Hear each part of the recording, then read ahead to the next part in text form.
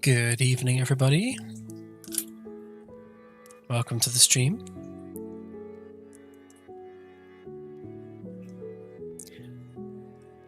So this evening I'm going to be doing some work on the sensor panel. I might actually add the short range sensors and start inputting the details for being able to render planets as a hologram on the bridge. That would be quite cool. But before I get into that, we'll just do a quick update on what I've been doing over the past, I think it's been 3 days, hasn't it, since the last stream? Time does fly at the moment. So as you can see, we are 12 days and 17 hours away from Kickstarter launching. And that is, I would say, barring any huge disasters, that's absolutely set in stone. That's definitely happening. That's when it's going to go live. So I've been doing a bit more work on the page. I've added a title, just to sort of frame the introduction a little bit. We've got a GIF there. Yeah, up to over 1,000 followers now, which is amazing. And I think we got about 250 followers off of Obsidian Ant's latest video, which is just mind-blowing. That's a huge response, which is brilliant. I did a GIF for the framework and another one for the galaxy. I've been wanting to do a time-lapse flying through the galaxy for a while now, and I've finally worked out how to do it on OBS, so yeah, that looks really cool. It's a shame the GIF kind of makes it twinkly and washes out all the colours, but yeah, it'd be fun to see someone do that all the way to Sag A from Earth. That would be quite cool to watch. Yeah, I can't crank the ship speed up that high. It will break the galaxy generation. It would having to be generating sectors so quickly it wouldn't be able to keep up.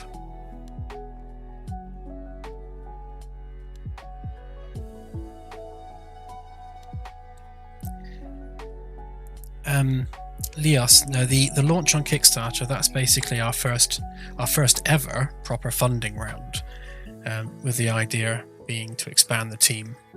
So it's not just me working on the project, get on a few other developers. I think probably the first person we're going to bring on board is going to be a character specialist, someone who can work on the character system, the locomotion, add support for things like having no gravity, so being able to actually just fly around the ship, like grabbing onto walls and things.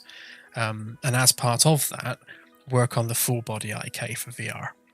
So we need someone who can kind of specialize in those areas.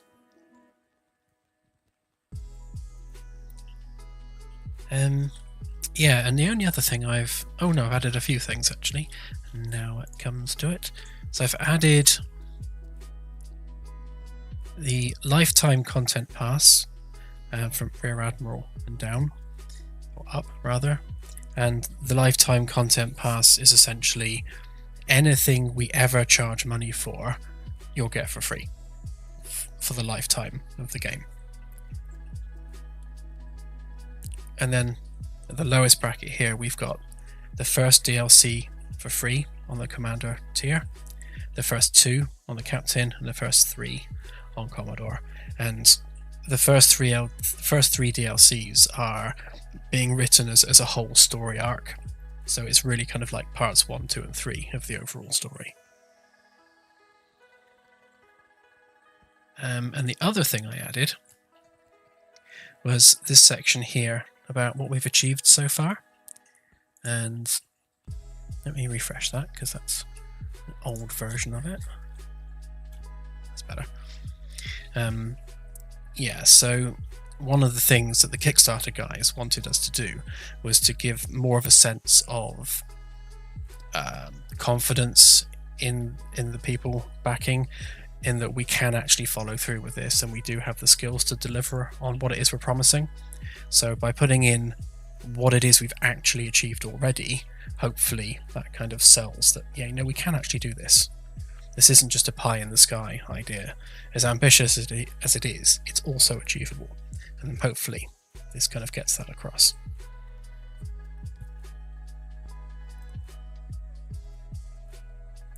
Okay. So into the engine. Got a few things to do here. Something you might notice is the ceilings look a bit weird.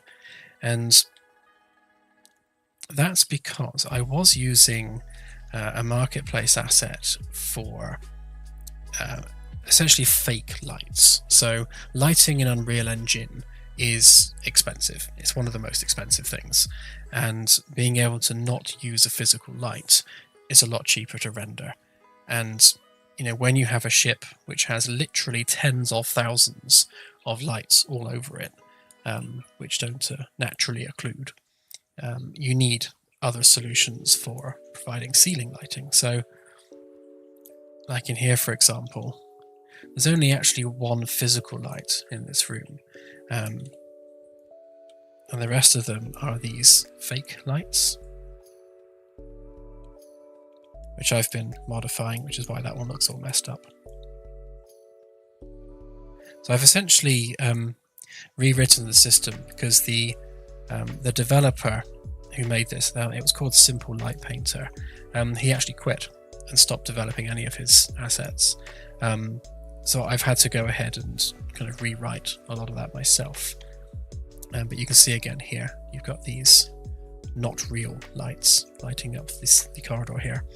And if we turn all the UIs back on, turn them off to take some screenshots. If we go to where am I? Where's shader complexity? There it is.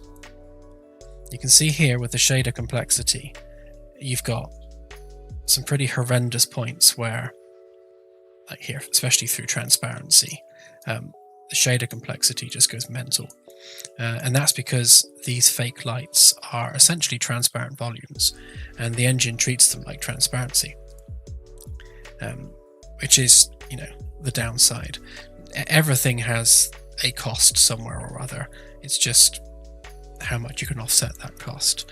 So the same on the bridge here, because of the transparency and because of these light volumes, like you can see here, there's a sphere around the railing support, and that sphere is casting light, but it's a transparent volume, which is why it adds to the transparency cost. Now, if I load up, let's go down to C deck.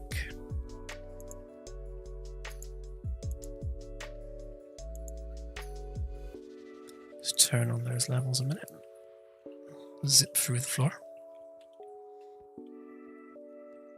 Now you can see here, we don't have horrendous amounts of high shader costs, because what I've done is I've taken these volumes, which are actually up here in the ceilings, and turned them into a really, really flat light source. So if the camera's up here, you've got that same really high shader complexity, but of course when you're running around, your camera's not in that, so bring the cost down. So hopefully, once I've rolled this out across the ship, FPS is going to increase across the board, because shader complexity has come right down. But yeah, transparency is crazy high, especially these ones, because these are using something called thin film transparency, which is how we get them to sort of transmit light and colorize the light when you look through them.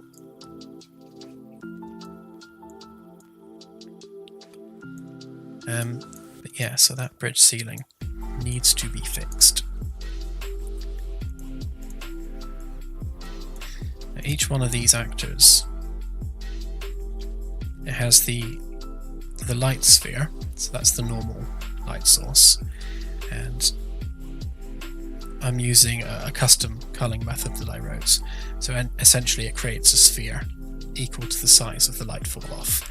And if that sphere is visible, the light is rendered, and if the sphere is off camera, the light's no longer rendered, because Unreal won't do that on its own, annoyingly.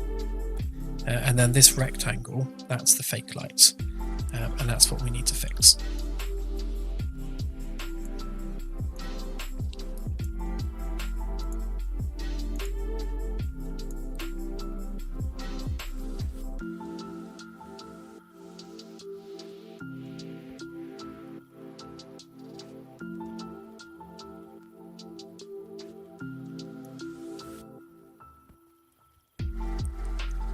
Yeah, fortunately, now that we're using nanites, complexity of mesh is no longer an issue. Poly count has largely become irrelevant. It does have a slightly higher initial cost, but that's a static cost, so it doesn't go up with mesh complexity, which is great. So which one am I using there?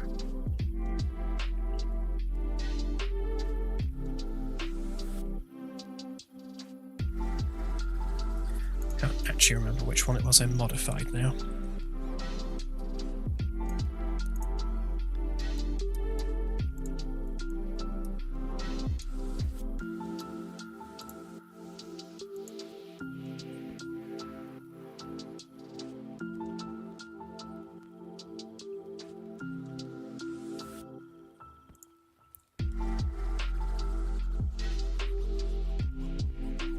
Yeah, that'll do it. Just steal that one.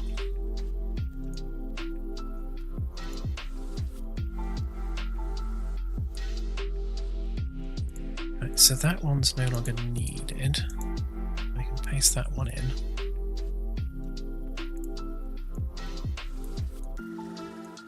So this becomes our fake ceiling light.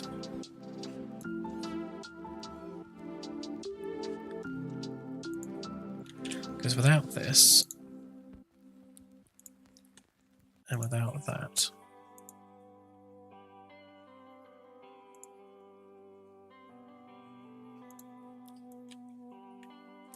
you can see that the ceiling is now very much unlit because we're not using real-time GI. So we have no bounce lighting because at the moment we're not using Lumen. So we have to light the ceilings using fake lights just to be able to sort of sell the illusion of GI.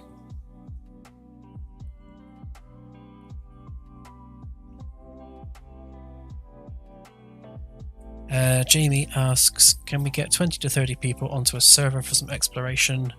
And what is my preferred role?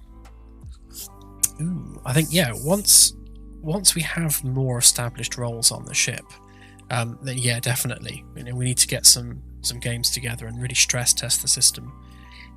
We've got someone on our Discord who's trying to get 200 people on one server just to see how well it copes. I can guess it's not going to cope. We've tested up to about 13, I think it was, and that was fine. I mean, we didn't have any lag or anything. But you know, once everyone's actually properly doing jobs on the ship, we will definitely need to stress test that and just see, you know, how many people we can support. And my preferred role, you know, I don't actually know. You know, I think if I was playing it solo, I'd probably go with Captain, because I'd want to be in charge of where we're exploring. But in multiplayer, I think I'd probably go with Chief Engineer. And, you know, I enjoy the engineering side, so that's probably where I'd just hang out, down in engineering.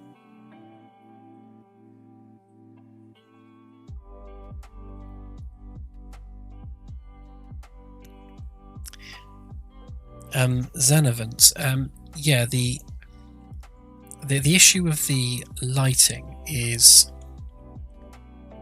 getting lost. So in the previous system, and you can see on these lights, there's none of these little blobs. So this was an asset I was using, which is called Simple Light Painter, and it just essentially does fake lighting. And you can see that these no longer have it, because what I did is I essentially took the shaders and wrote my own system. And rather than having big cubes, which are at eye level, and being that this is a transparent material, it adds to the transparency cost. So what I've done instead is I've made them right up here in the ceiling, where you can't see them. So although they're doing the job still, the camera isn't in the transparency cube, so it doesn't increase the transparency cost unless the camera's all the way up here, which it shouldn't ever be. So that kind of solves the problem. So again, if I go to shader complexity, you see up here, so up here, when we're actually in those volumes, shader complexity goes up really high, but down here, it's really low, so you don't notice it.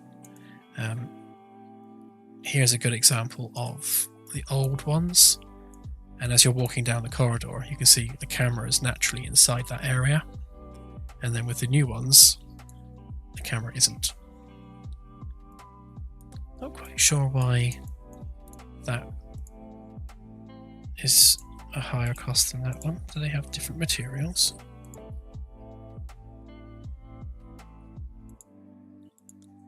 Weird. I'll ignore that for now.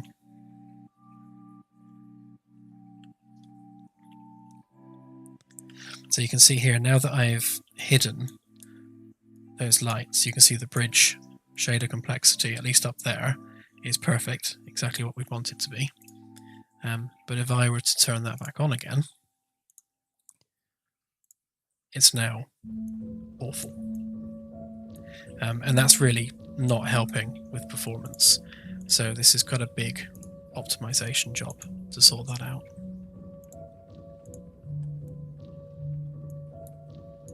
These ones are the same. Although these ones aren't quite so bad because they're relatively small, don't take up much screen space. The transparency, again, you can't really do anything about the windows. They are what they are.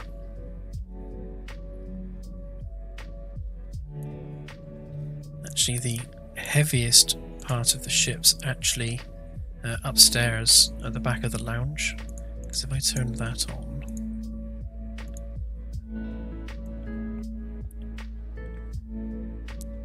again, we've got these fake lights, which will all be fixed, so they won't be there at high level.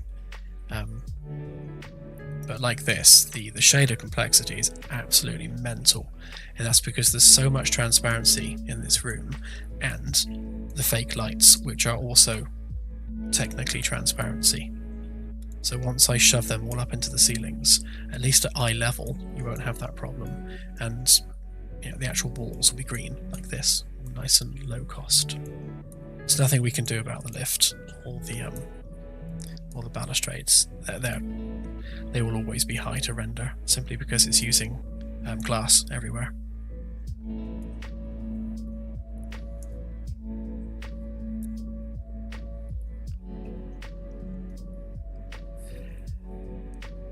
Yes, is the easier answer to that. Obviously right now we only have planets to look at, but over time that will expand to practically anything we can think of. Abandoned stations and just alien structures in general is one of the big things we do have planned, and I'm designing them to work a little bit. Well, I'm taking inspiration from Diablo, actually, where if you go into a dungeon in Diablo, it's always different. So it has the same tile set, but the layout's always different because it's done procedurally. So I want, derelict alien stations and abandoned alien structures to work like that. So the layouts are going to be built procedurally, so every one is completely different. And where there might be some shared tile sets and some essentially different skinned models, layout-wise, they'll all be unique. And we'll have things like puzzles to turn all the power back on and something to find, once you get to the end. Some of them might have their own defense systems which are still active, which you need to turn off. Some of them might still be inhabited somewhere. There's a lot we can do with that to make those a really nice, isolated experience, and a reason to take a security team on a shuttle.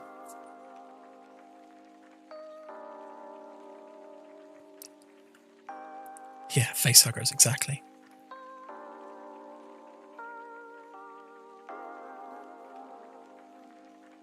Yeah, Claire and I play Diablo 3 a lot. We haven't really touched on the latest one very much, just haven't had time. But yeah, we've always played the Diablo series, and we played Diablo 3 to death. So there's definitely some inspiration there when it comes to procedural content.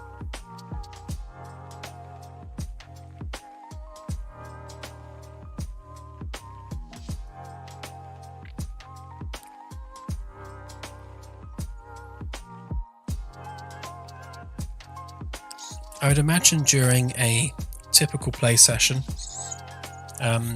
if you're playing solo, it's probably going to be whatever role you are. Let's say you're the pilot, for example. You'd be the one piloting the shuttle across. If you're the captain, obviously you'll pick who comes with you. If it's an NPC captain, they'll probably pick someone from science, someone from medical, a couple of tactical people, and a pilot.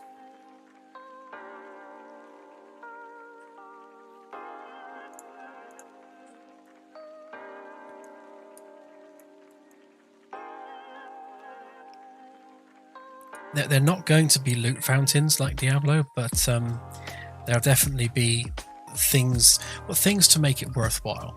So, we need some form of boss room, I suppose. I really don't want to gamify things too much. Like, I don't want to create a typical boss fight, because that's not the game we're making. We want it to be scientifically plausible as much as possible.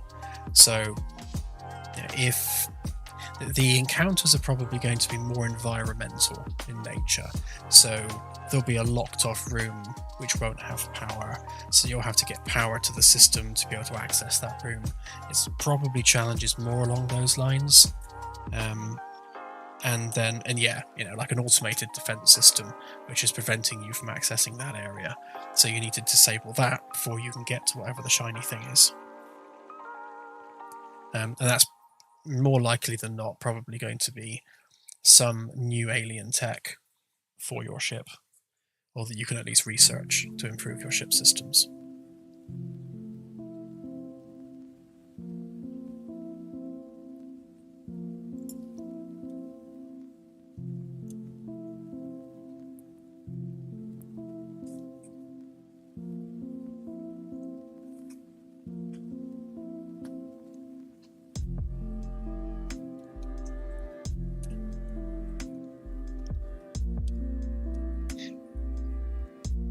Yeah, I kind of, and this is probably controversial, I thought that about the Thargoid megaships in Elite at the moment.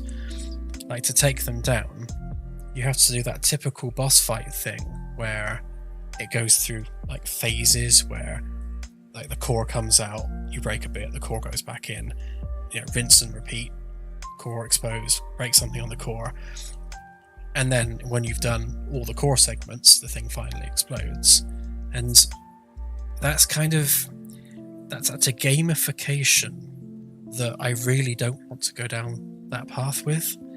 I want it to be more, if we're including a giant alien mothership that you have to destroy, then that giant alien mothership is going to have simulated systems. And, if you get a lucky shot on a critical system, it will just explode anyway. So I don't want to gamify things in the traditional sense.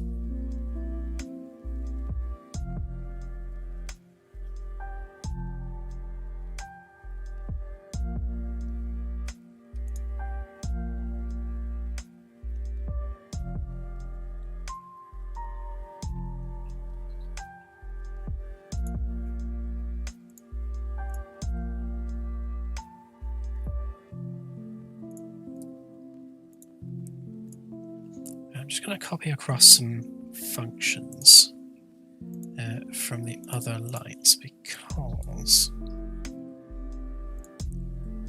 well, to be honest, I forgot what I did last time, so it's easier just to recreate them.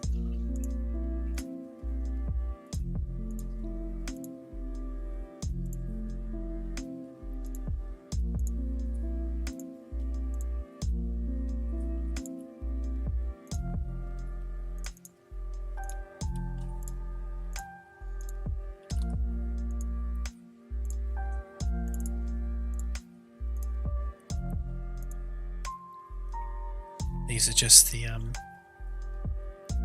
controls for the actual the fall off of the light and how round it is.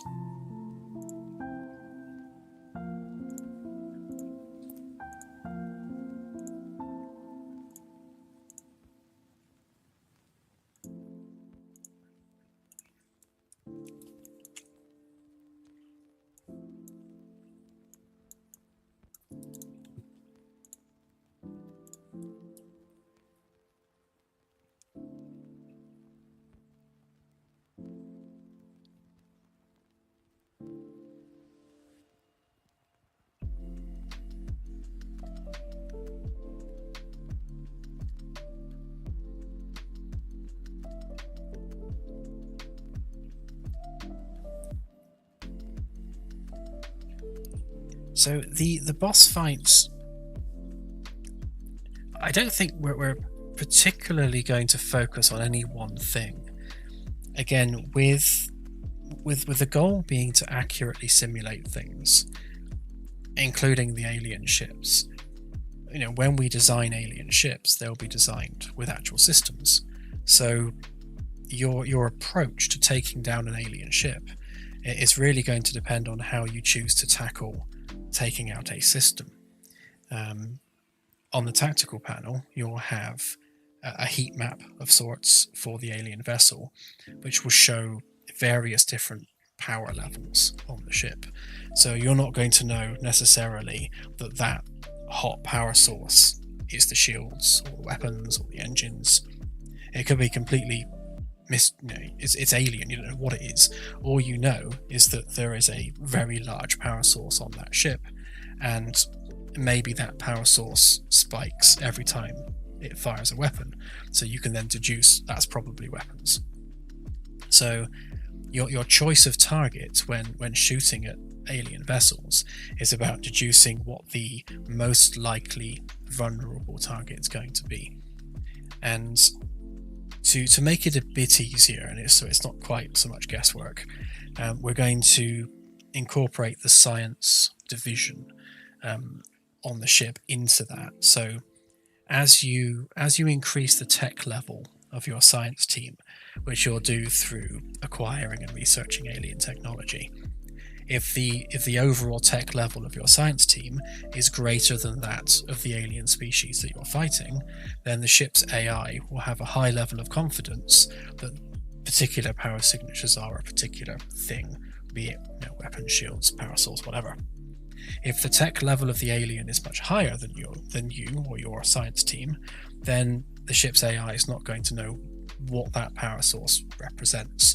So it's another sort of way of adding some gameplay into, or rather a reason to perform science on alien technology, because the more experienced your science team is, the more you'll be able to identify exactly what the critical pieces are on alien ships.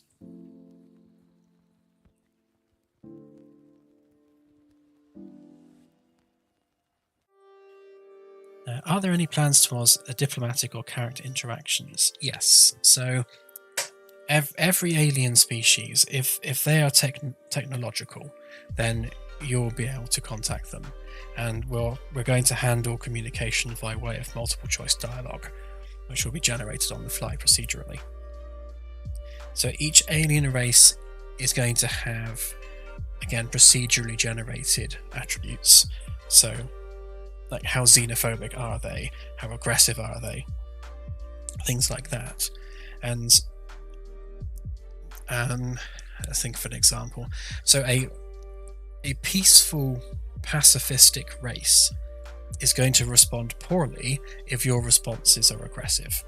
So if you're aggressive towards them, they are not going to warm to you, and that diplomatic relation is going to go poorly. On the other hand, if they're a highly militaristic, aggressive race, I don't know, like Klingons as an example, then they're not going to respect someone who is very weak-willed and very passive in their responses. So for those types of cultures, you being more forceful and aggressive with them will gain their respect and their friendship. So we want to make it so that the multiple choice dialogues kind of ebb and flow based on how you're responding to them and how they're responding to you. And then sort of behind the scenes in the background, we'll know in the code, because it will have been generated procedurally, what they respond best to. And then it's your job as the player to try to work that out through the conversation as you're speaking to them, judging their responses to what you say and how you say it, until you kind of realize that speaking to them in a certain way has the best response from them.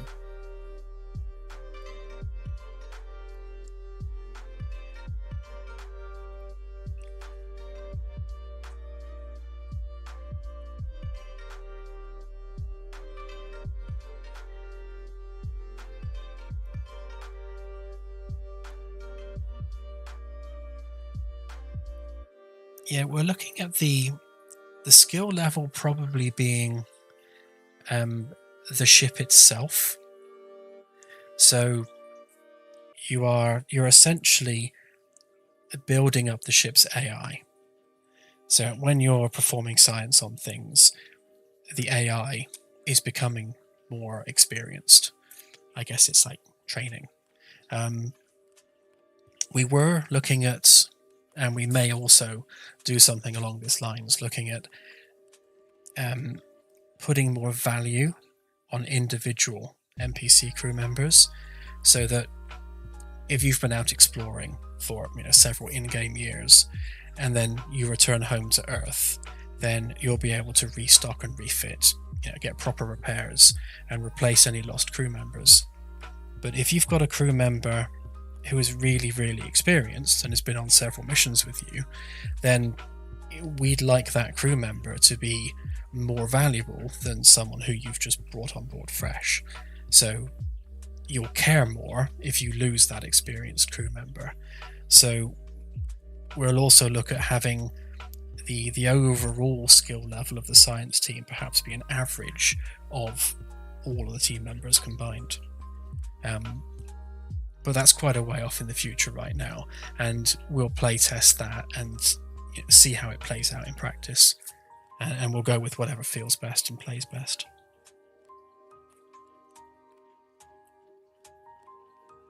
Yes, the bulk of the races you'll find in the galaxy will be procedurally generated, aside from a handful of handcrafted races, which will be the ones which are included as part of the DLCs. Once they're built and they have their backstories, then they'll be in the base game anyway, as part of the universe.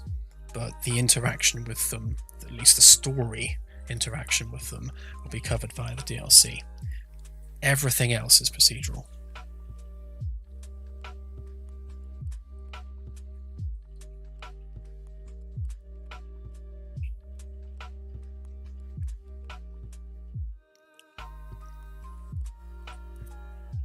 Good night, Leos. Thanks for joining.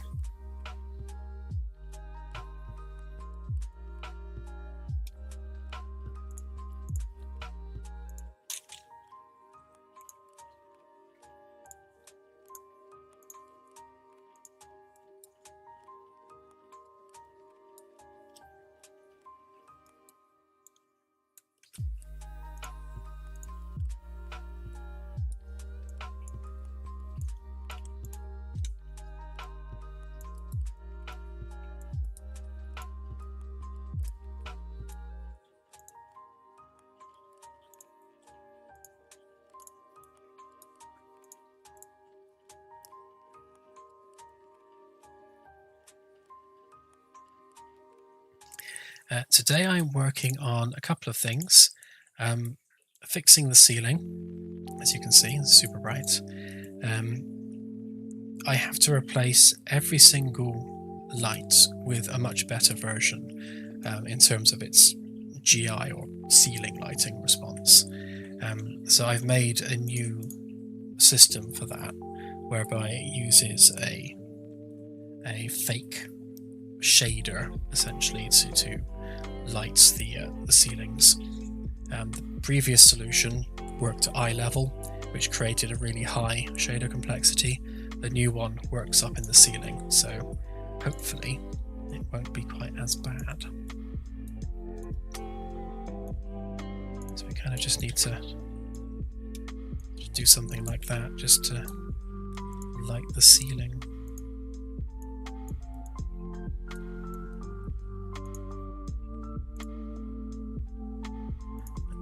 Can get turned off for a minute. Right, so you can see there's the result of my other one. So what I'm going to do, I'm actually going to have to just drag this onto another screen a minute while I maneuver it around so we can see what we're doing. So as I move that light around,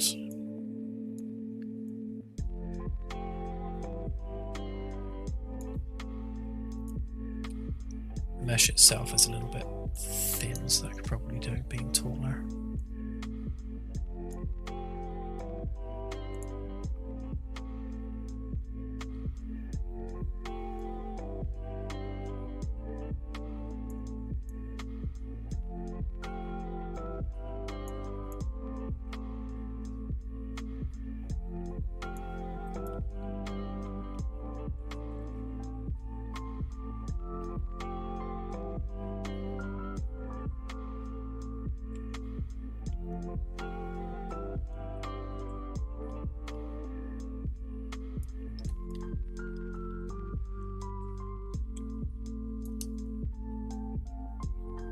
Let's get the rotation right.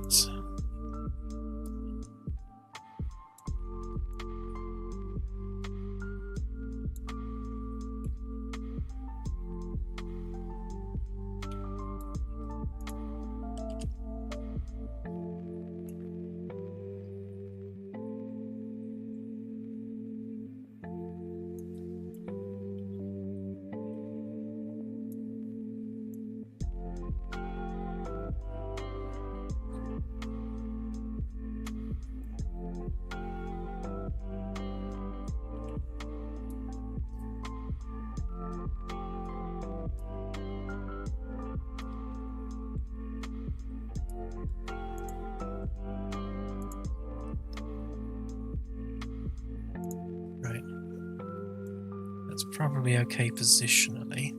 I just need to sort out the brightness a little bit.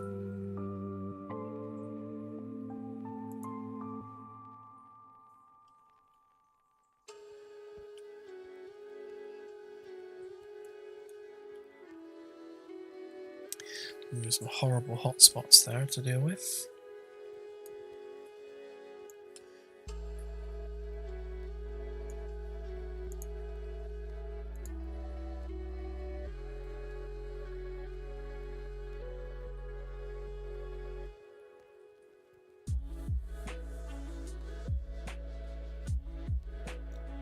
Have we decided where the UNSF command is located? Well, funnily enough, about a year or so ago, we were looking at all the different UN offices around the world, and we found this really nice futuristic one, and I can't remember what country it was in. It was somewhere in Europe. I'll have to dig that out again. But yeah, it's if we don't have an existing UN-owned structure to work with, then we might just invent one.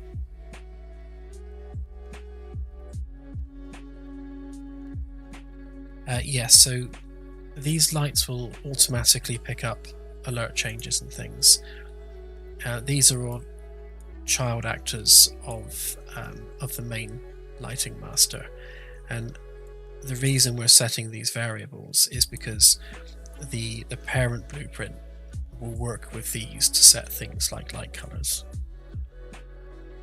So if you change the temperature of the light, then the GI bounce, or the fake GI bounce, will update accordingly.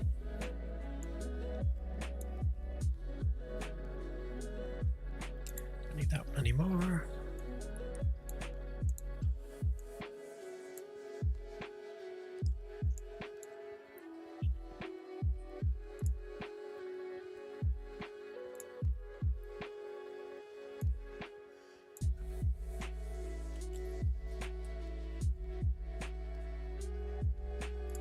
So what I'm doing here is I'm just changing the scale of this just to see if I can get rid of some of these hotspots. Might just be the angle, maybe.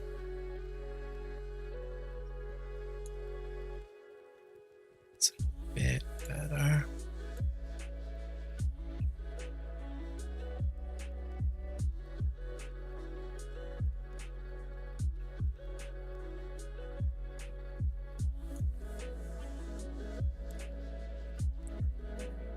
I don't think it was the Geneva one. I can't remember. Unless Claire can pull that out of the back of her brain.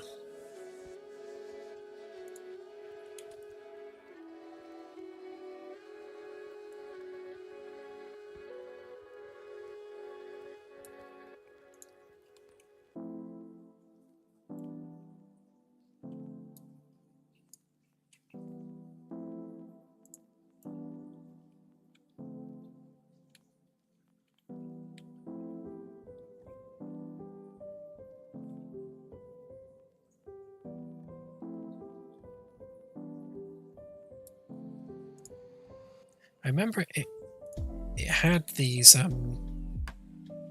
almost like circular roads going around it on like raised up circular roads.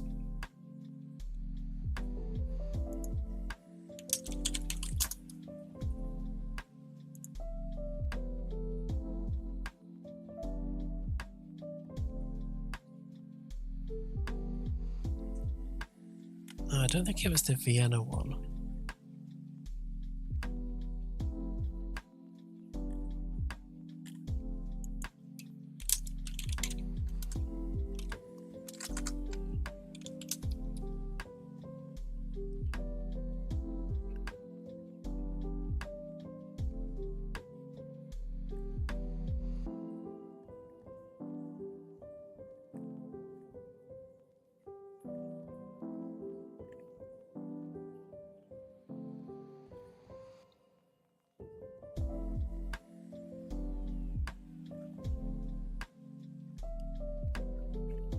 No, I can't find it now. It was really futuristic looking.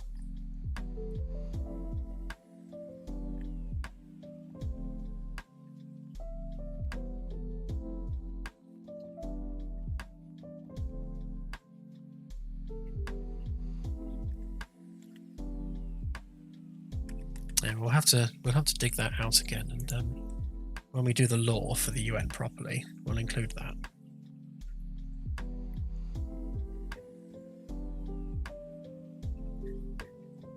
Because we were also looking at it for some kind of like academy, like sort of space academy type thing.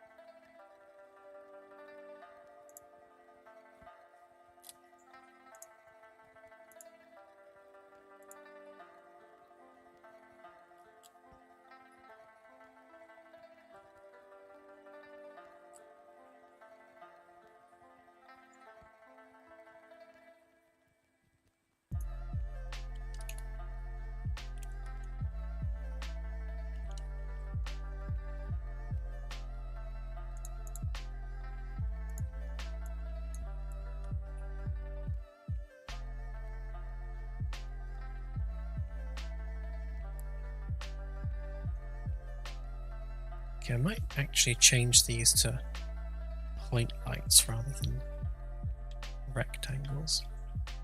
Although, what if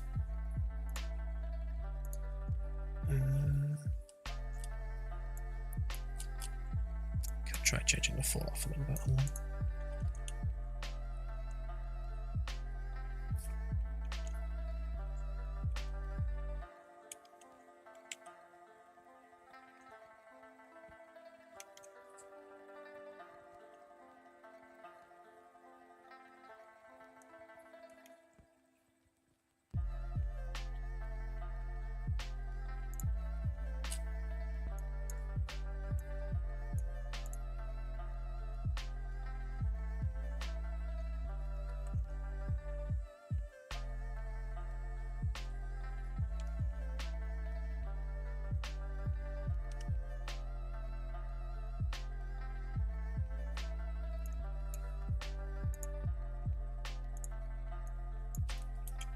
Okay, I wouldn't say that was good, but I'd definitely say it was less bad.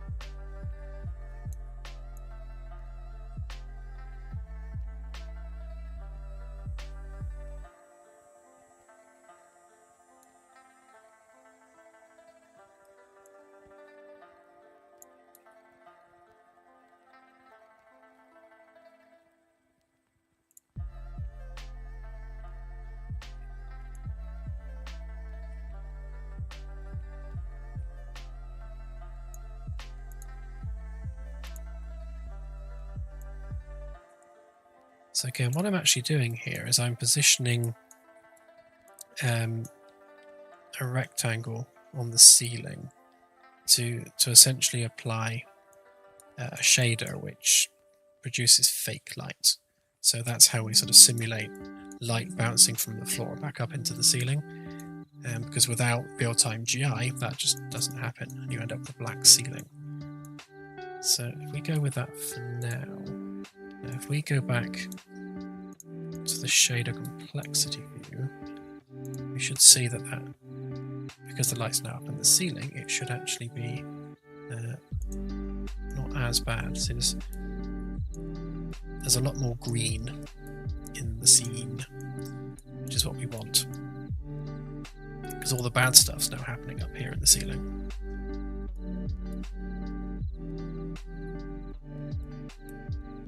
So we've got... there's a light here, which is these ones. So all these ones down here need the same treatment.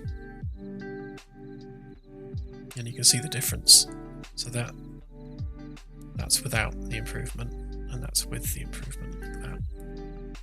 Obviously all the glass here is making it heavy anyway, but at least that's better. It looks like there's one here as well. It's probably this light up here on the ceiling.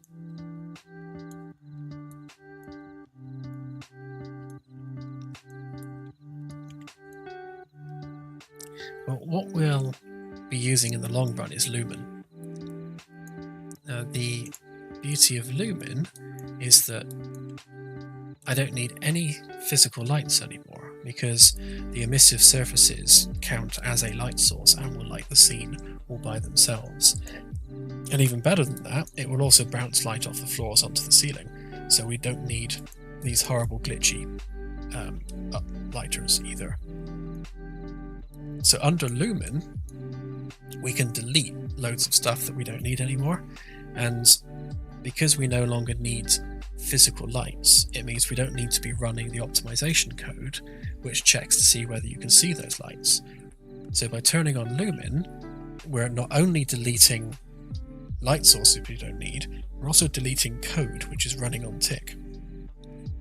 So there's a lot of improvement just from turning on Lumen, but the baseline rendering cost of Lumen is so high that at the moment it doesn't balance out. So Lumen is still heavier than having all the freaky workarounds that I've had to do. Lumen is one of Unreal's new features, so along with Nanite. So Nanite increases mesh complexity, so it essentially allows for unlimited poly counts, practically speaking anyway. It's a clever system which will dynamically LOD meshes on the fly.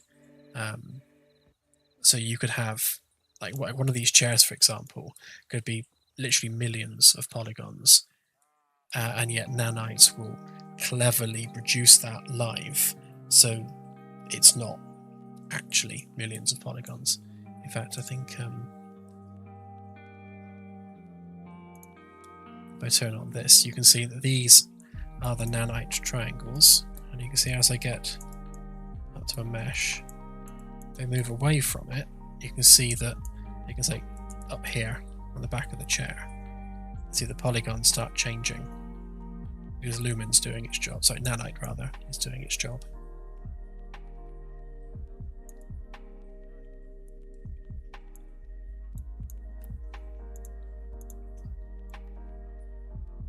It's really cool. But yeah, Lumen is ultimately what we want to be able to enable, but it needs to be more optimized on Epic's side, and the average spec of the average player needs to go up a bit, because right now, even on my 2080 Ti, I only get about 50 to 60 frames a second. And if I'm getting 50 to 60 frames a second, that means most people will be getting like 10 to 20. It doesn't quite work. But what we will do is we will have it as a toggle. And the reason we haven't done that yet is because it means I need to make 2 lighting profiles for every single light, because using a light source with Lumen produces a different result to just using the lighting system I'm using now. So it means every single light has to be optimized and balanced to work with Lumen nicely so that we can have that switch, and that's quite an undertaking, so it's on the back burner for now. Right, anyway, now that we've fixed the bridge ceiling, or like kind of fixed the bridge ceiling, not happy with how patchy it is, but it's better than it was. Let's get on and do some interface work.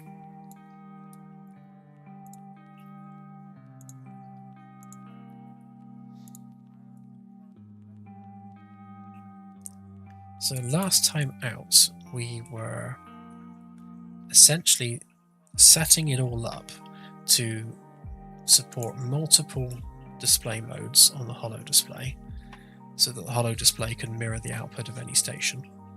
And we were also updating the sensors code, which was like ancient, to be a little bit more modern. So we've now got proper enums, so we know what we're doing. And yeah, and everything's also using rep notify variables for multiplayer as well, just to bring that up to speed, the same as everything else in the game.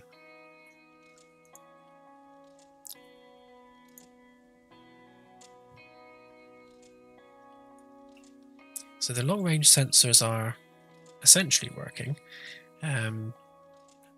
It's still not transferring the coordinates to where it needs to, but that's a relatively minor job. Medium range, which is the star system, that's not getting the list of stars yet, but I'll leave that for now. Short range, that's where we're generating a 3D hologram of the planet in the bridge, which is the exciting part. So I'm going to start with that, I think.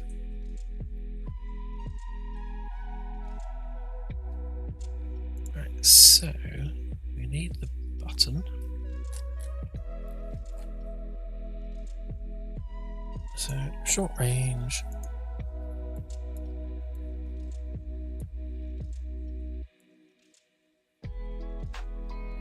Okay, so all we're doing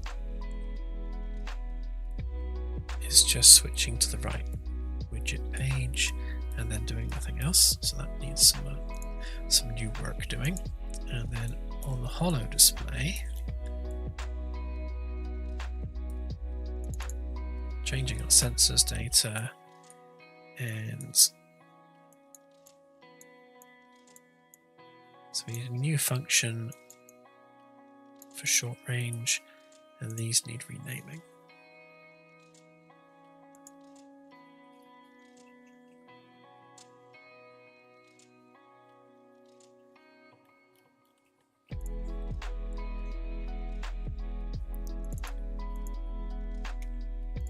So you are GPS, you are long range, you are medium range,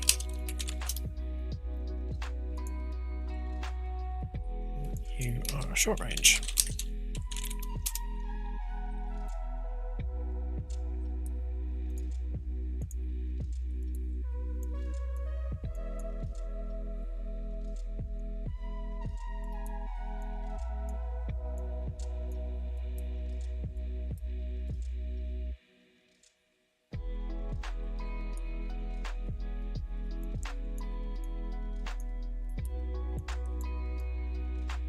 So we're going to have to update some of these scalings to get them to scale to the right size.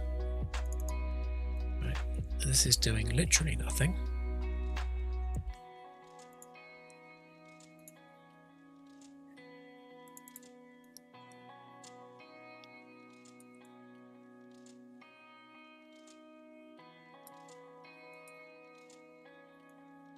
So I'm going to copy all of the code from the GPS, stick all of that in there.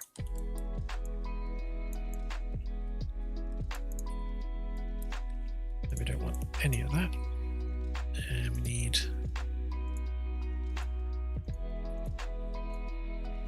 range on there.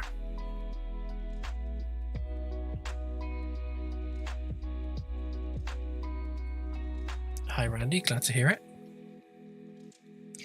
We are also very much looking forward to it. To be honest, I wish it was done already. But there are so many things we've got planned for the future, and so much content we want to add. It's yeah, it's frustrating that we're just not there yet.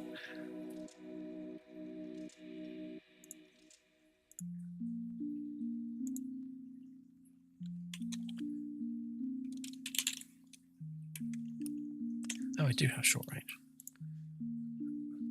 Derp.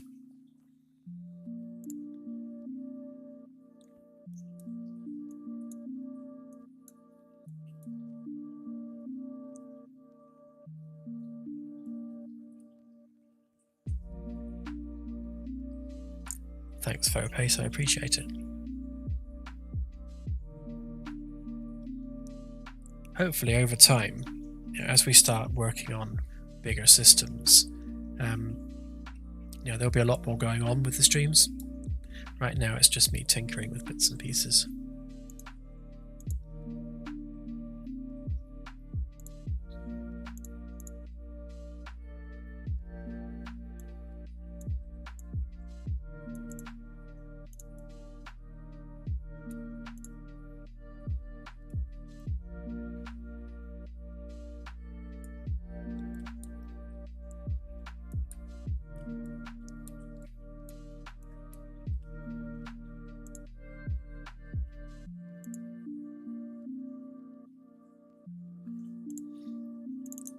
Okay, so now what should be happening here is we should be resetting everything.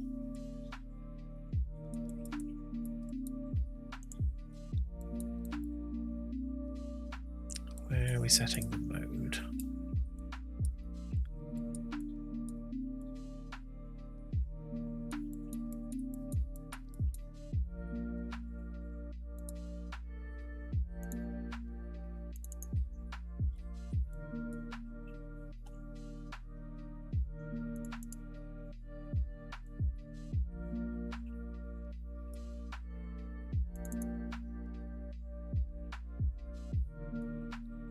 There, that's where we're doing it. Okay. Right, so check the sensor mode. If the sensor mode is different, reset the sensors, and then render whatever it now is. Right, so in that case, we need to hide.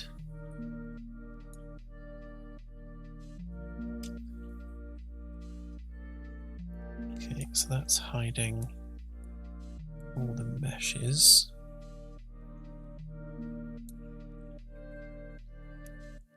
That's enough to hide the planet.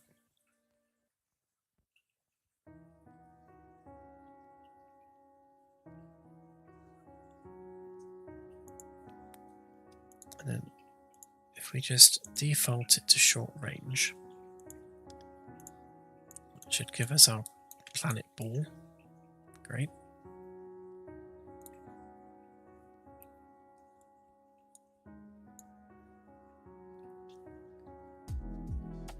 Yeah, the external sensor hardware will definitely be visible on the hull and will be damageable.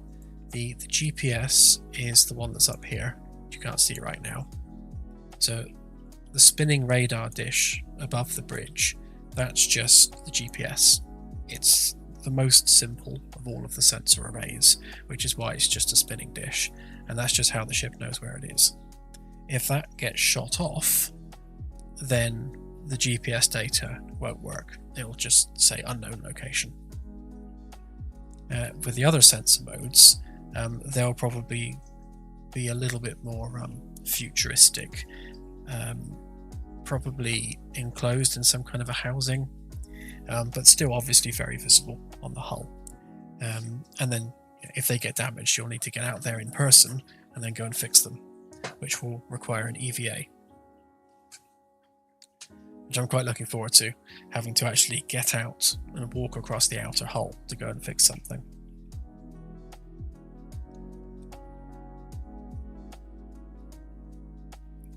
I'm sure not everything. There's probably a lot of things we've neglected to pick up on, but we try to think of everything.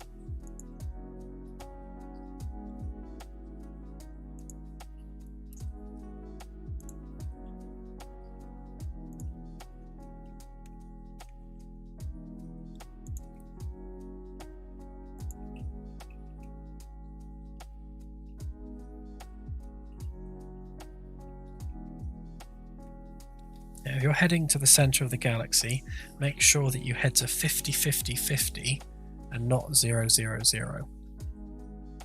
Because at least until we change it, the center of the galaxy is actually 50-50-50, because that's the center of the cube that forms the center of the galaxy. So Sag A is actually at 50-50-50. We've had people go there before and miss it because they haven't realized that.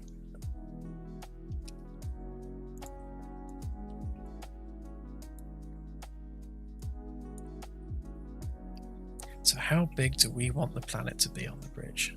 I'm thinking a lot bigger than that.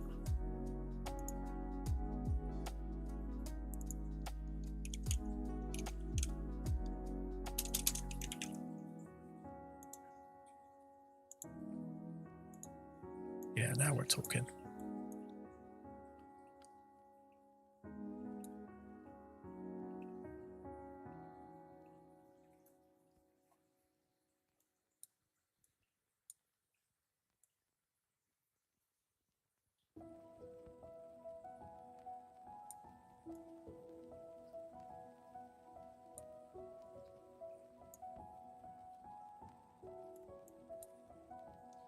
Yeah, it's a perfectly obvious assumption to make because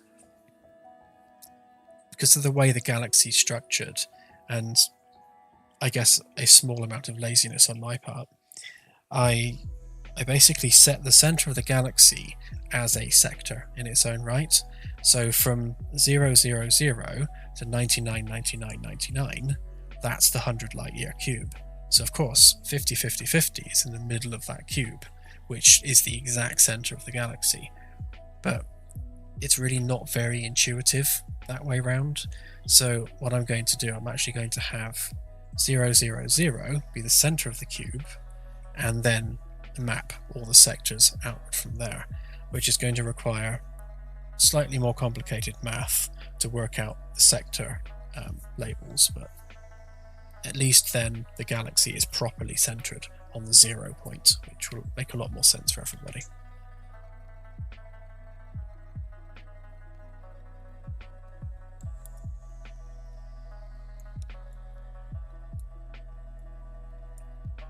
Right, I reckon that's a good size for a 3D planet.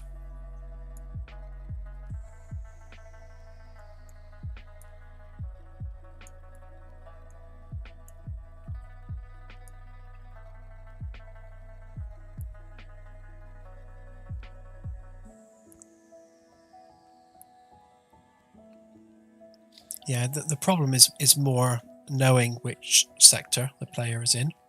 So by putting 000 in the bottom left corner, we know that anything like 111 is still sector 000. So anything up to 999999 is going to be in sector 0.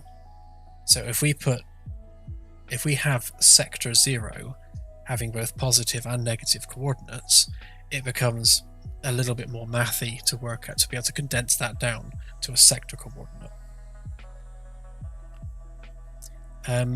It's positive 50, positive 50, positive 50.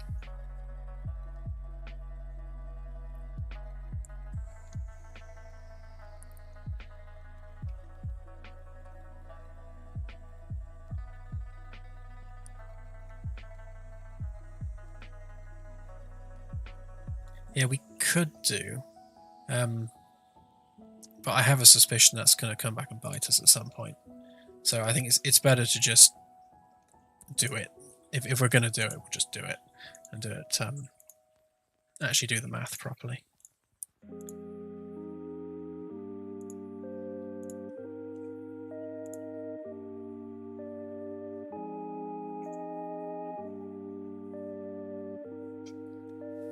Yeah, I did toy with the idea of actually moving Sag A to 0, 0, 0, but the problem then is it's right on the edge of a sector, and if you're flying around it, then you're constantly bouncing between sectors, and the sectors in that location are all like 8,000 stars per sector, so every time you cross that boundary, you're going to be generating 8,000 stars rapidly. It's just an awkward place to put it in the corner of a sector.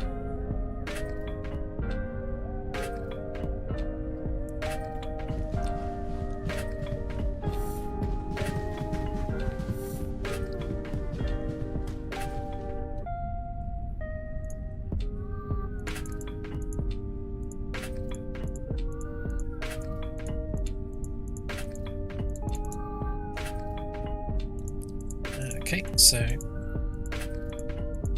the buttons are not updating the holo display. So let's try and figure out why that's happening or not happening.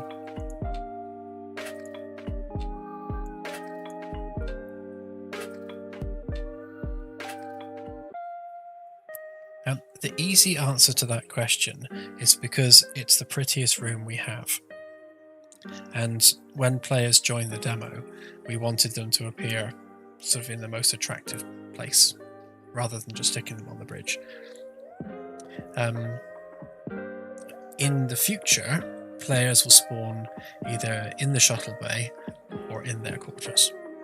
So probably, if you're joining a session for the first time, then you'll appear in the shuttle bay, like you've just joined the ship, just landed. If you're returning to that same game, then you'll have had a crew quarters assigned by that point, so you'll then just spawn in your quarters.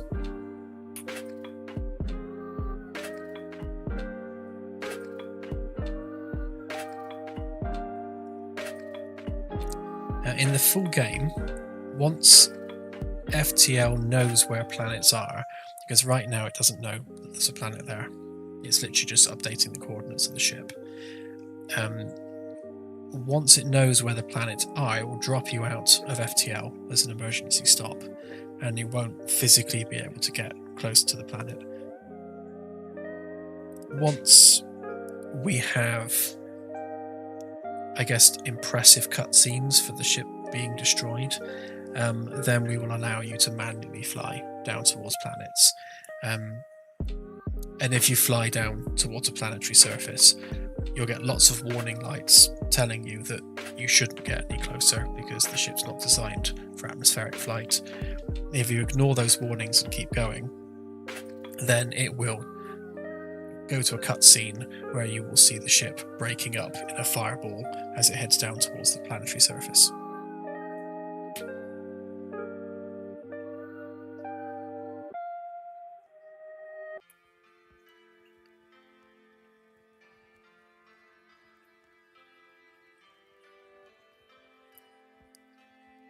Yeah, exactly. Because where the pole is, obviously everything kind of connects. So it would be the same at 0, 0, 0.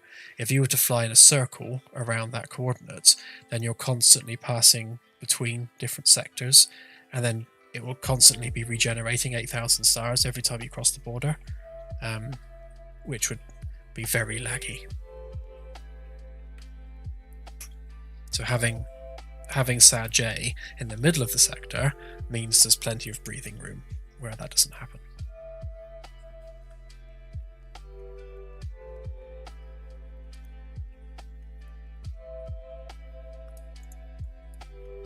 Right, so we press that, which gets replicated, and set that there as short range.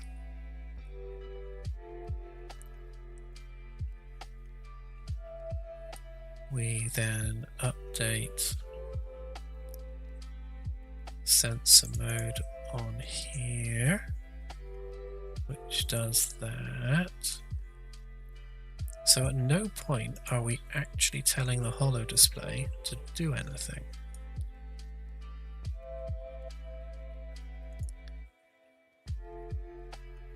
Okay, fair enough.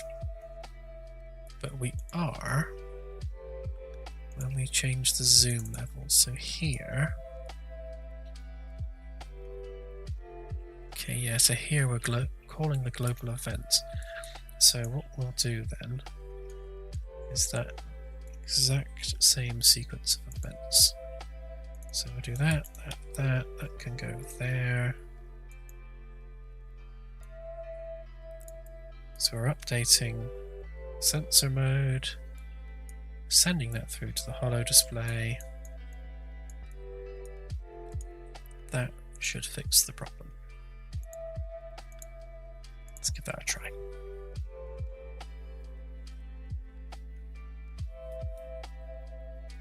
So in the base sandbox, the story is essentially going to be a very, very simple backstory as to why you're there on the ship. There will be procedurally generated missions and things to do. So for example, while you're out exploring, you'll get a communication from UN command saying, can you go and check out these grid coordinates? We think there's something interesting there.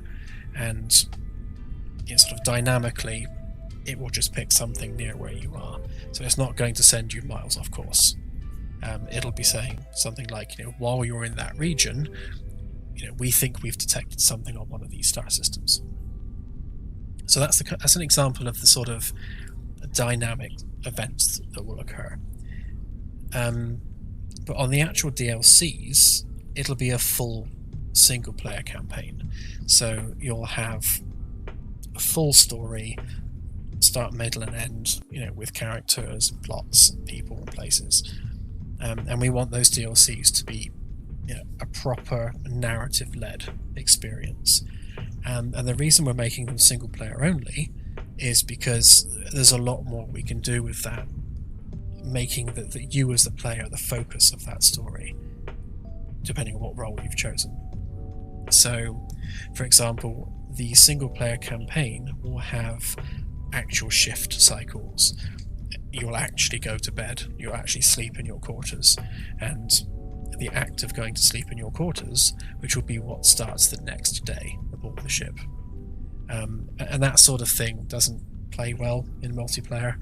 So the sandbox, which is essentially what the demo is at the moment, the sandbox is both single and multiplayer, where you can go anywhere, do anything, and the content is procedurally generated, whereas the DLCs are single-player only, narrative-led stories, where it's more focused on your life aboard the ship.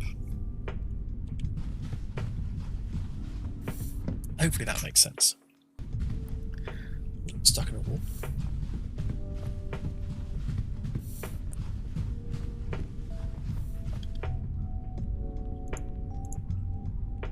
Hoorah!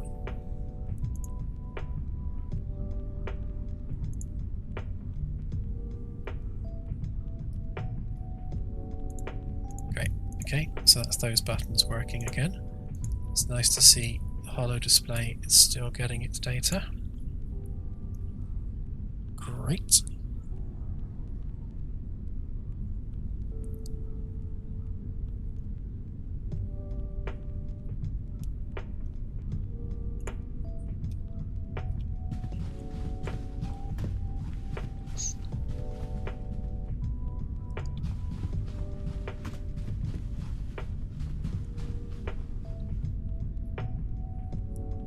What I'll do with this planet is I'll make this zoomable as well, so that you can zoom out to see the moons and things that are in orbit.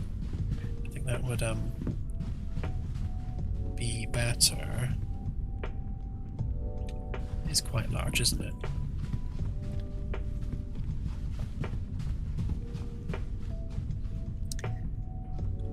Yeah, I used to love playing Job Simulator on VR with my kids. It's yeah, it can be a laugh, but yeah, to be honest, it'll be like that. So we don't want the tasks to be too arbitrary. So as much as you are performing jobs on the ship, and that is your role aboard the vessel. So if you're in engineering, you'll be working from a job sheet that will be giving you tasks to do that are relevant to your engineering job. But we don't want those tasks to be completely arbitrary, randomly generated tasks, because that just gets old real quick. So the tasks instead, they're going to be generated based on the actual needs of the ship. So the ship will have awareness of the health values of all the components and cables and everything. So for example, if you're sent to perform routine maintenance on a cable, it's because the health of that cable is genuinely lower than the other cables in the area. So the tasks that you're doing are in every way real in terms of keeping the ship up and running. So obviously we want a really wide range of tasks. Not just go here, fix this every single time. And we'd also like to incorporate a little bit of sort of thinking involved as well. So something like, one of the lights is flashing on C deck, go and investigate. And you'll have to figure out why the light is flashing on C deck. Is it because the light's broken? Is it because the cable's dodgy? So you'll have a handheld tool where you can look at the health values of things and work out which piece of the puzzle there is causing that light to flash. And that sort of thing for all the other roles as well. Like if you're playing as the captain, you might have to go and write a log entry, something like that.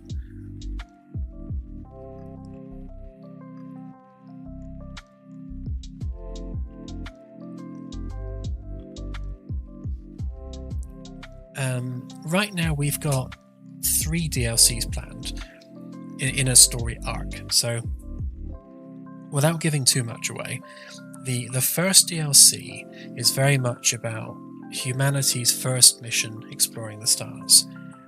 The sandbox is set aboard the Magellan class, and that's simply because it's the first ship we've built, and it's an experiment for us as much as it is for humans in the game. That's an experimental vessel which is just trialing the concept of deep space exploration. In DLC 1, that's the proper like 5-year mission sort of thing, where there's a new class of ship which is polished, it's learned from all the lessons that the Magellan class learned on its proof of concept mission. So that's the proper humanity exploring the stars for the first time mission. And during that story, you'll meet the handcrafted races that we will create for that story, and then you'll learn about an unpleasant insectoid race which is preying upon mammalian life. They have a real problem with mammals and warm-blooded life in general, and they're going to be very much like ants. They'll have hive ships and an ant-like hierarchical structure, and those insectoid aliens are going to be the sort of the big bad for that story. And the idea with the second DLC is that those aliens have finally found out where Earth is. They found out where we are, so they're coming to get us. And the second DLC is all about the war with that species, and that will be set aboard a carrier class military vessel. And the theme of that second DLC is very much about military and fighting this war with this alien species. And the third DLC, which is the culmination of that story, is picking up the pieces after the war, rebuilding humanity's settlements, pushing humanity further out into the stars, establishing new colonies, and that DLC is going to be about trading and smuggling, and rather than being set on one large ship like the other two stories, you'll be the owner of a trading vessel, and you'll either trade or smuggle your way up through lots of different ships. So you'll keep, growing your fleet of trading vessels and getting bigger and better ships in a more traditional trading space game kind of sense. We're also, I guess we're kind of thinking Firefly at the back of our heads, when we're designing that DLC. We wanted to have a very Firefly-like feel to it. Whereas the second DLC is more like Star Wars.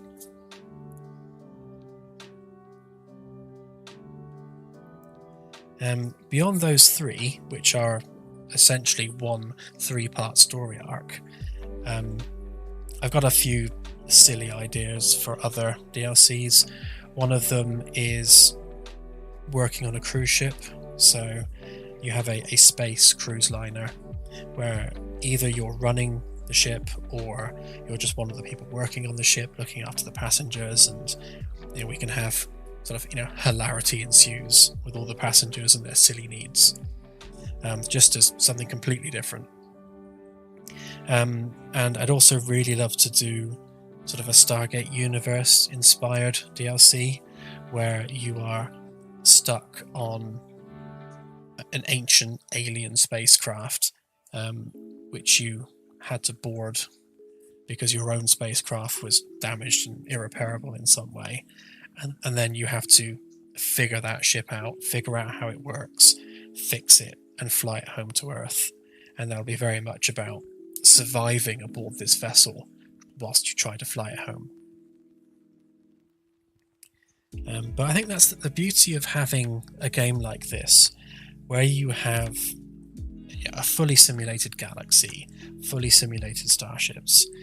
It creates the foundation for so many different experiences, because in many ways you're not having to write the systems or the code to be able to do those things, because it's a simulated environment. So all you're doing is putting the players in that position, and it automatically just works because you've simulated it that way. So we have a lot of flexibility and a lot of options with what we can do in terms of where we can take this gameplay wise. There's such a wide variety of different DLC scenarios that we can create.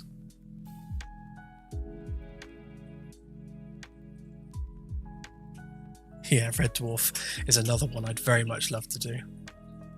But I guess that's kind of, if you take, take like Voyager, Red Dwarf, Stargate Universe, all three of those shows are about, living aboard a starship whilst you try to get home. So, I'm sure we can borrow elements from all three of those and create something new.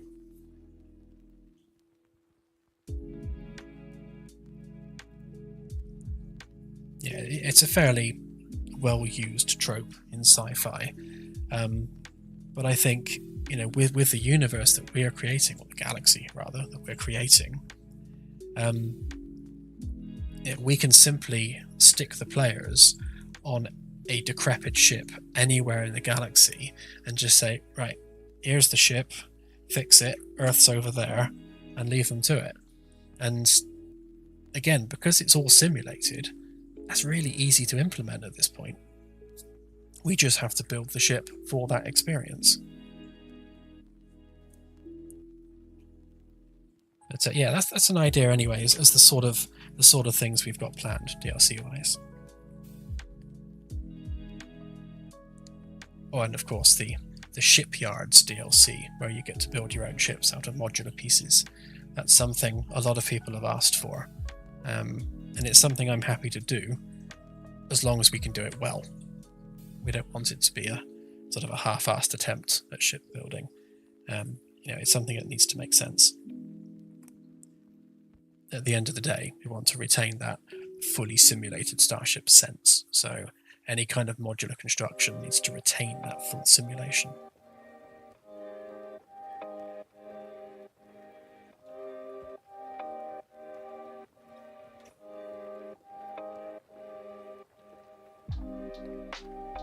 Yeah, the plot I had in the back of my mind was that there is a region of space where it's a little bit like the Bermuda Triangle in that ships are inexplicably crashing and beaching themselves on asteroids.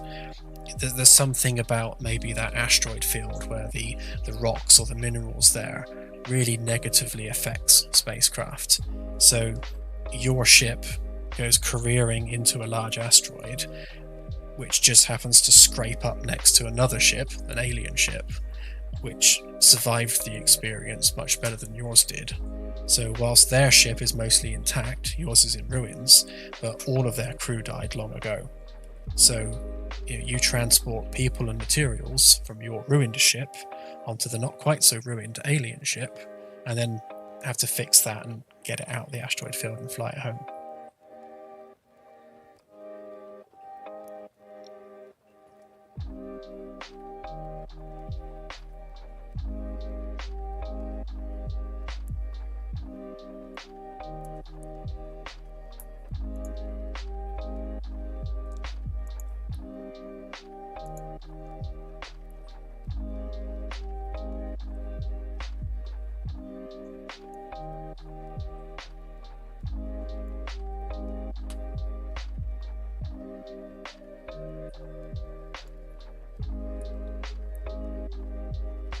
Okay, so we have got ourselves a big ball on the bridge. But we want the big ball to do things. So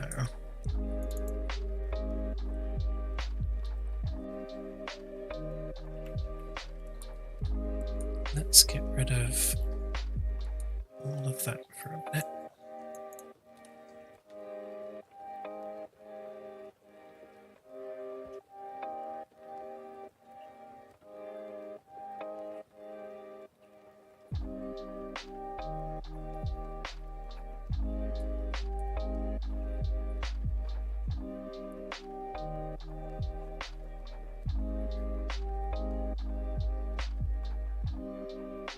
So ideally,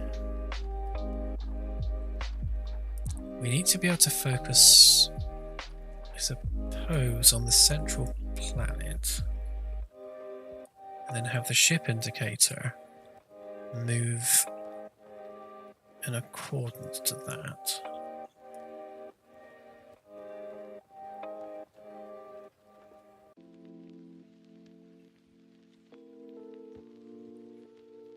And then we also need to scale the planet based on its actual scale. Which means we need to know how big the planet is.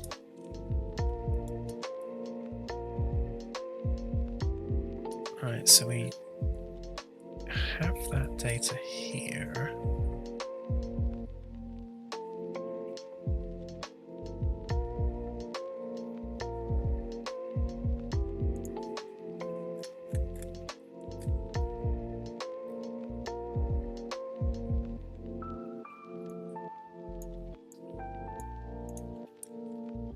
Here's one I've prepared earlier. And if we break the struct, we've got all the details for the star system itself, and we have got all the planets which have their own data, including things like moons.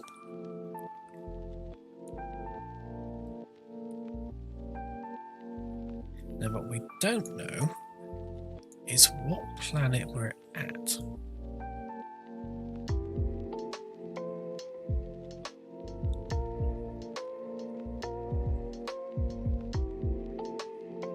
So I think the only way we're going to know that is if we measure the distance to each planet.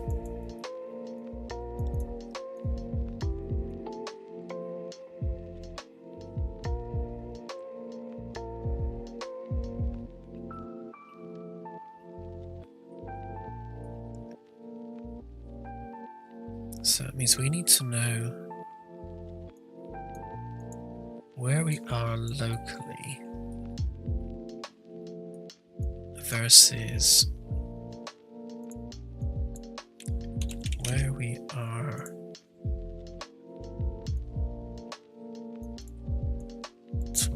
relative to the planet.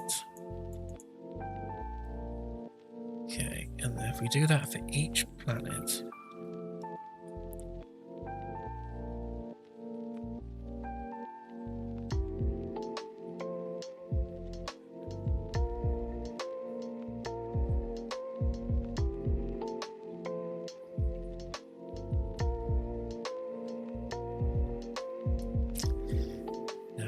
do I do this with a map, or do I do this with an array?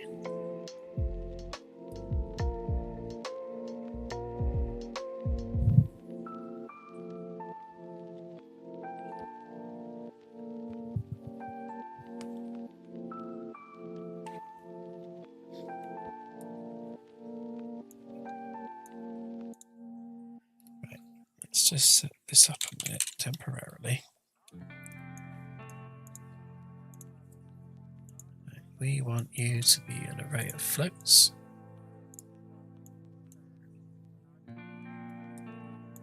And we can do max float array.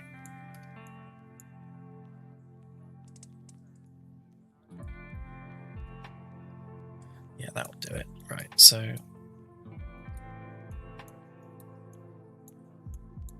we want to add, for each planet, we want to record how close to it we are.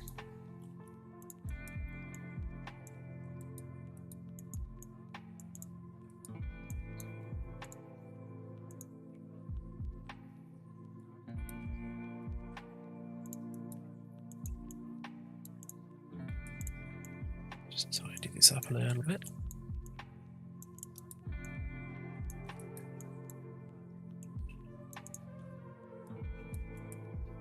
Okay. So now that we've done that, we need to get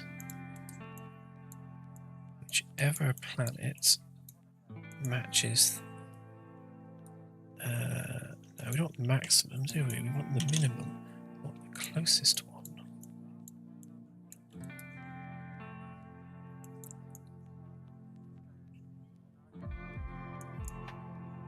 Right, and we want to break that.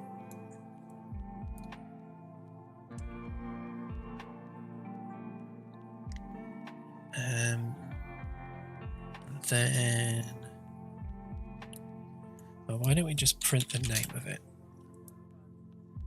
for now?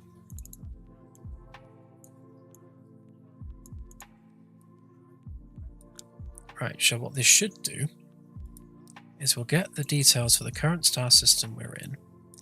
We're going to loop through every single planet, see how far away it is, add that to an array. They're going to pick the minimum float from the array, get the index from that, and that should be our planet that's closest to us right now. Which means when we go to the short range sensors, it will always show the shortest, the closest planet that we're next to, and then we can just clamp that. So anything further than maybe the Hill sphere of the biggest gas giant, probably our cutoff. Yeah. Anything further than that is beyond the range of the sensors. Right, let's give that a whirl.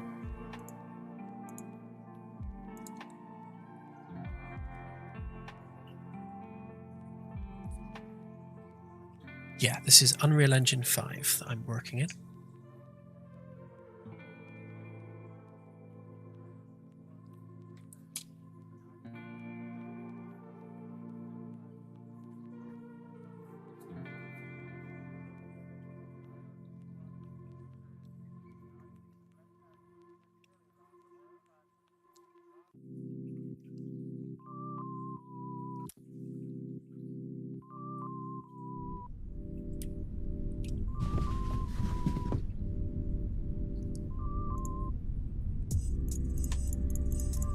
There we go. It's correctly identified that we are at Earth.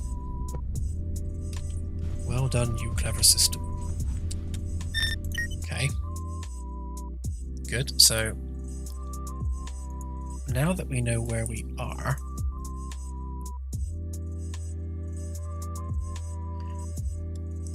the ship is named after Ferdinand Magellan, the first person to circumnavigate the globe. Though not really, because if you actually look at the historical details, I think it was actually his first officer that was technically the first person, because he didn't make it all the way, but he kind of chartered the mission and his name was on the mission, so he's the famous one for it. But yeah, it's named after him.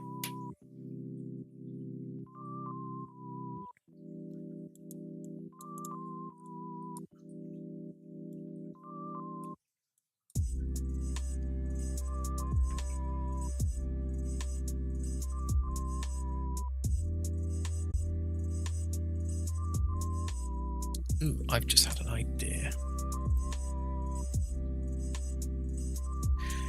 Rather than trying to recreate the planet, why don't we literally spawn the planet? So we can add a child actor and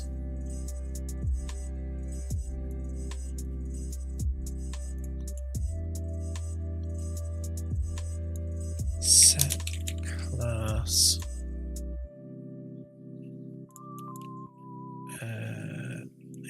set class.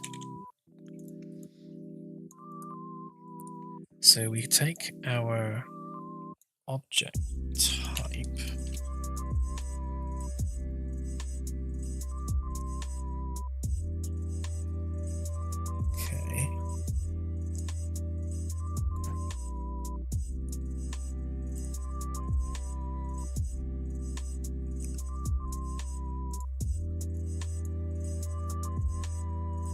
So we could do it this way.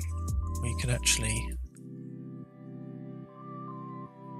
spawn it directly. Actually, we can just do that even easier. So if we do that, so the scale is going to have to be tiny, because this is going to generate a one-to-one scale planet on the bridge, which we don't want. So let's make it that, which is still going to be huge. Oops. Let's not have zeros.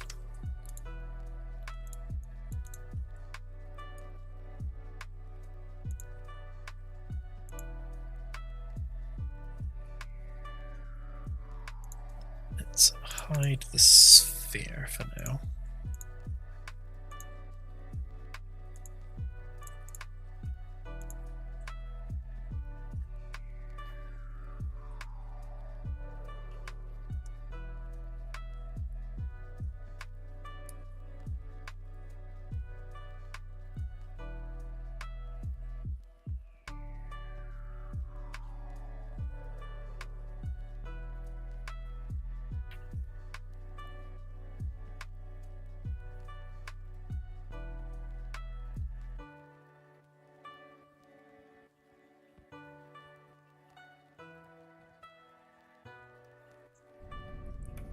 Alexander, no worries.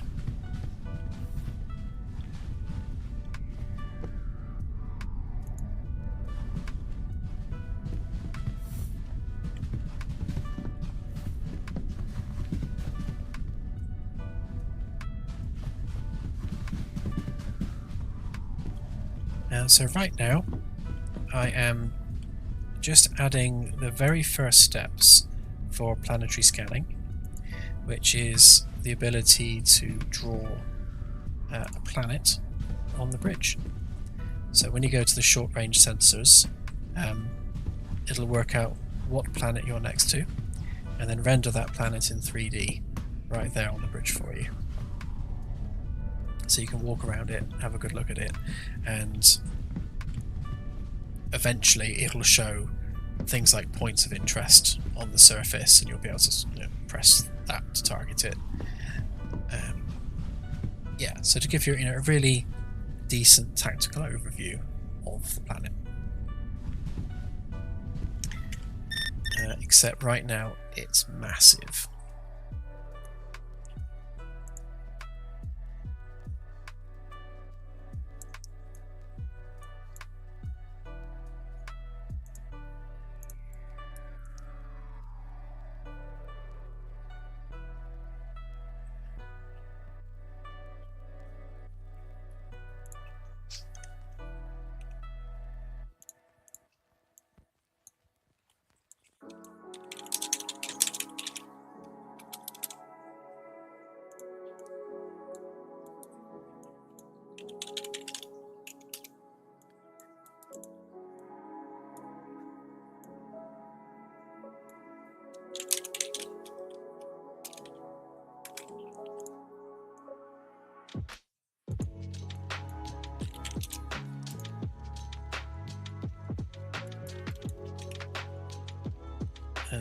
That's not what I wanted at all.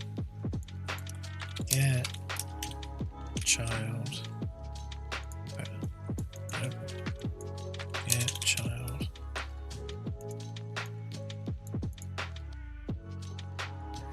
Yeah, just that. For each is valid. If it's valid, destroy.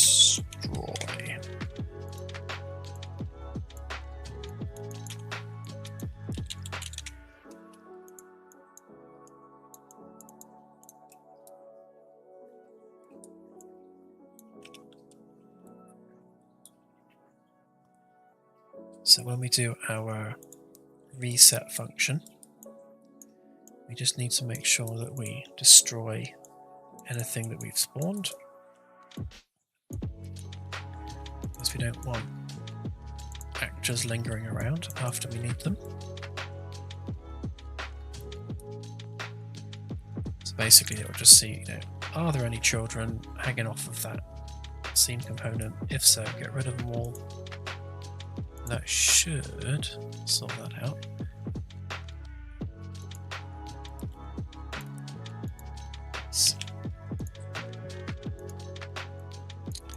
Oh, I forgot you can't make that any smaller than 4 zeros.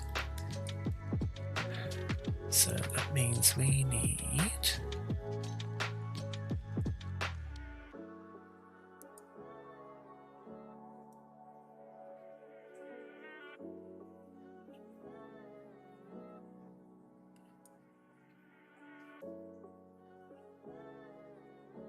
this is going to cause a small complication.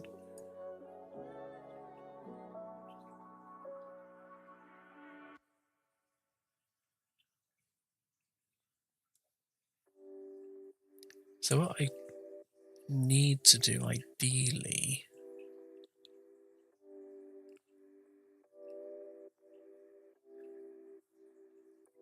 is we're setting the class, which is fine. So that's spawning the right actor. But then we actually want to scale that actor, which we can't do any smaller than that, because as soon as you put an extra 0, how many zeros can we add? So 1, 2, 3, 4, 5. So we can have that many. Let's just try that a minute, see whether that's actually small enough. I have a suspicion we're probably going to have to set up a blueprint interface with this so that we're artificially scaling that planet down, which means updating the radius because the atmosphere component needs to scale down accordingly, because we don't want the atmosphere to be messed up on the bridge.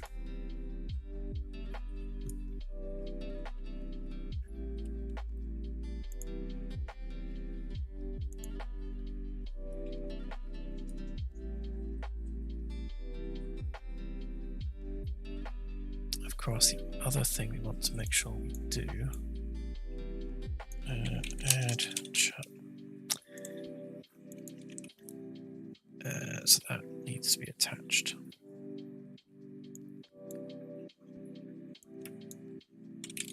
Attach component to component.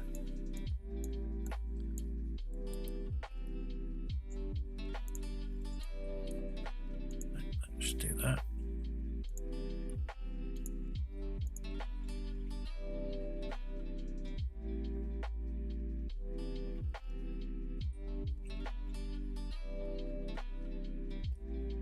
So I've created a Cartesian coordinate system for the entire galaxy, and that's based on Sag A star for the galaxy itself, and for a planetary system it's based on either the central star if there's just one of them, or the barycenter if there's more than one star, i.e. the center of most mass. So if I run over to helm a sec, so you can see here that you've got your galactic XYZ, and in each whole light year you've also got the local XYZ, and this goes up to half a light year in any one direction because it's a 1 light year cube. So that does put a limit on the size of star systems. So star systems cannot be any bigger than 50 light years in radius. Sorry, half a light year in radius. I'm sure there are star systems out there bigger than half a light year in radius, but there's probably such a tiny percentage that it doesn't matter. So for the purposes of the game, star systems cannot be any larger than half a light year in radius.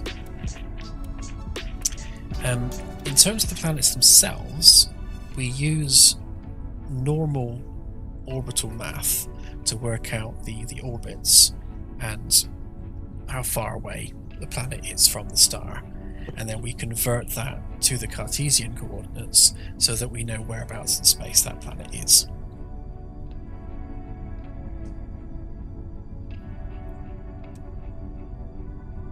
At some point, the planets have to move, and when that starts happening, they'll probably follow splines, and then we'll use the position along the spline to derive the coordinates. If you mean on the planet's surface, I think that's where you mean surfaces, don't you? Yeah, we're just going to have to arbitrarily pick a prime meridian per planet, and that's probably going to be the 0 line of the mesh itself.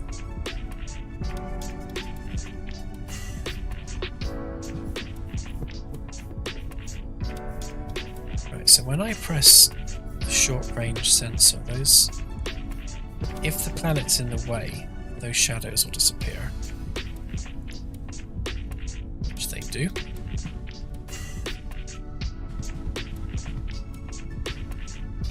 Okay, I can see the actor's definitely there, because that's its distance imposter. Oh, there it is. There's Earth.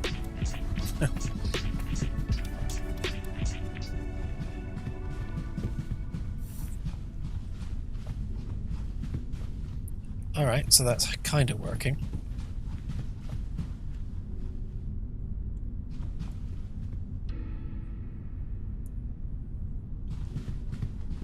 So as I had feared, because we're scaling down the actor, the atmosphere isn't scaling with it, because the shader math that forms the atmosphere doesn't take into account the scale of the actor itself. So that's going to need changing.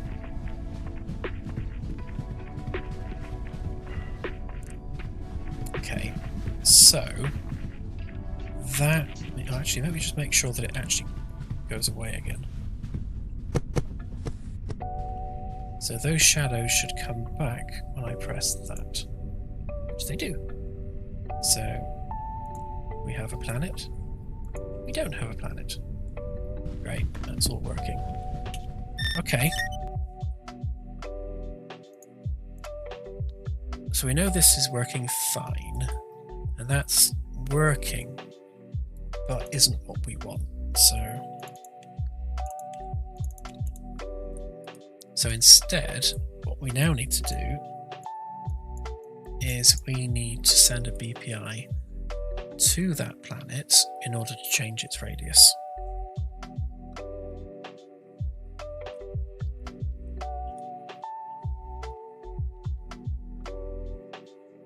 At least it's making the right planet, and it's worked that out for itself, which is cool. Because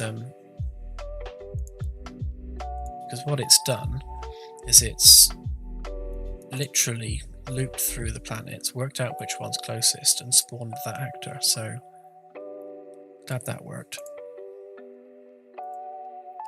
But we do now need to set up a blueprint interface for that. So here's my galaxy system.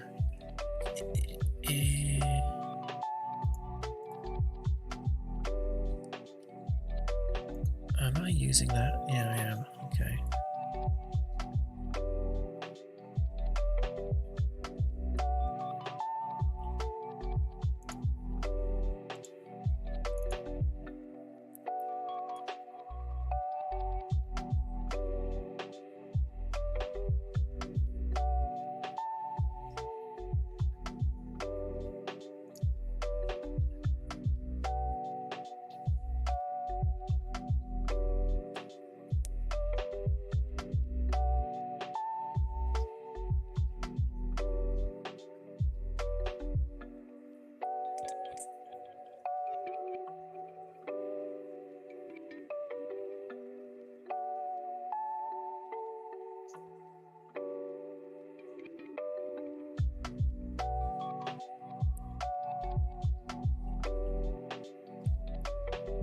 Okay, so I've got a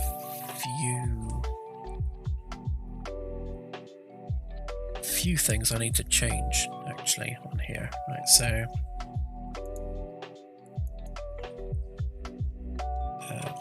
custom size and custom radius.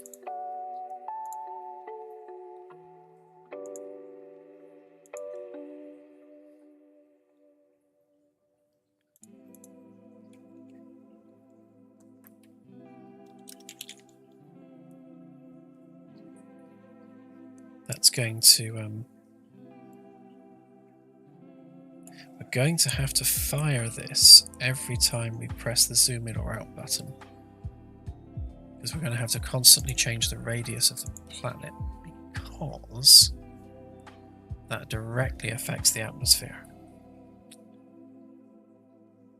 Right, so that should give us what we need.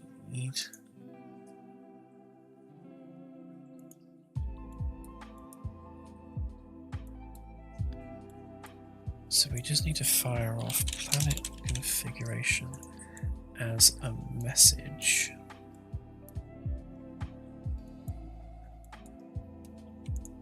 Which I will do sooner.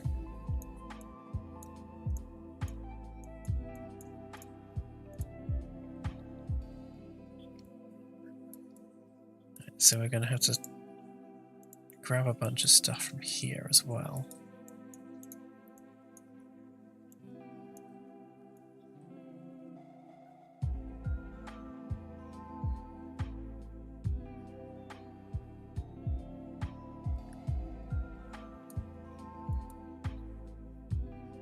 So we need a star, temperature,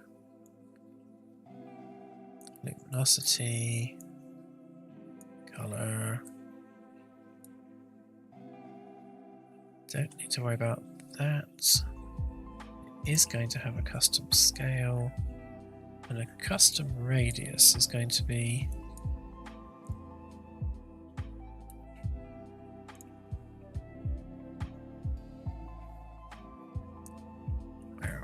object radius, so that's going to be the radius of planet multiplied.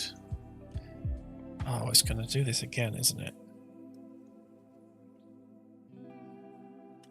So, how many zeros can I put in here? Not very many.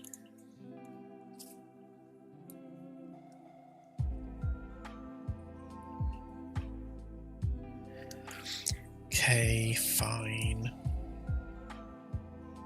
These are doubles as well. That's weird.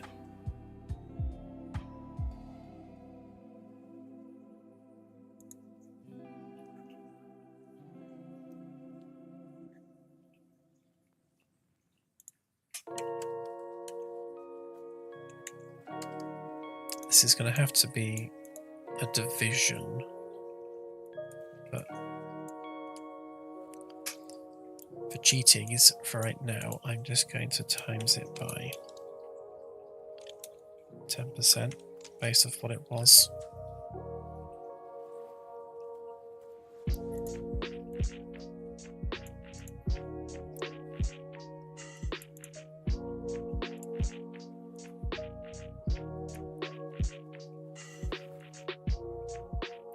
Right, so that should update that actor accordingly.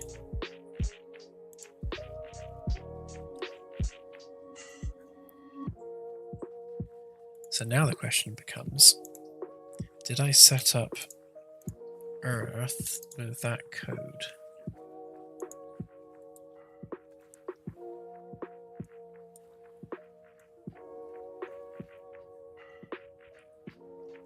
Of course not. That would be too easy. Okay. So I'm going to have to treat, or at least add the code for that while I'm using the procedural rules. So we take the terrestrial one as an example.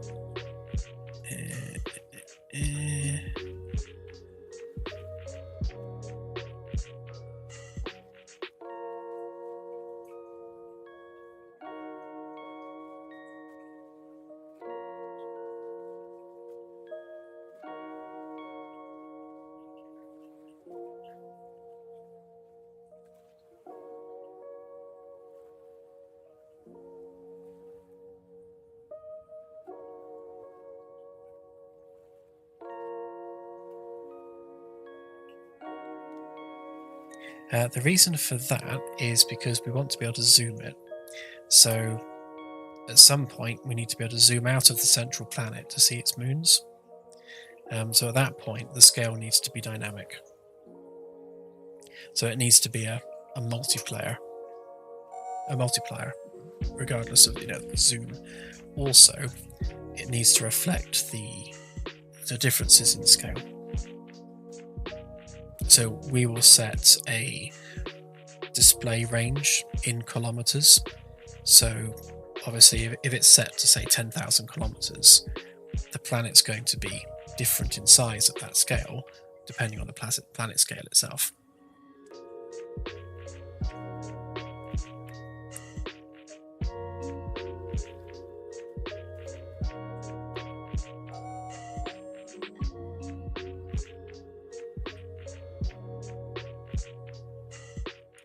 Just realised a lot of these are actually redundant.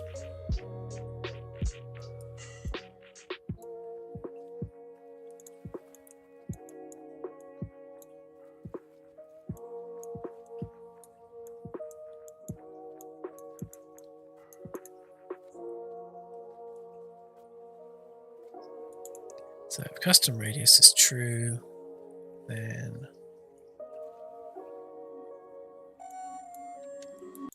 all we're going to do is set the radius like that and bypass that one.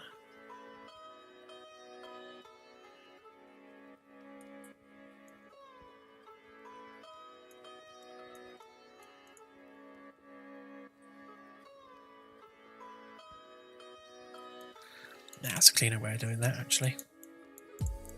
Don't need that.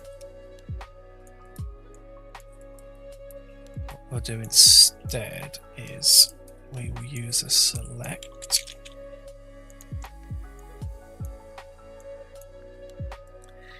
So if custom scale is false, we'll use that one. If it's true, we'll use that one. There you go, it's better.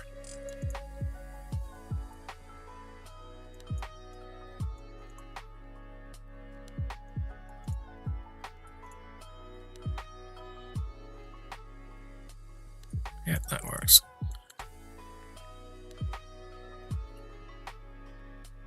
Right, so technically,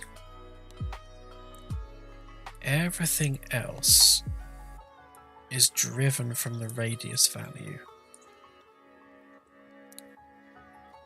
Technically. So we are also actually having to do that on all of them.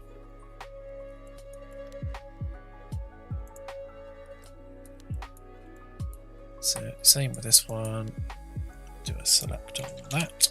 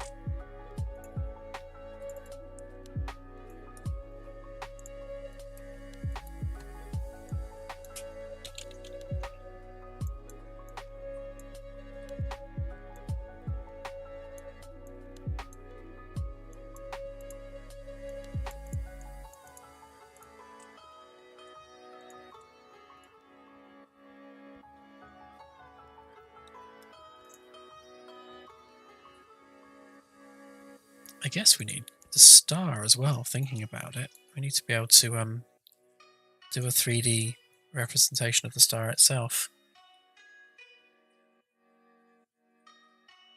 That'd be interesting, being able to peel back its layers.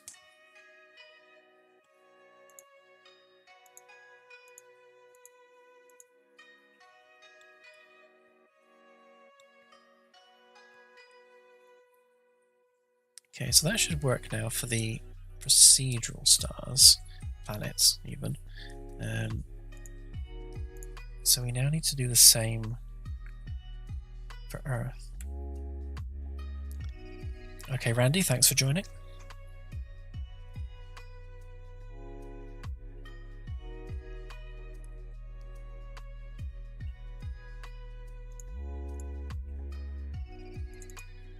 Yeah, so I have to do this with all of these. Are we? Yes, we are. So implement that.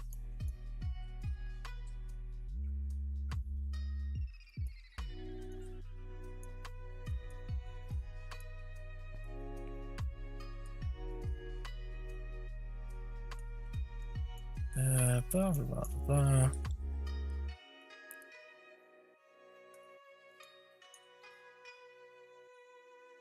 Okay, that's all good. So I'm going to have to configure the atmosphere and such because it's handled differently.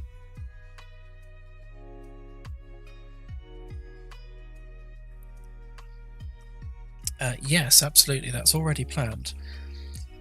What I'll do is I'm going to make cutaway meshes which I can overlay with the actual planet textures, because one of the things that we're already generating is things like core radius and crust depth.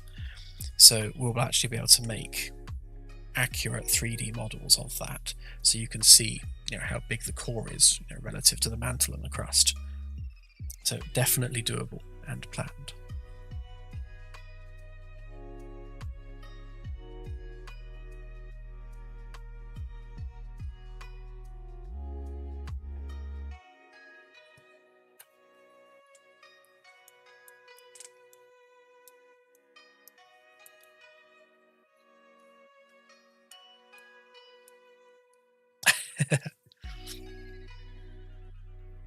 Yeah, I thought of that one because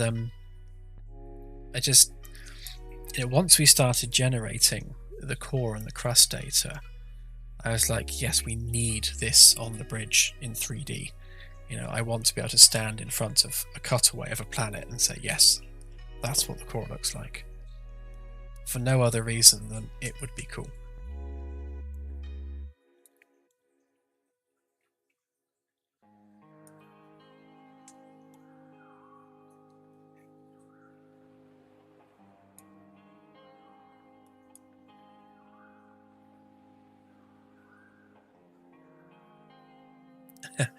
I'm sure I'd make a terrible Prime Minister.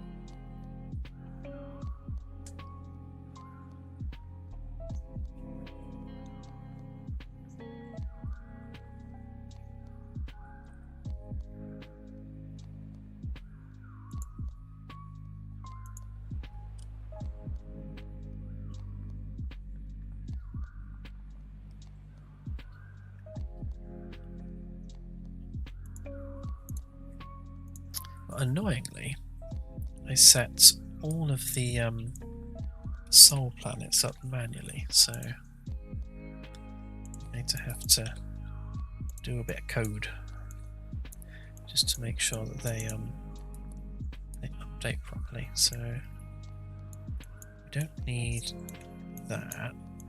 Don't really need that.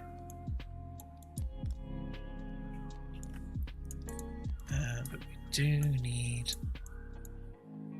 that. So we need to break that.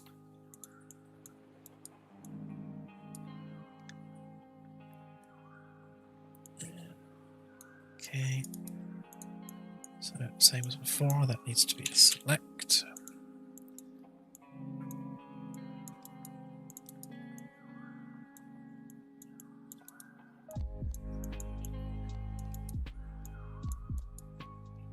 So if custom radius is true, we use that one, otherwise we use that one. Get rid of those pins. Try and make it at least a little bit tidy. Okay, so hopefully that should fix the atmosphere issue. And then I need to do that with the other planets as well. So that one doesn't have an atmosphere, so it doesn't matter. That one does.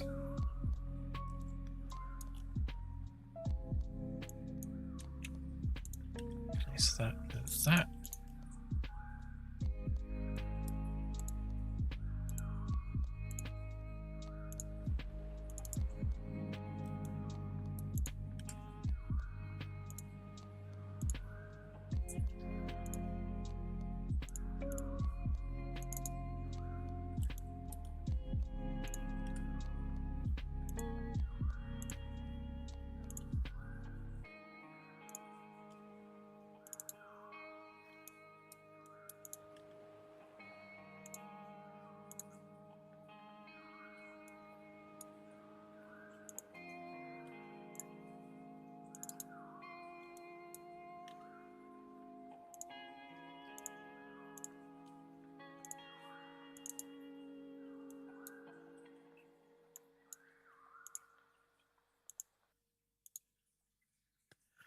Now here's an interesting thing as well. So obviously with Venus, the planet is like completely covered in clouds, but we also do actually have a surface texture.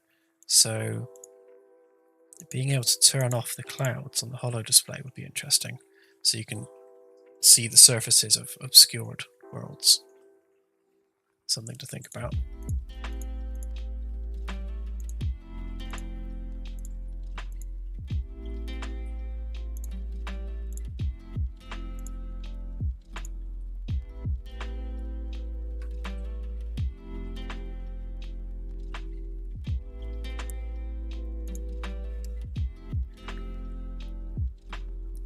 Let's see, do we have a viewable Earth on the bridge?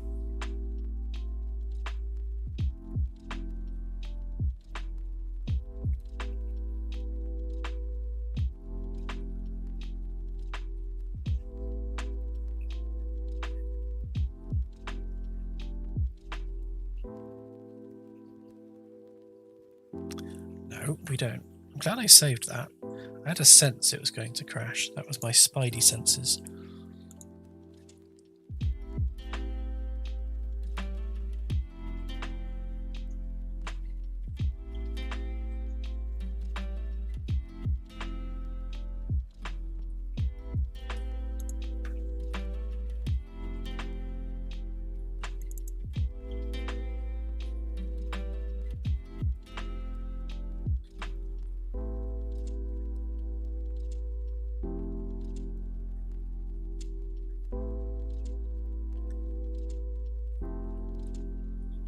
Yes, yeah, I'll be adding search on there. What I need to be able to do is come up with an algorithm for naming stars based on their galactic coordinates, but have that also working in reverse. So if you type in the name of a star, it can work out its galactic coordinates from the name. So it needs to be a two-way algorithm. Once we have that, then we can add a search function. Because if you think about it, procedurally generated stars literally don't exist until you get there. So we need to be able to generate that data based literally just on its name.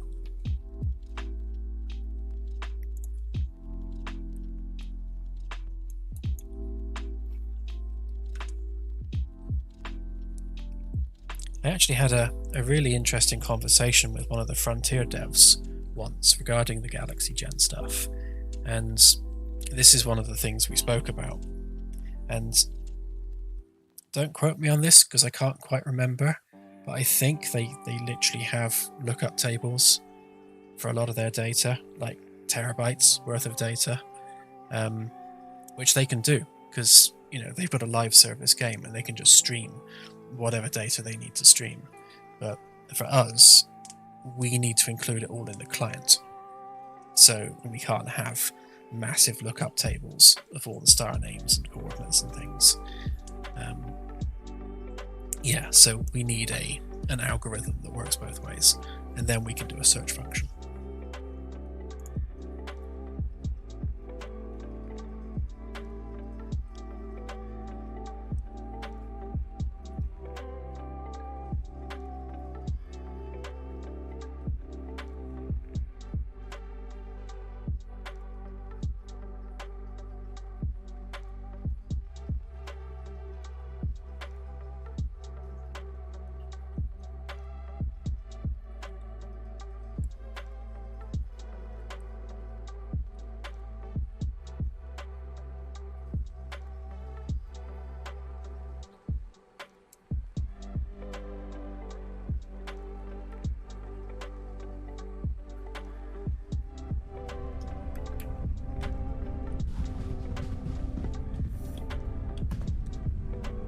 Okay, fingers crossed. Do we have Earth?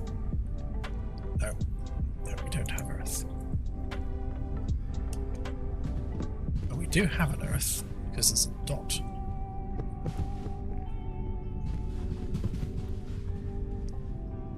So it's either... No, it can't be really big, because it's not blocking the sunlight.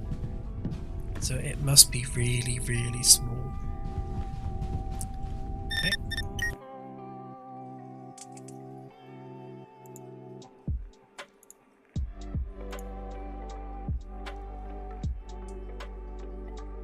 So let's just avoid that for a minute.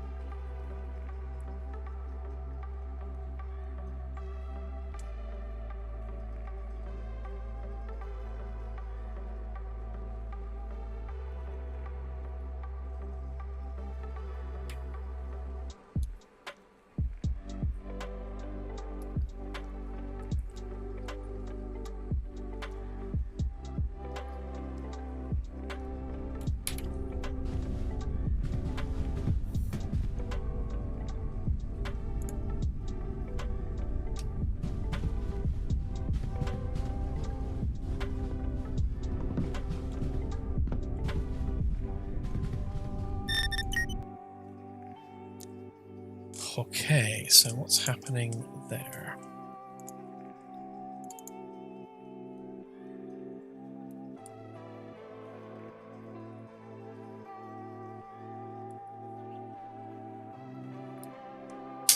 Oh, we're not scaling the mesh. That'll be the problem. Oh, so of course we need to scale the mesh by the radius. Right, okay, let's borrow one of the procedural ones.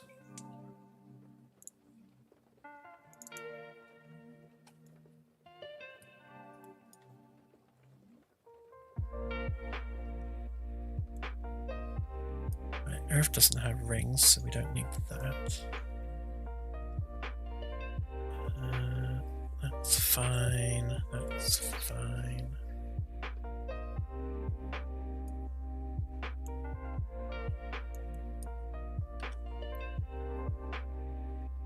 Okay, so we will need the rings one for Jupiter.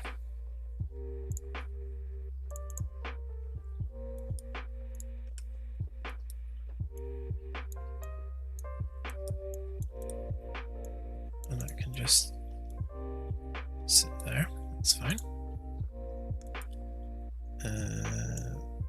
Okay, that's named differently, fine. Right, and then Neptune has rings.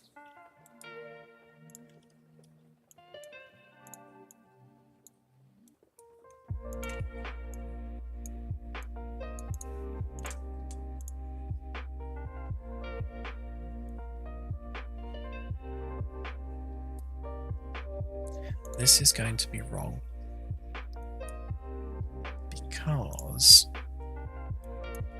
the rings are bad example because they're sideways on. But yeah, the scale of the rings are set specifically here, so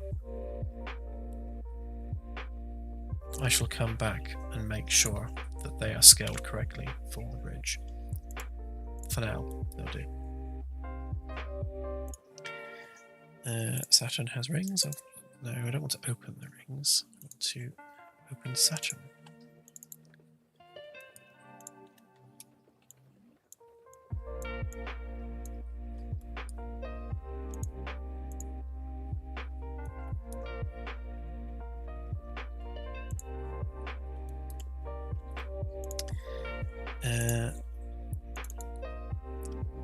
And Uranus has rings.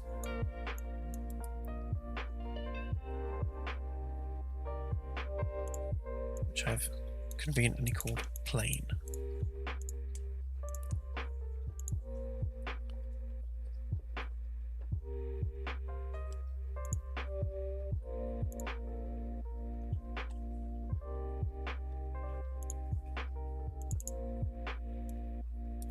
Right, so you need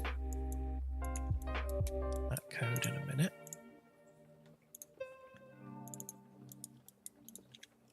You need that bit. That bit.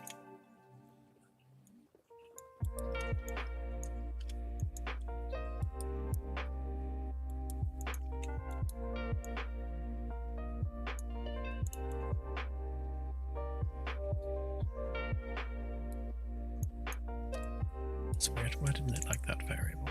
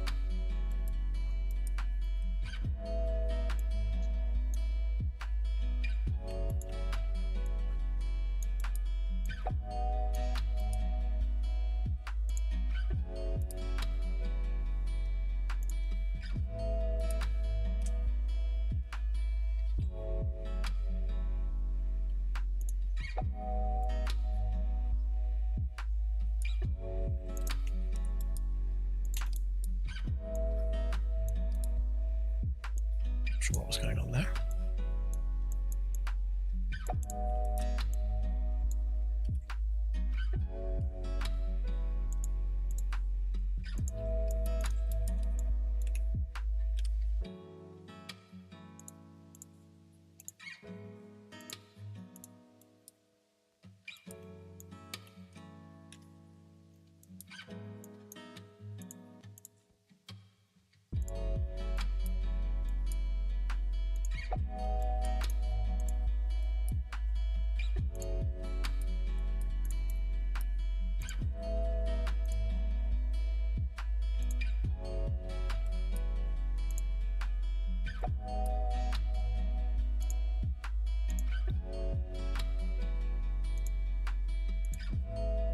Right, let's give that a whirl.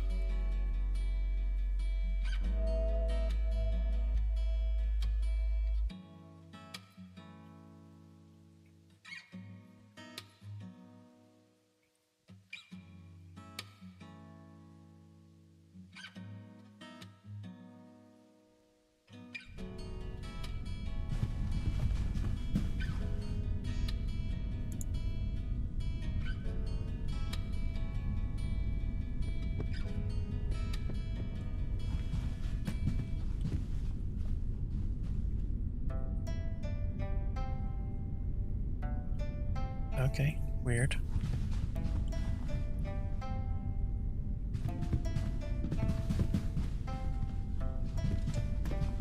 So it's definitely spawning the actor, because you got a little blue dot there, and that's the imposter when you see it from a distance.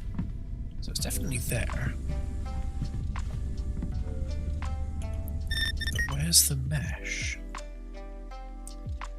It's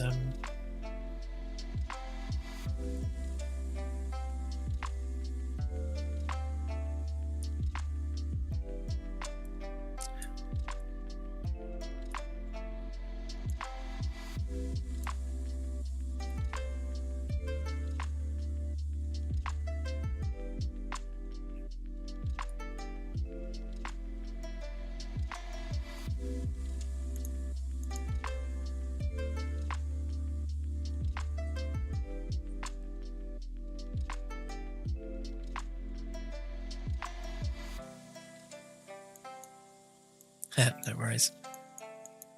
That is literally what I'm doing. Just wondering whether it's because I'm doing the scale after attaching it. I wouldn't have thought that would cause that to happen, but you never know.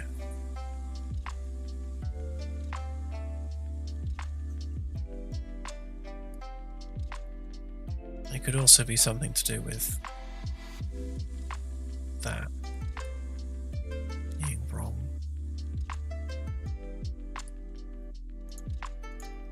Yeah, let's try one thing at a time. Yeah, thank you.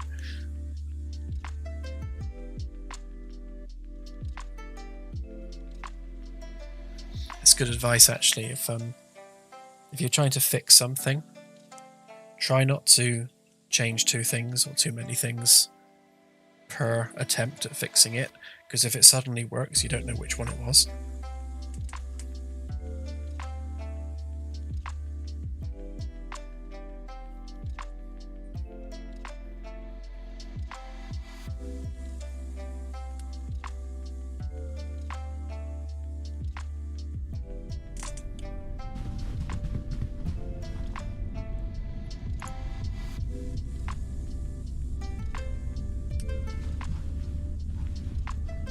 Okay, so it's nothing to do with the attachment order, so it must be something to do with the scaling. So if I just remove scaling completely and give it its actual radius, or test that that even works. So technically, if I make that false, it should render at its actual size.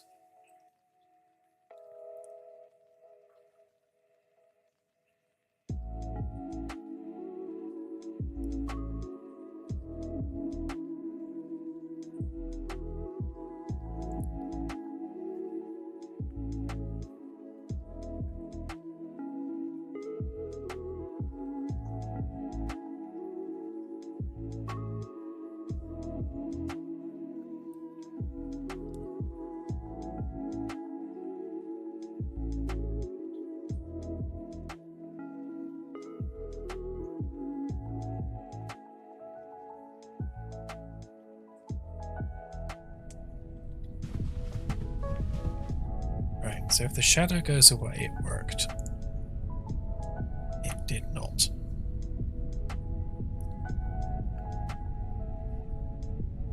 Okay.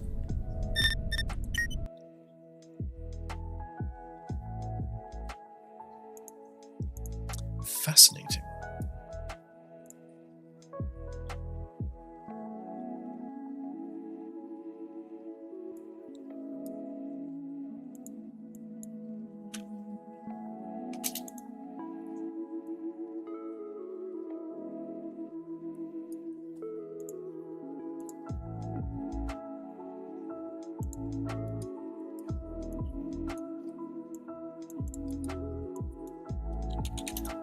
Okay, just to prove I'm not going mad.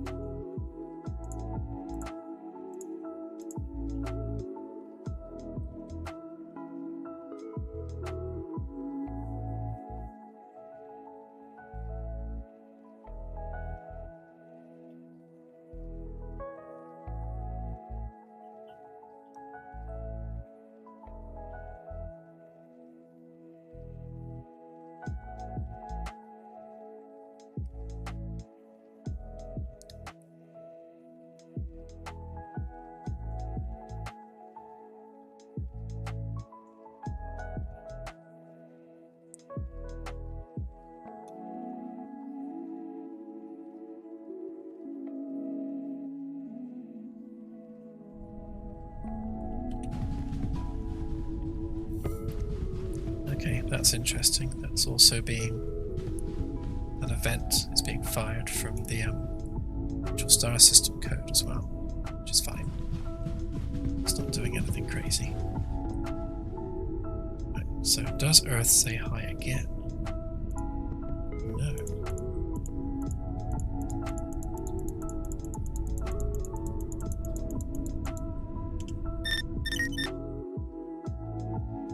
Right, this will be what's going on then.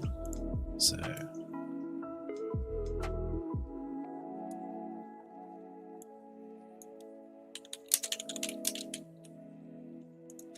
oops. Is it because I'm not getting the child actor itself? Is it that simple? If so, we can all say derp.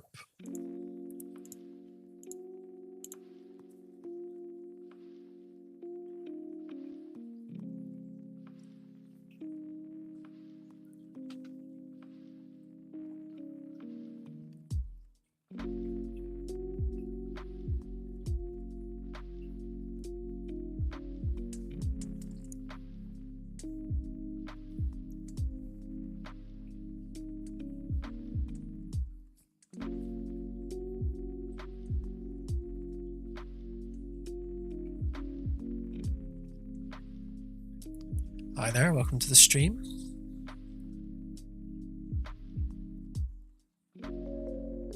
We are currently trying to get Earth to appear in the center of the bridge as a hologram.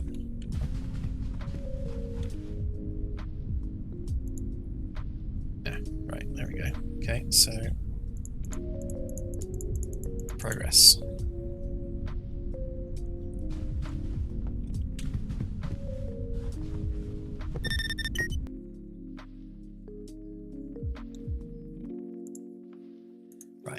so we weren't getting a reference to the correct object, so that's why that wasn't working. Right, which takes us back to this problem.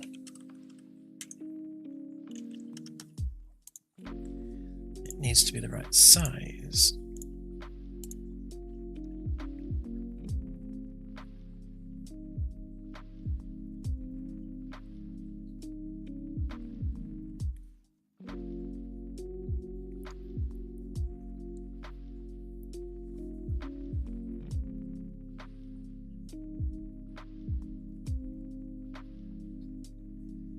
Yeah, if you're attempting to fly to Sag A, then yeah, it's a 3-day journey,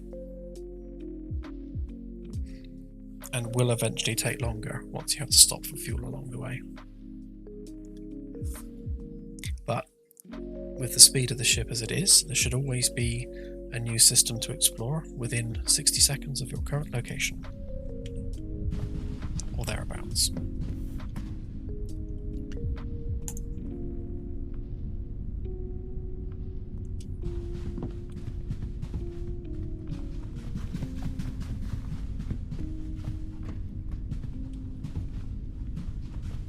Okay, so we have Earth.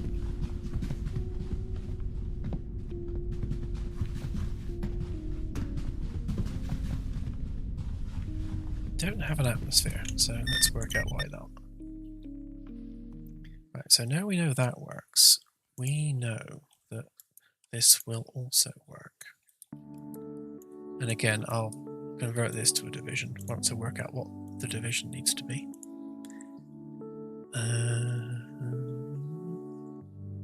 So if we make that 10 times smaller than what we had,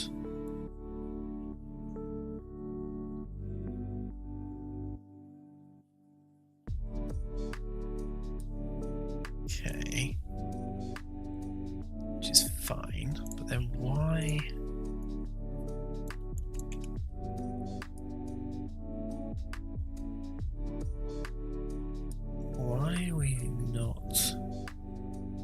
Why is that not working?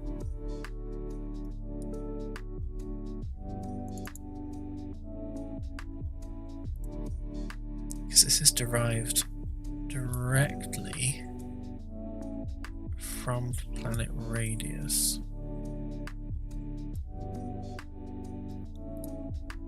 Right, do we have this set up not to scale? Because that would be typical.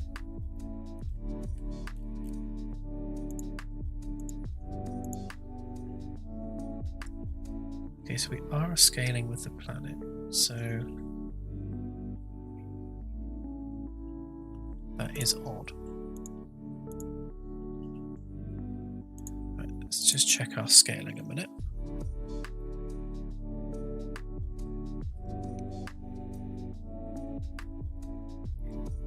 The central support pylon for the ring underneath the main hull is actually going to have a gas collecting scoop, and that will be able to filter out different gases, and the idea is that you'll skim the upper atmosphere of gas giants. And I'd like to get to the point where we've got volumetric clouds and you're literally ploughing through the upper cloud layer of gas giants in order to refuel the ship.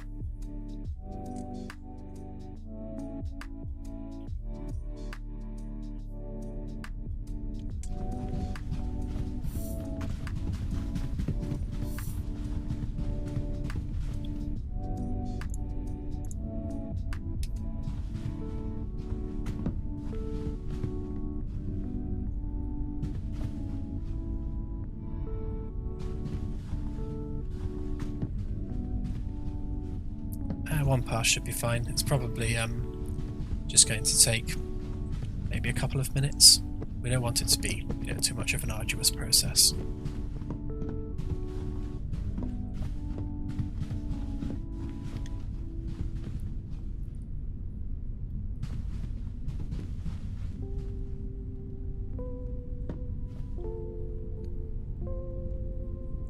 Okay, so we know that works for Earth.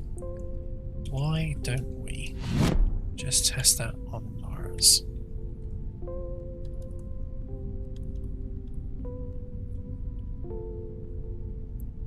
I've got no sensor coordinates at the moment, so I'm going to have to fly there manually.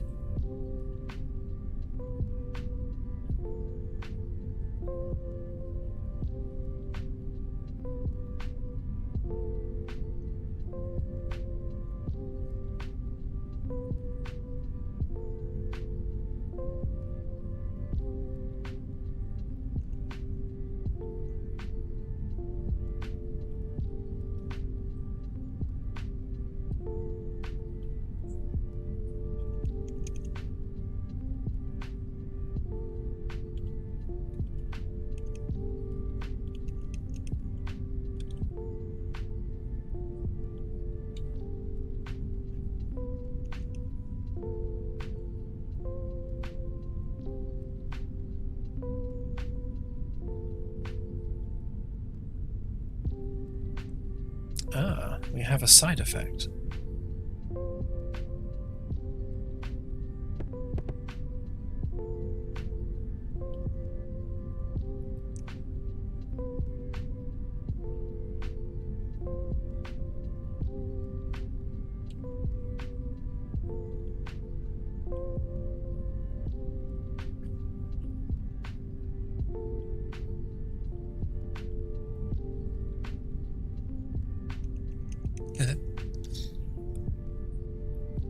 Mars got really small.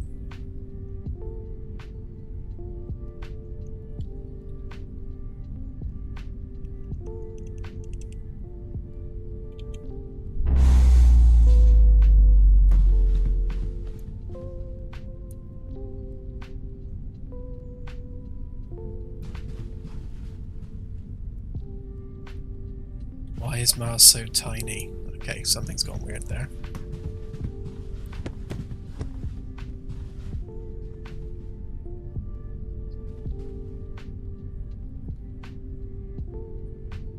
But if we go there and there, we now have a really teeny weeny Mars.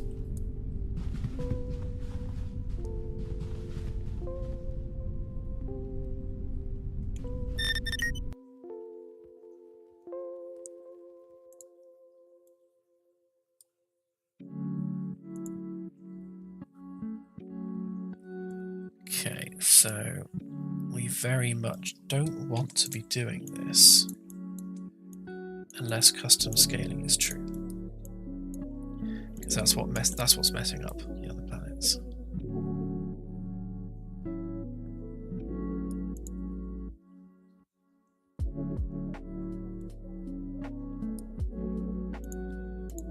Let's just do that would all that there.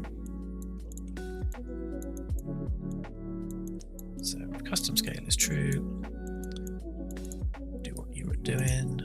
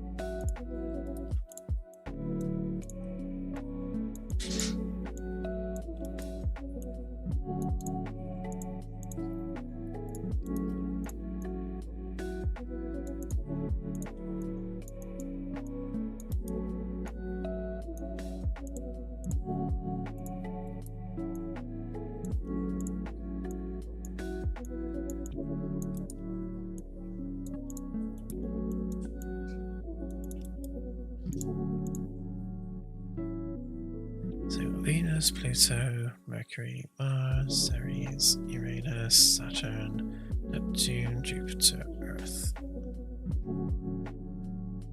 Don't remember seeing Mars. Oh, there's Mars. Right. Right. Okay. So if we're not using a custom scale, don't bother doing any of this because that's just messing stuff up.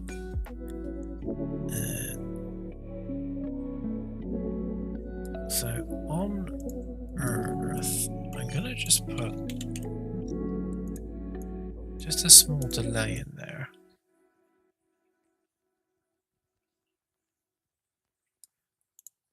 Because I have a feeling it might be trying to do things out of order.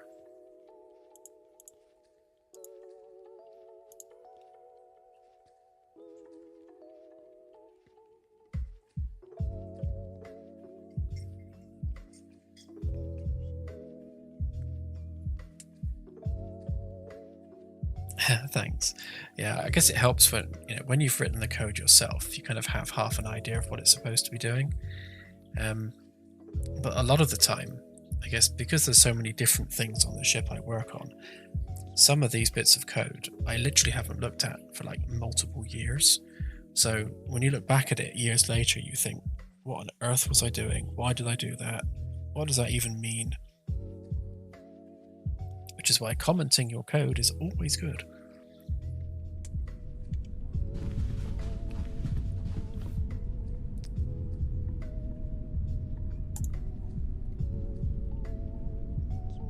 Okay, so no, it's not the delay.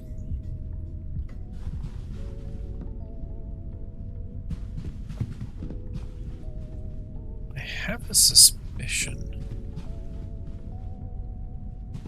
that the atmosphere component might not even like being that small. But I'll actually I can test that out in a sec.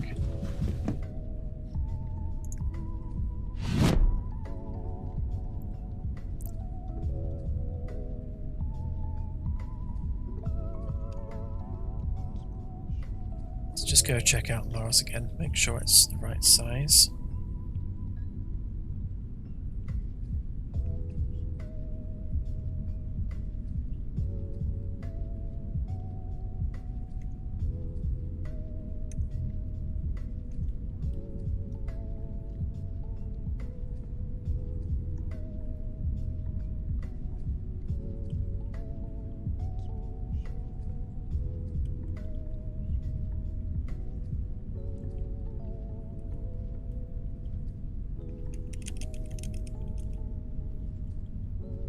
That looks more like it.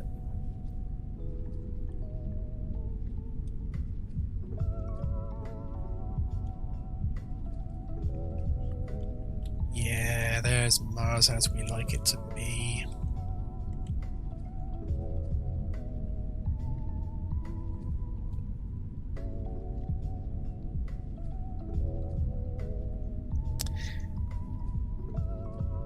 Okay. Lost Mars. Oh, there it is. I was going to do a really nice, smooth, sort of banked roll then and completely messed it up.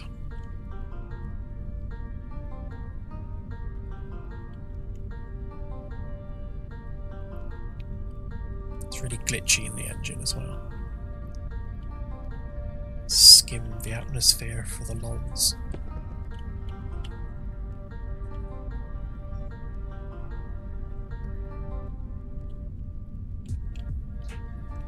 Okay.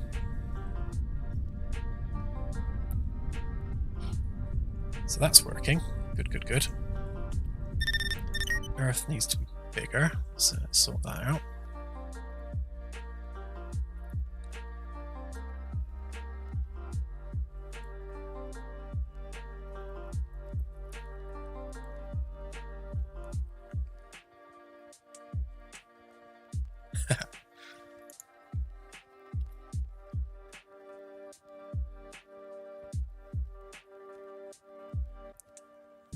Right, so you don't need the delay because that's obviously not working.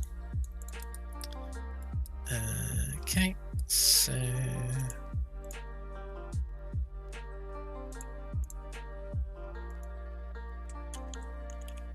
let's make that a quarter of its size.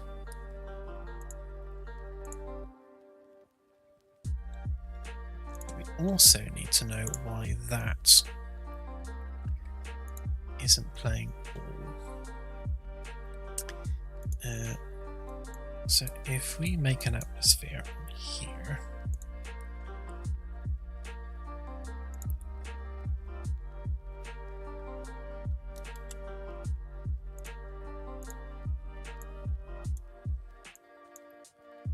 and we set the radius to 100.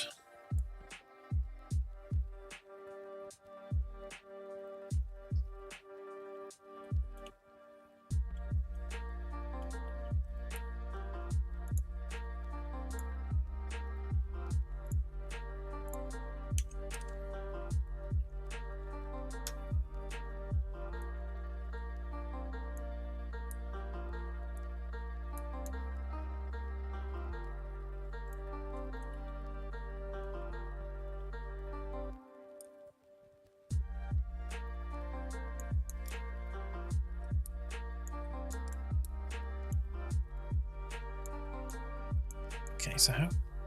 Wow, that is huge.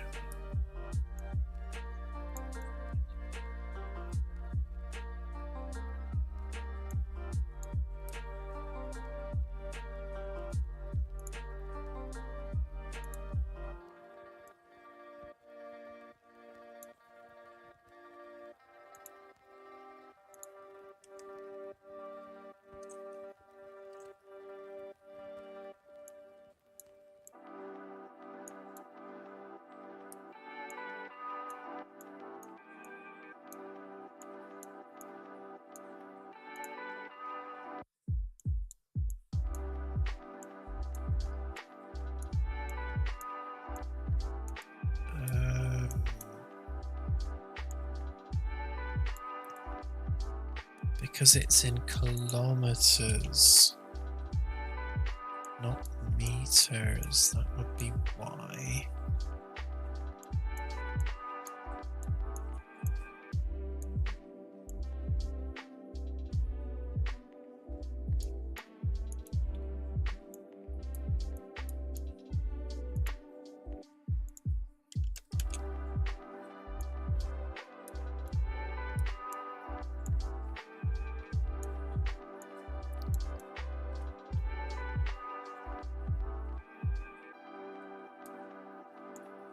Right, of course. So 0.001 of a kilometer is a meter. So there's the size. Now obviously it's not visible because there's no atmosphere light. So if we add direction light, like so,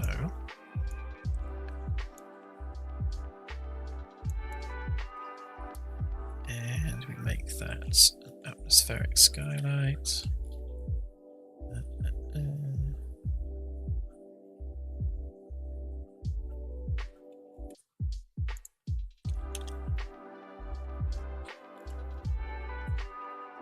Oh, it already is. Okay, so does that mean our atmosphere won't work that tiny?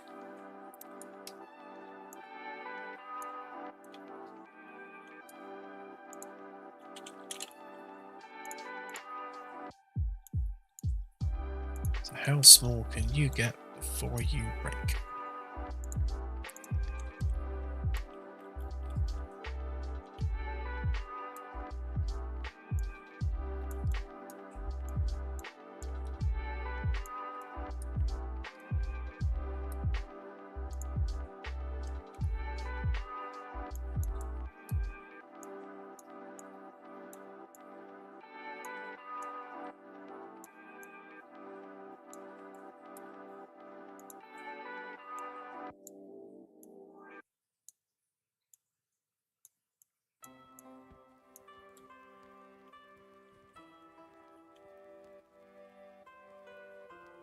Okay, there's something even weirder going on with that.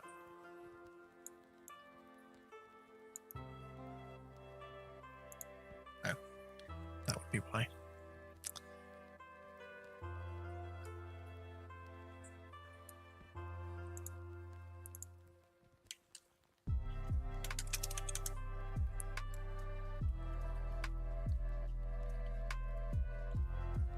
Okay, so it works that big.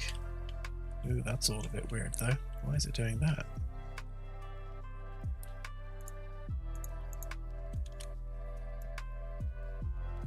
But it doesn't work that big.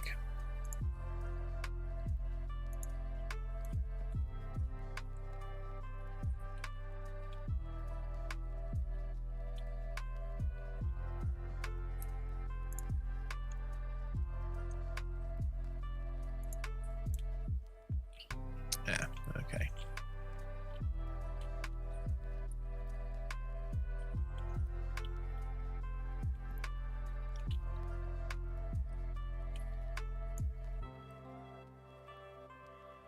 Right.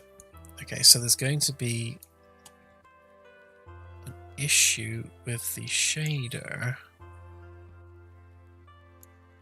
where it doesn't like being viewed from too close.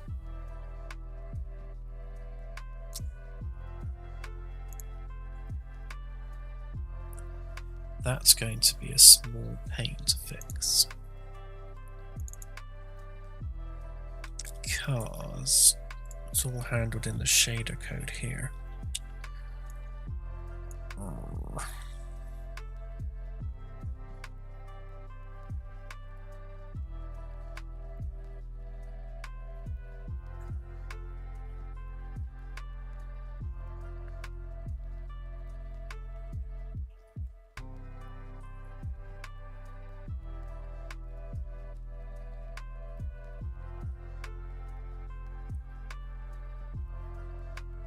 that doesn't seem terrible.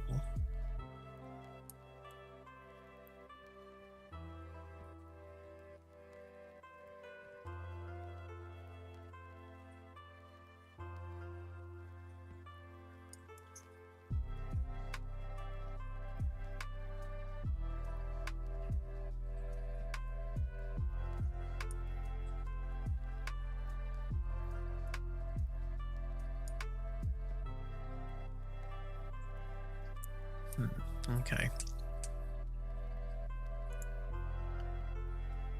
That's probably going to be one of those I need to stare at it for a while off camera jobs. Okay, well at least we know that the atmosphere is actually scaling properly. You just can't see it when you're really close. So I will have a bigger look at that and fix it. So that can go away. And that can go away.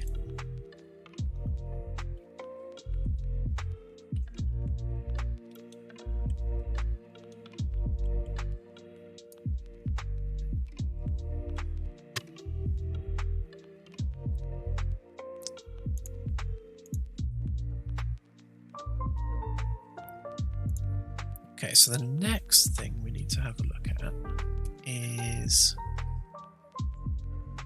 we want the holo display to update automatically. So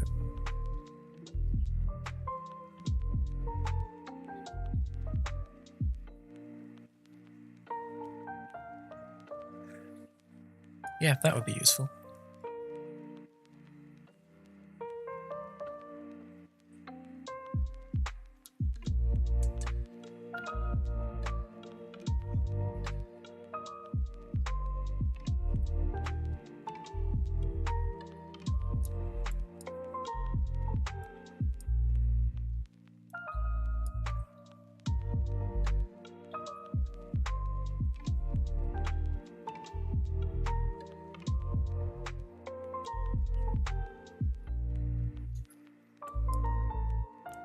Yep, there was earlier.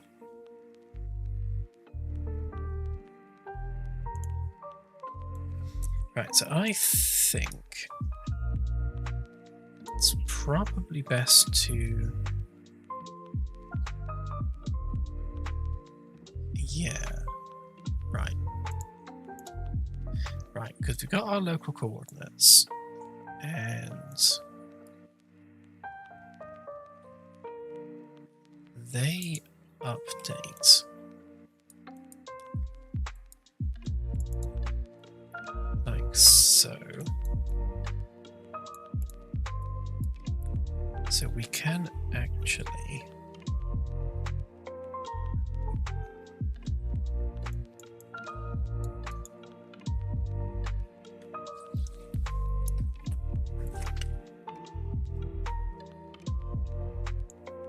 so if we fire that every time they're updated, so we go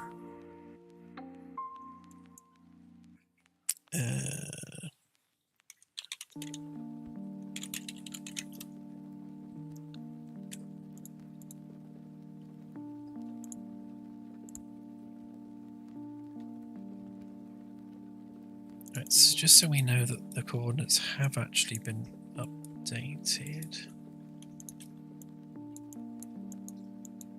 So if that's false,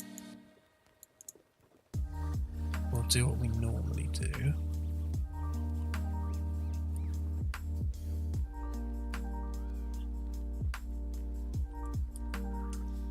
If it's true, we want to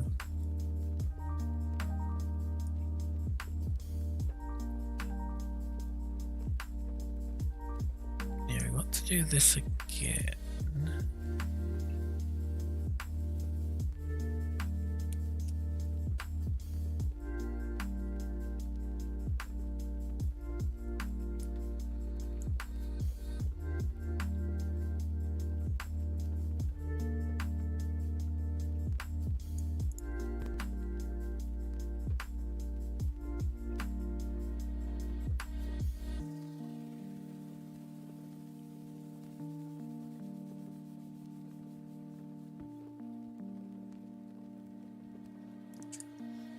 Trying to avoid doing all of this every time those coordinates are updating.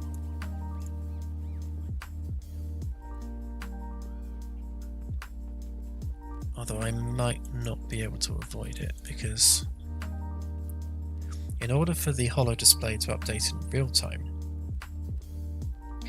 we need to know that the planet we were closest to is no longer the planet we're closest to. But what we can do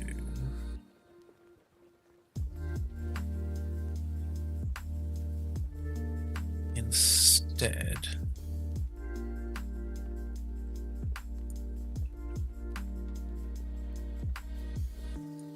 so we can save this. So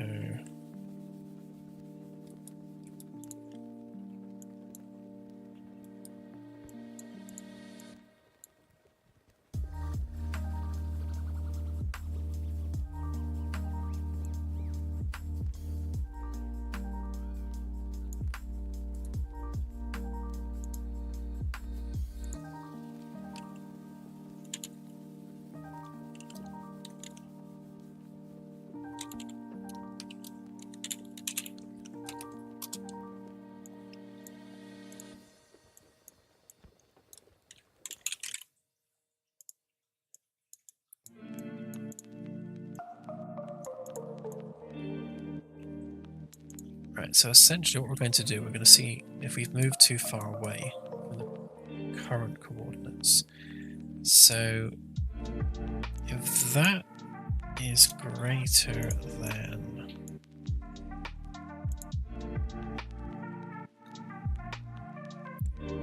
I'm just going to Google Jupiter's hill sphere.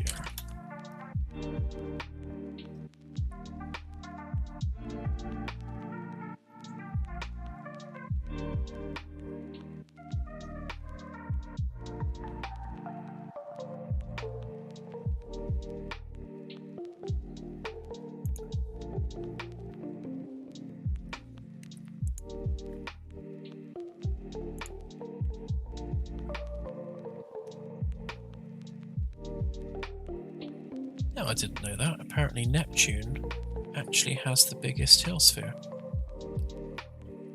Huh.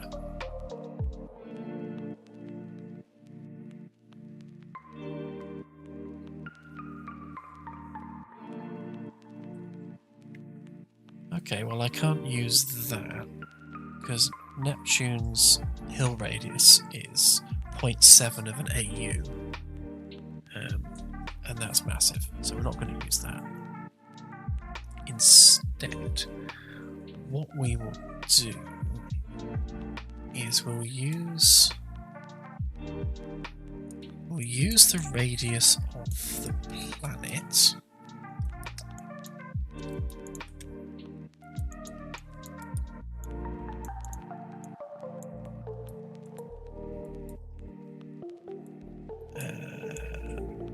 No, we won't.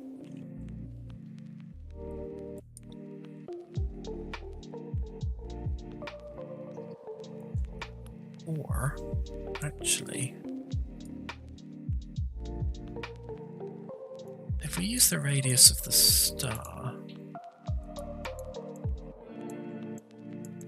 because that scales based on star class, and the bigger and hotter the star class, the further the planets are from one another.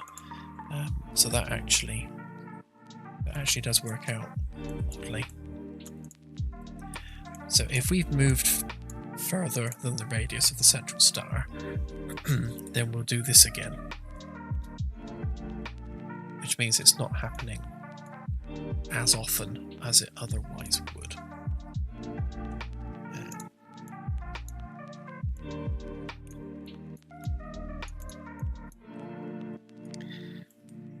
So if that is true, then set current coordinates as that and do that.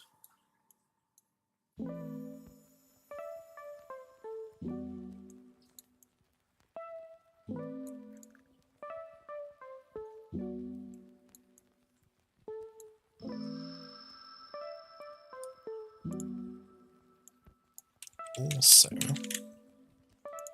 that, because we want to get rid of any planet that was there.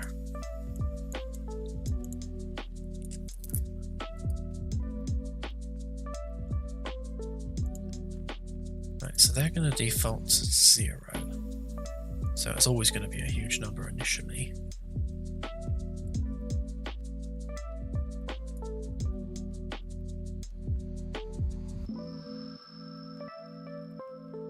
Okay, so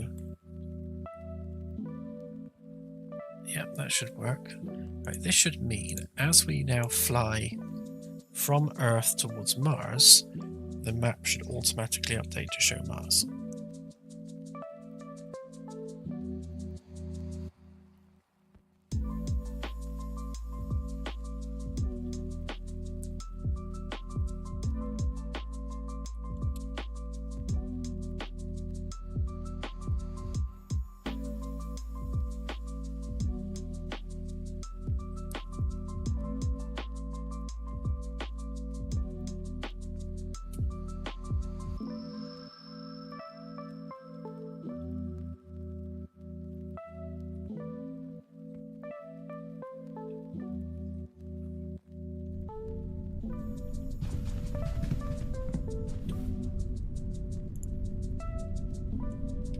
Okay, so we have Earth.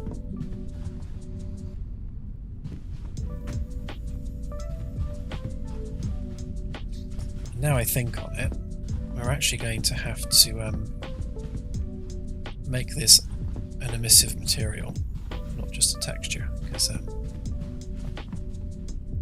yeah, because thank you. Yeah, once it's an emissive material, then it will actually like light up like it's a hologram, and it won't have a dark side like it does now.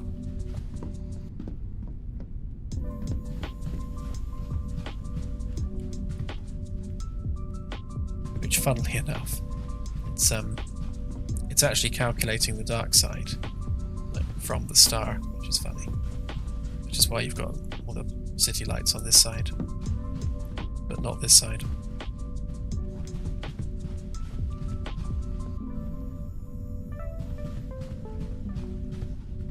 Yeah, the character shadow won't be on there eventually.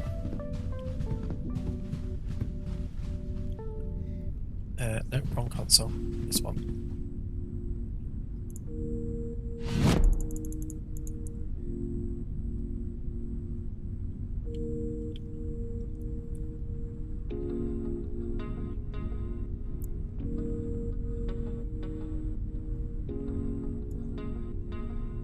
Right, so they're all updating, and that should stay as it is until we get to Mars. To be honest, Venus is closer. Let's head there.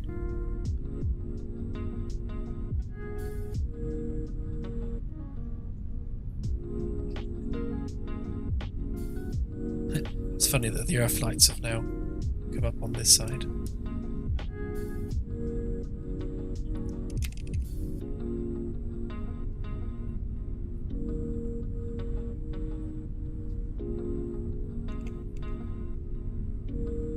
Okay, so that didn't work. Oops, tripped over a thing. If I do that and then that, does that then work? No.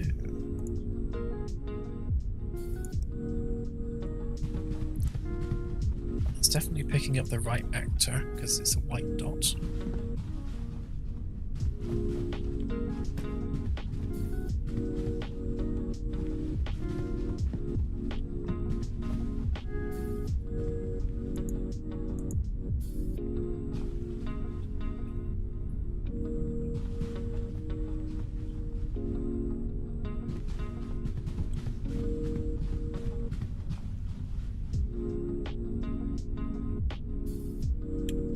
Yeah, I'm sure there's there's a bunch of references that we can do, that we can get away with. I came up with one in Discord yesterday, actually. I'm going to put a star, the furthest point from Earth, which I'll probably position manually, and I'll call it Archer's Star. And it's, if you think of Captain Archer in Enterprise, he had a beagle, and the furthest, or at least the furthest explorable star from Earth at one point was called Beagle Point in Elite Dangerous. So by calling it Archer's Star, it's kind of like a double reference, which I thought would be humorous. But I think, little obscure things like that, I think are, they come under fair use. It's just it's a reference, it's a homage, it's...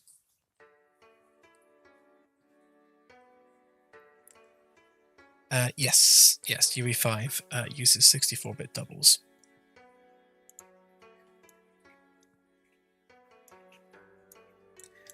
In fact, without 64-bit doubles, we couldn't do what we do in the Galaxy.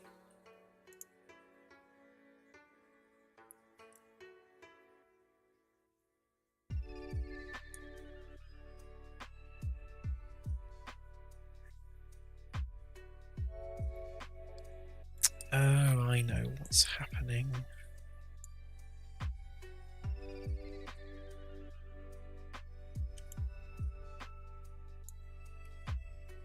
Though,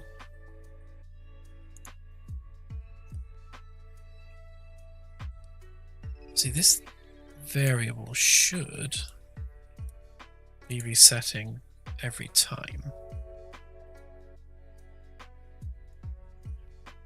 No, that should be fine, because every time this function is run, that will be reset to 0 anyway.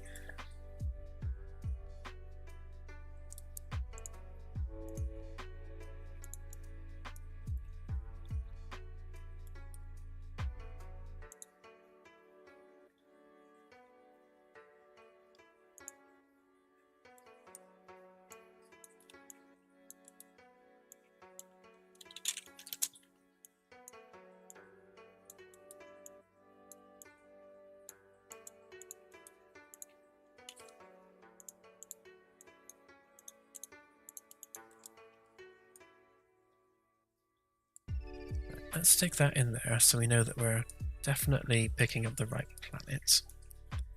And over here,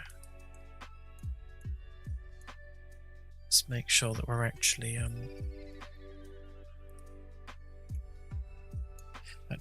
firing this.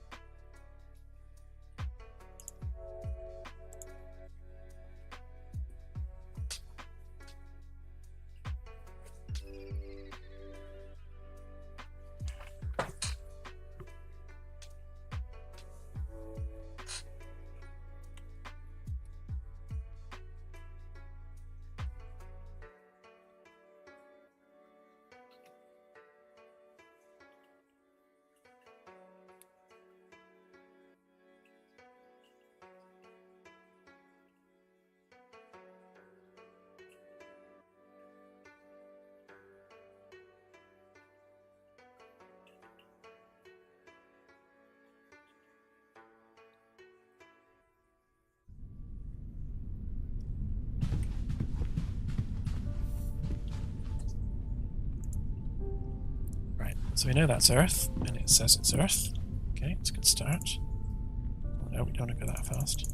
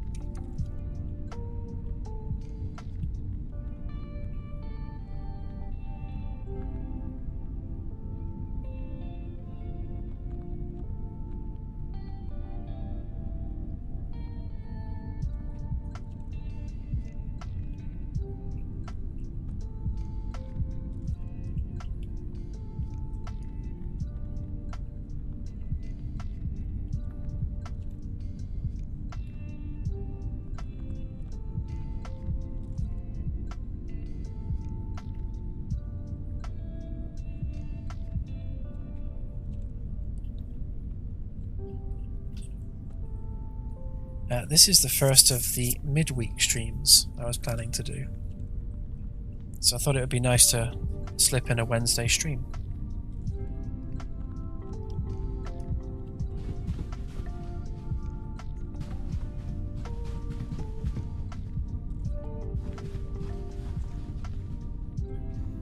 That shadow is actually this console.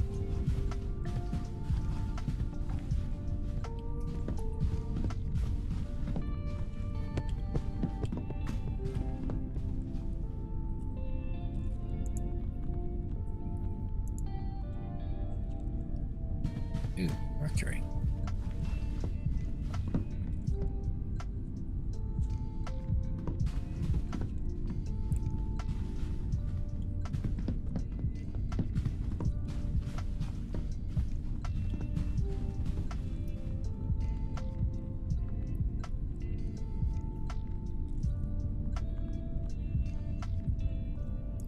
It'll be solid, but it will glow.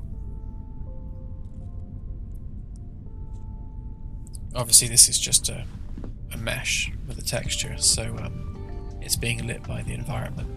But yeah, it'll be an actual glowy mesh. In fact, I will do that in a moment.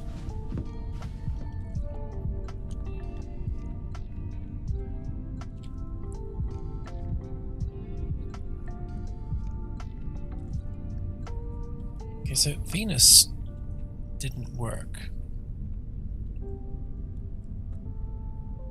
But Mercury did, which is odd. Where'd Venus go? Oh, let's try Mars.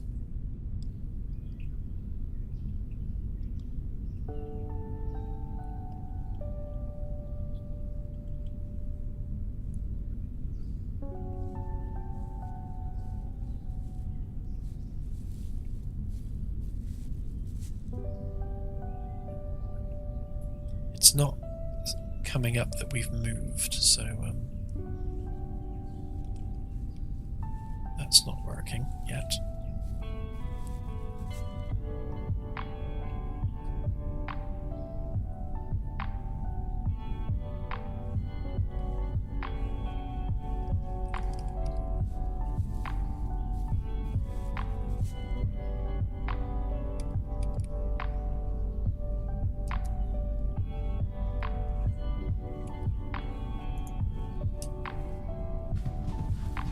Okay, Mars.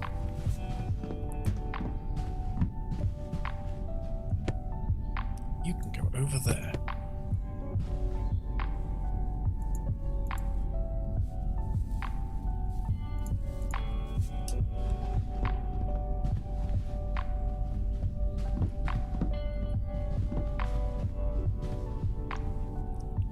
Okay, so the only difference between them is that Mercury doesn't have an atmosphere. I wonder if it's something to do with that.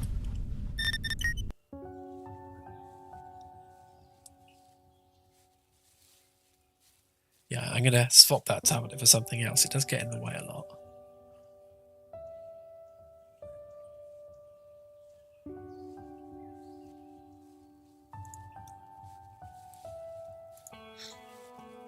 Right, so this isn't firing at all.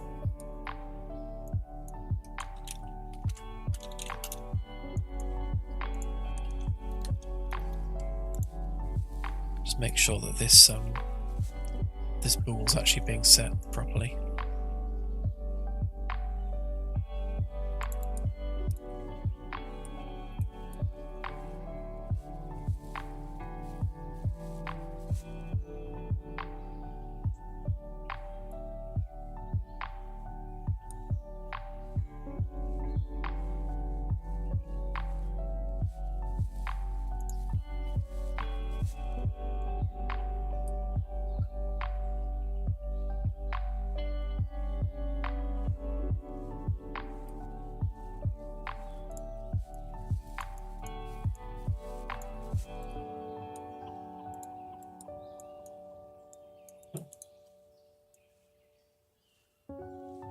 Oh, I see.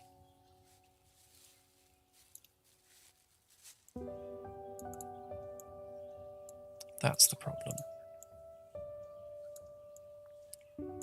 It's because we're setting a variable on another actor. So this is being cast to, and then we're referencing a variable with the same name on this actor, which of course we're not setting because we're setting that one.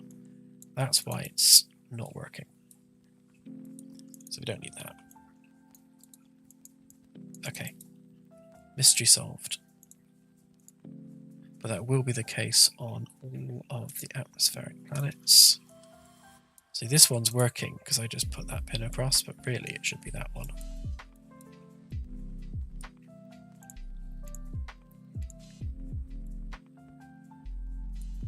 So that one won't work.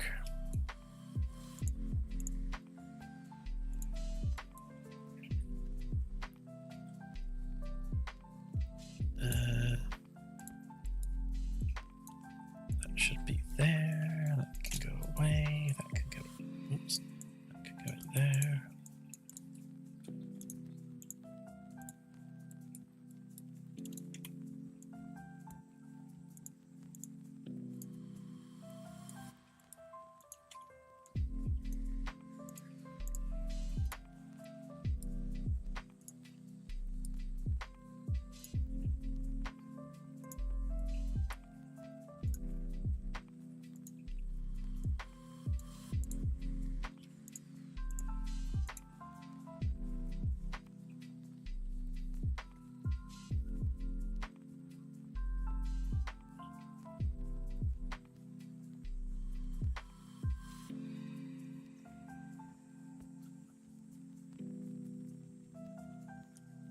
I think maybe something like scan lines on the holo display, just to kind of sell the fact it's a holo display a little bit more, but not to the point where it becomes unreadable. So what we don't want to do is make it hard to read, because at the end of the day, it's supposed to be a usable system.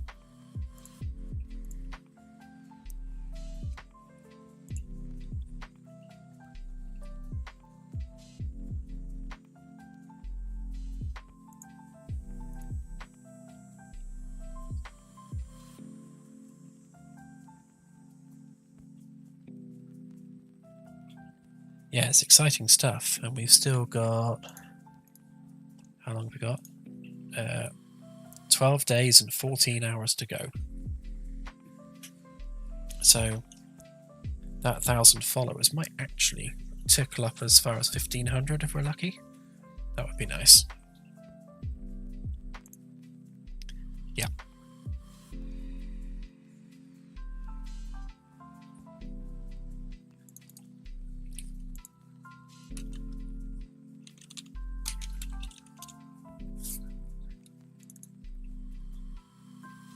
So I'm going to have to make a whole new material for this.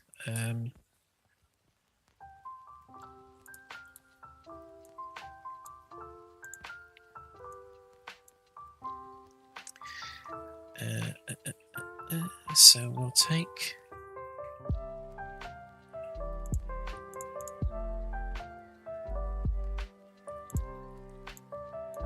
those.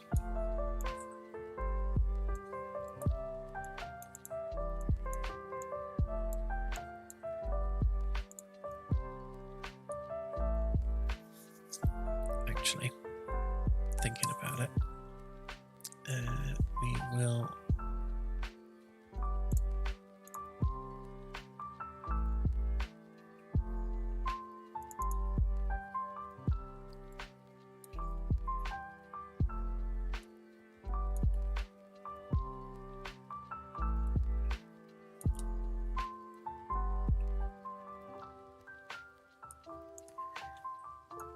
let's just take all of that a minute.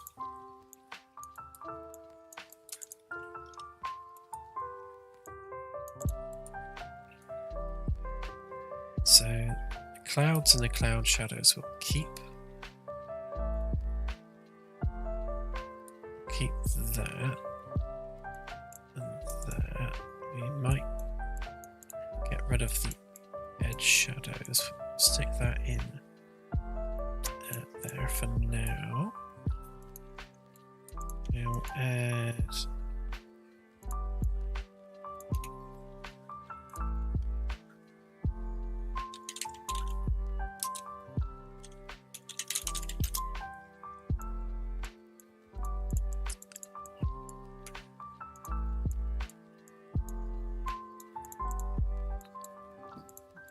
that.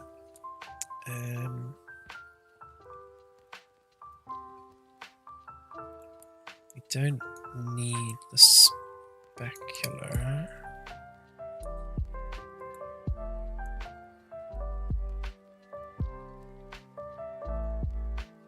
Roughness isn't going to do much for us because it's emissive.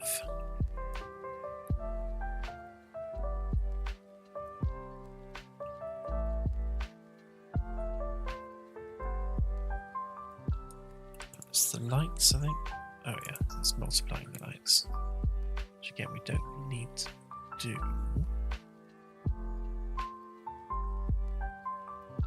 Although for no, Earth has its own custom material.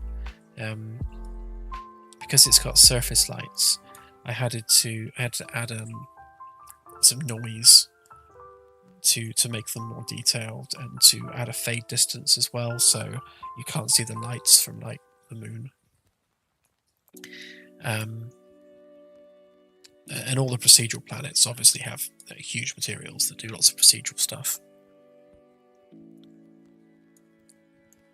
So that's just going to glow as is. And for testing purposes,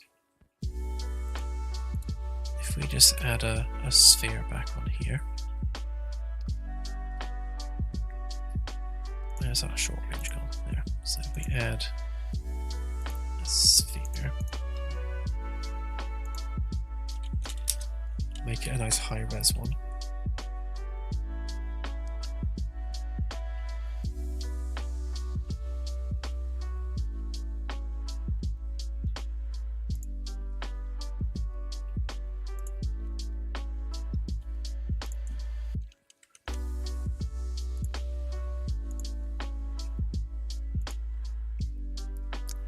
And then we'll set this to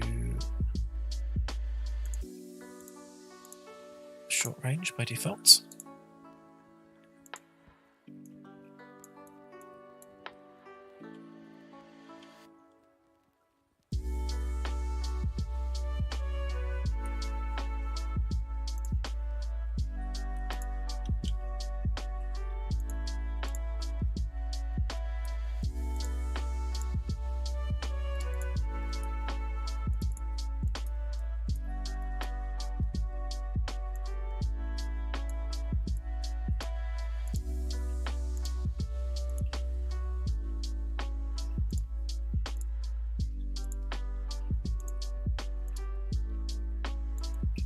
What are you doing with my sphere? Where has it gone?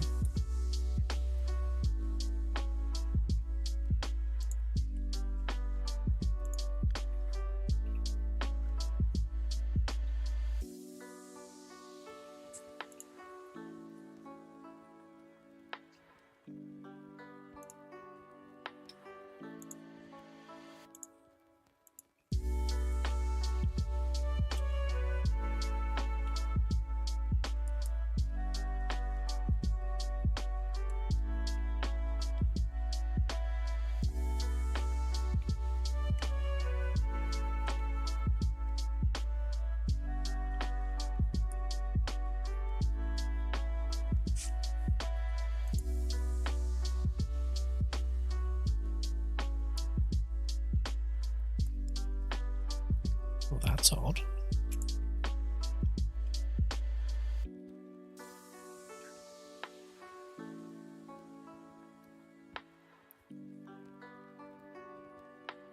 Okay, easier way of doing this.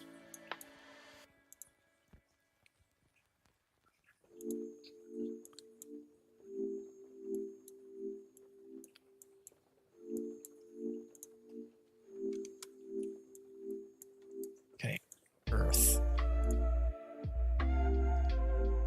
So you are 1 meter by 1 meter. So you're going to be double that.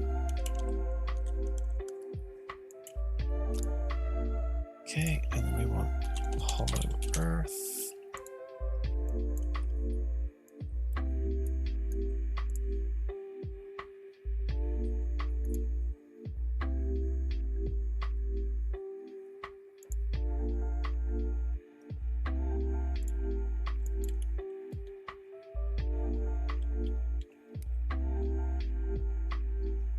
So obviously this is now lighting itself.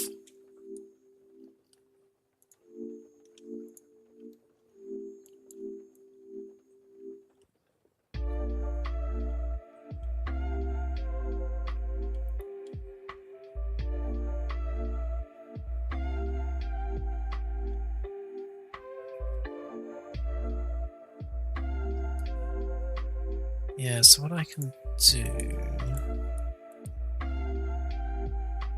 rather than make it completely solid,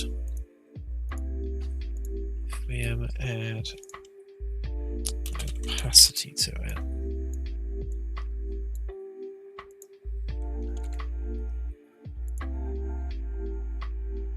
something like that, maybe more than that.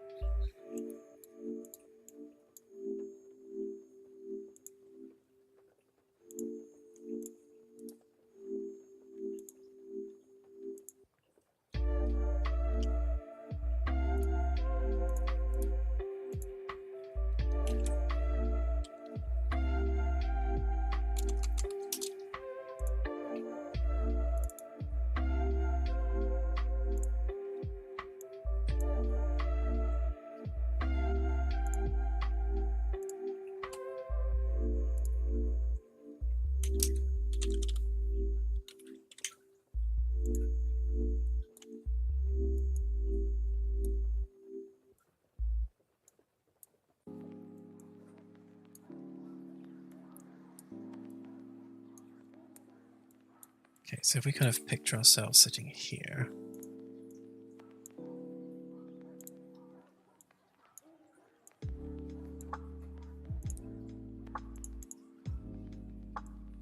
so we can make it like crazy bright, which we don't want.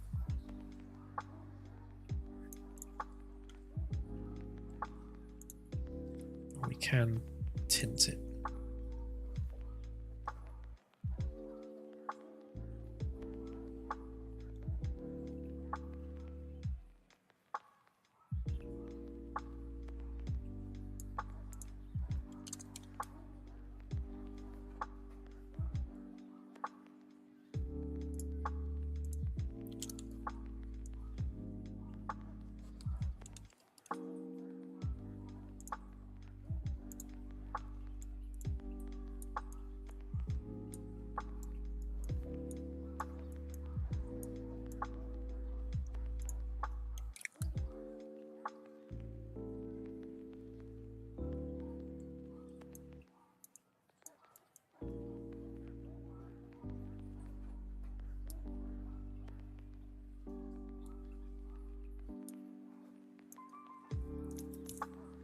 Got a bit of a transparency layer issue on that one.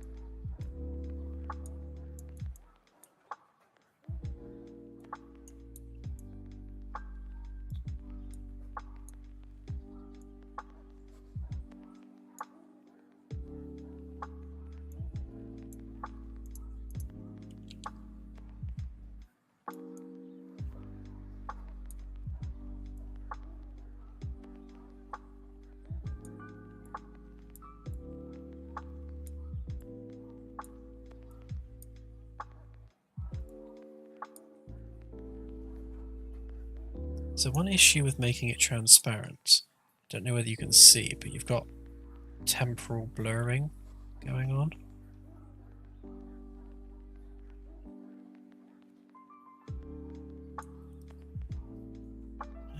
Can I fix that from here?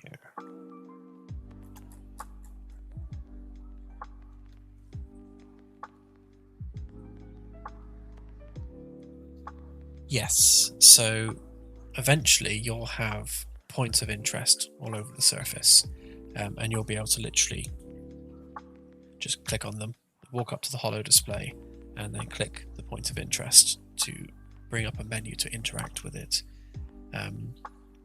Eventually, you should be able to click anywhere on the surface and bring up the coordinates and information about that location and target it for shuttles or anything else, like a probe.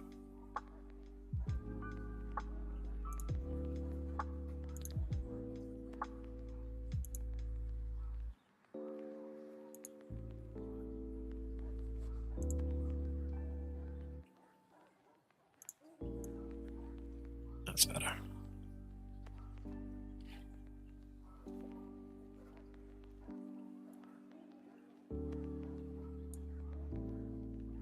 Okay, it's not blurring now.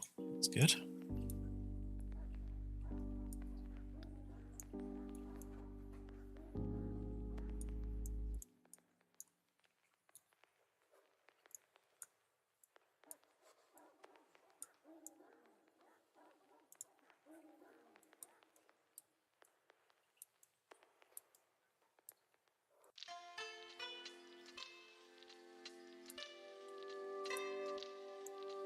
So if I turn off the edge Fresnel,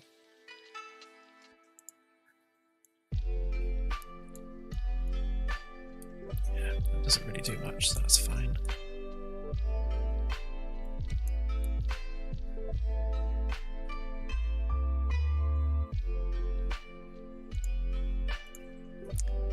Let's try this same thing with Mars.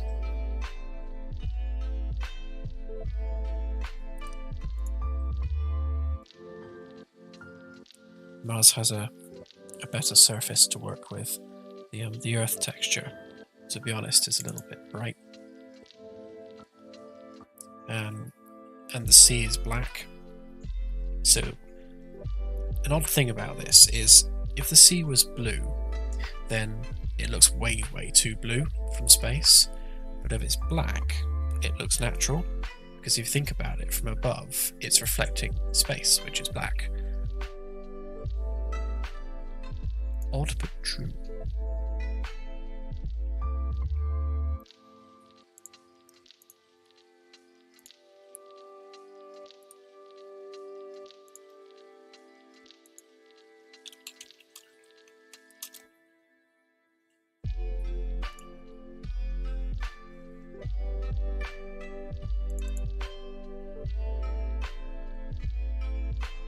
I mean, yeah, ultimately, it would be great to be able to do something like that and have loads of different overlays for lots of different things.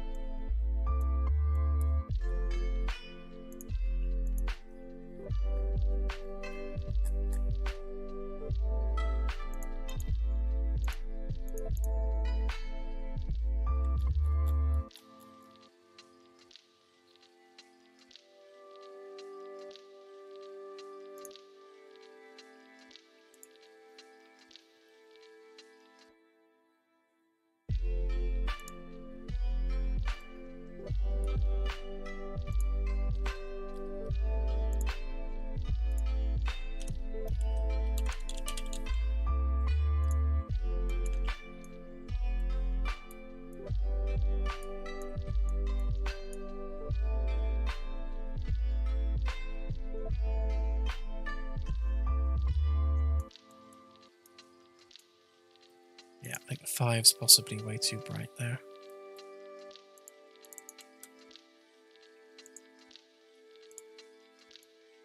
Yeah, that's better.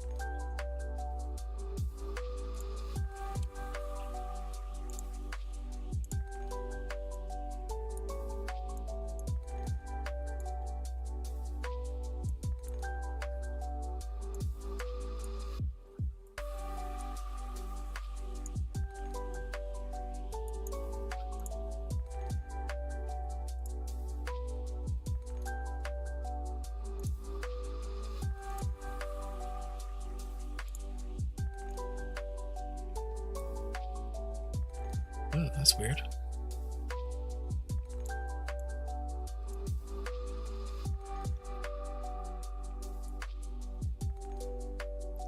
Why are you doing that?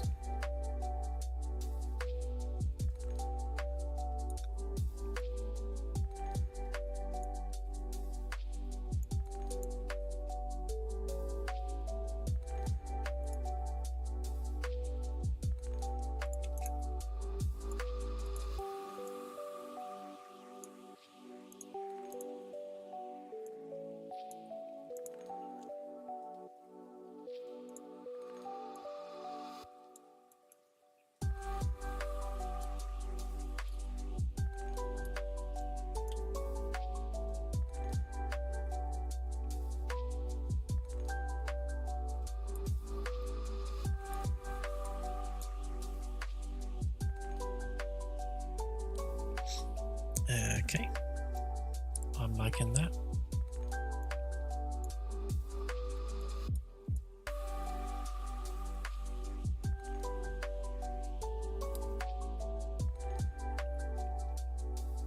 Just thinking.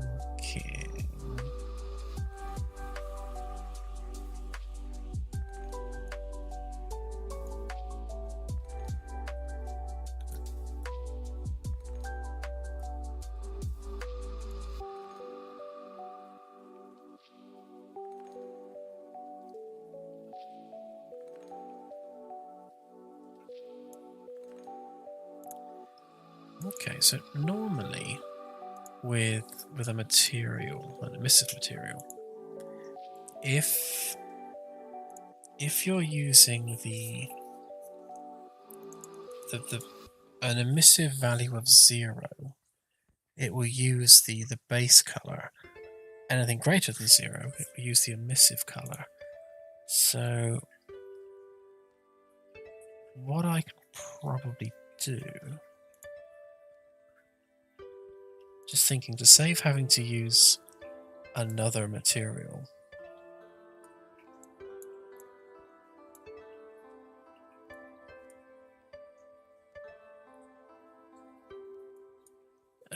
no, that wouldn't work for Earth because it's got Earth lights.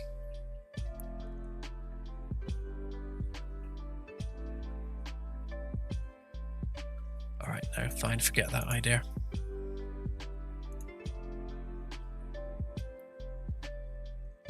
That therefore means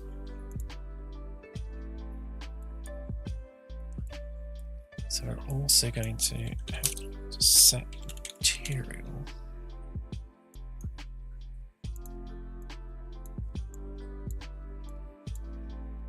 And that will be holographic.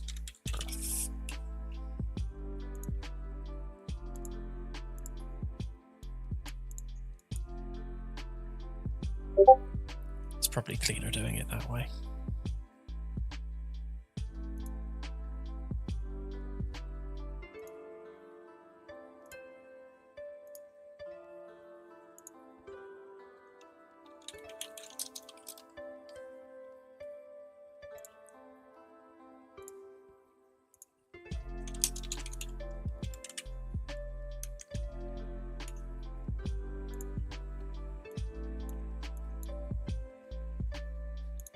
So if we set this one back to an emissive of 1, set that to 1.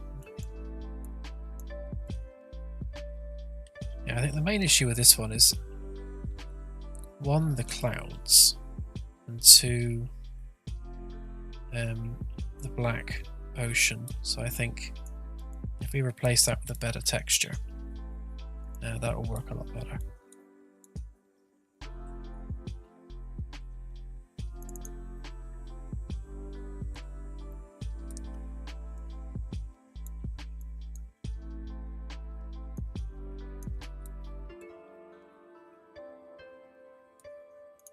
Yeah, so I make that two-sided and opaque.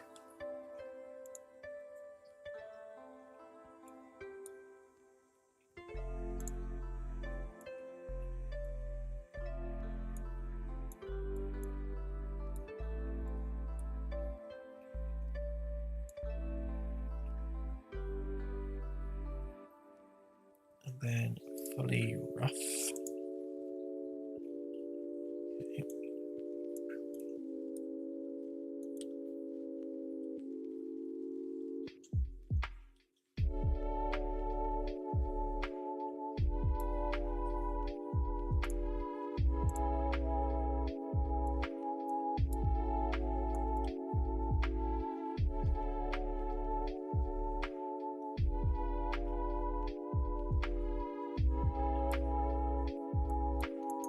Don't need that. If we ignore that for a minute.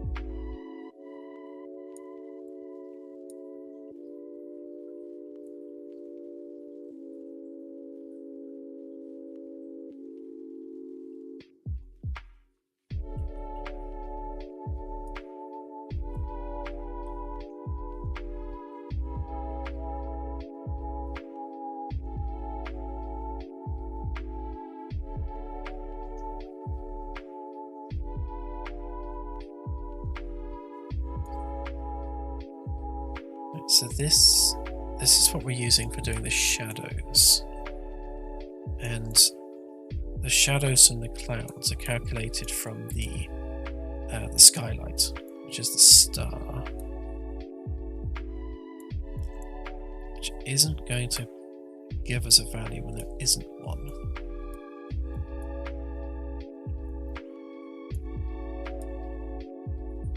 So I think what I would do instead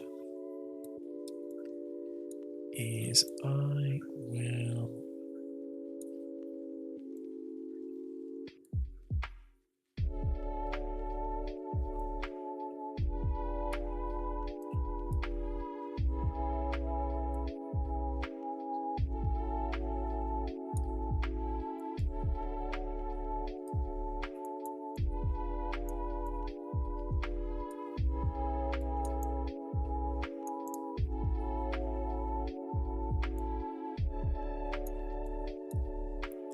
stick the lerp back. That's what that does. Don't know whether you saw that then, but if you look at the edge there,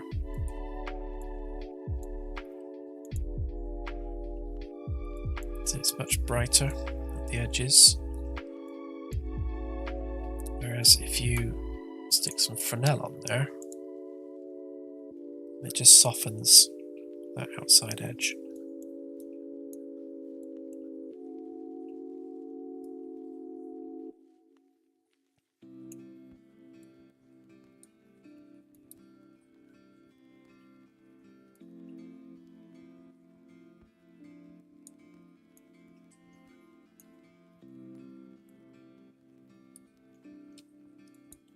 So I'm just going to add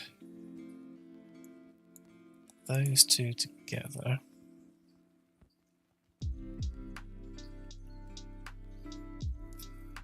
Thanks, Jamie. It's good having you on board for the night.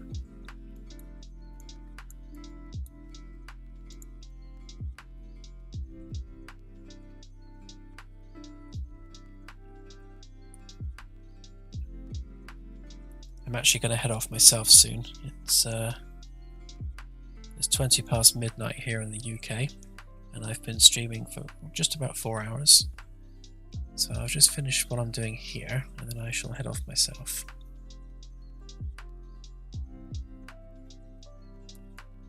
Just getting my head around what I'm doing with this a moment. Right, so we're not bothering with the shadows, but we don't want super bright clouds.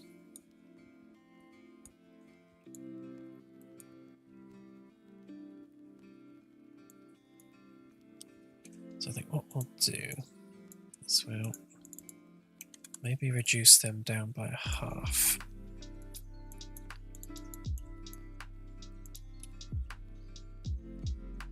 Just to soften them a bit. It's better. It's not quite so in your face now.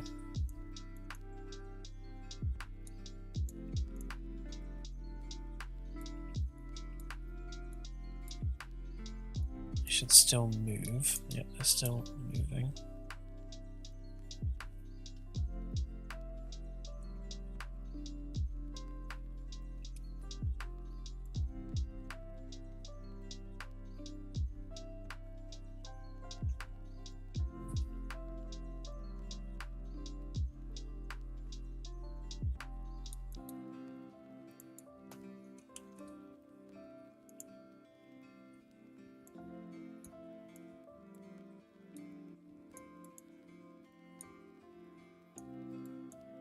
Now that looks even better actually, not quite so saturated. Yeah, start to see more surface detail. Okay. And then I will also actually no, not that. I want to desaturate that.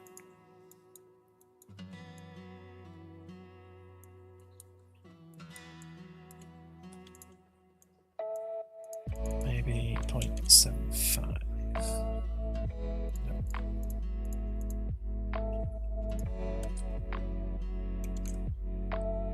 Let's should be 10%.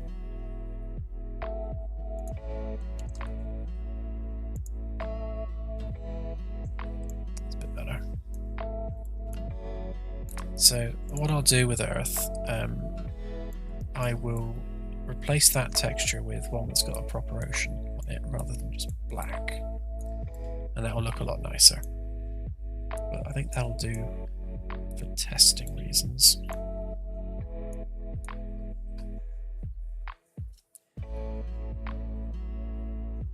Now, the demo is out on Steam at the moment. Obviously, that's just a tech demo, just to demonstrate, you know, what it is we're up to. I'm hoping to be able to achieve early access within 12 months, depending on successful Kickstarter. If the Kickstarter doesn't hit its target, then it will be longer than 12 months, but it will still be coming. But I'm working on roughly about a year from now.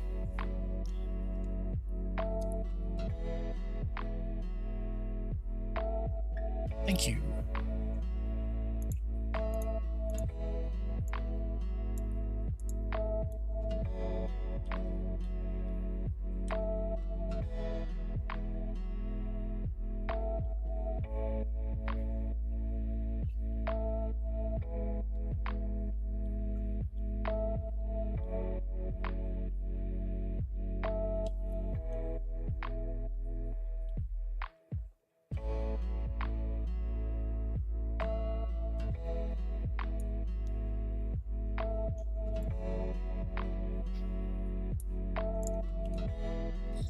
Let's see how that looks in practice. So if we get rid of that, because that did nothing.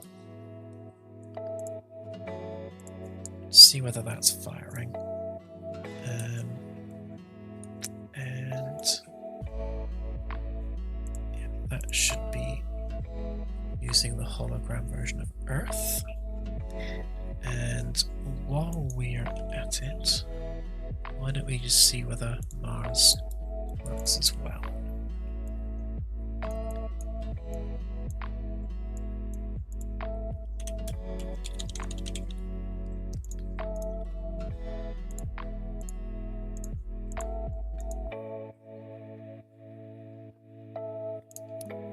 Right, let's give this a try.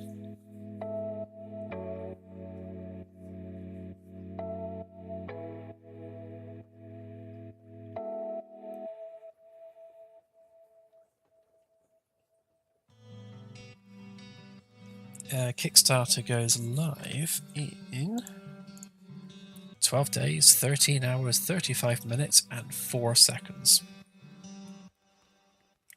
So that's, I think that's 9 AM Eastern time, if I recall, on the 19th, or 2 PM in the UK.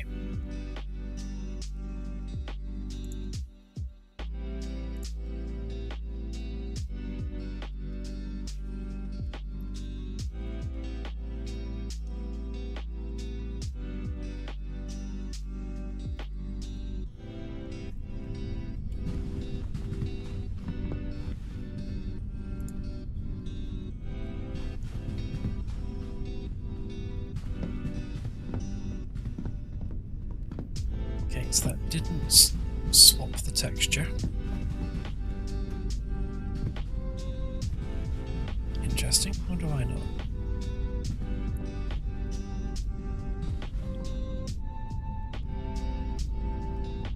Thank you.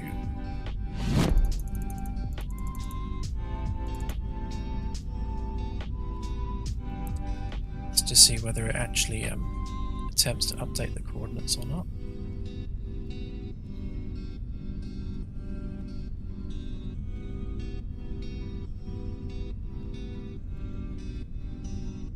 Guessing that's a no then.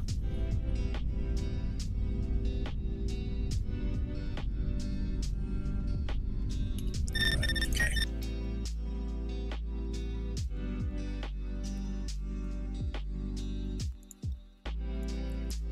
So this here mustn't be updating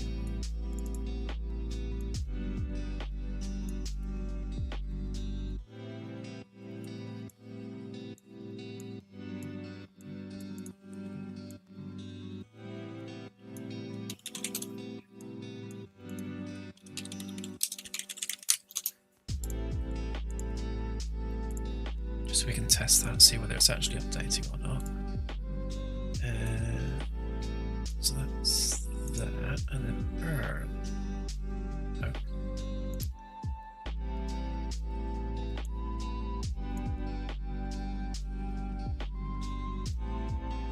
Okay, so why?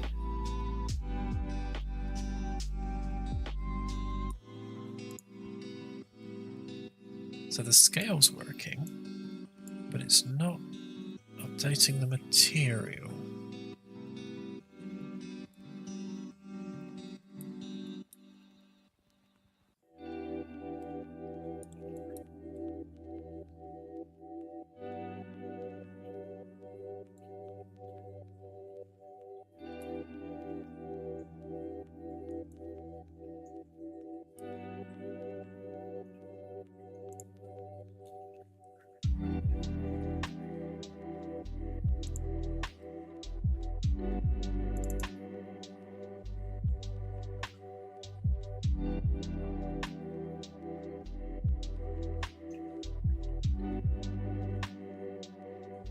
It's definitely element 0, so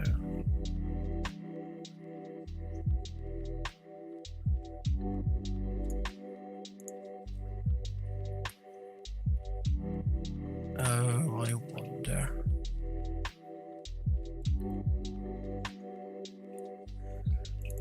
I bet you it's because of this. It is. So I've got an optimization thing happening here, so if we're out of range, then it gets rid of the planet texture completely, to save for having them all loaded into memory. So what we actually want to do is we want to get a reference to this, so that needs to be stored.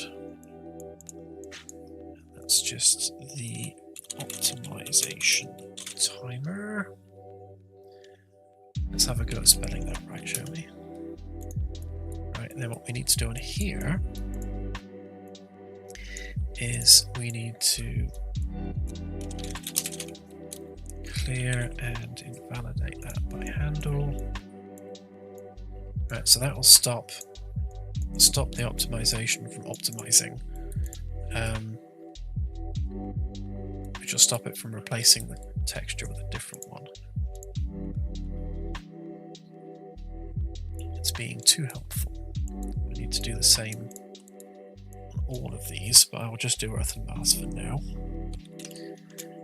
just to make sure it all works.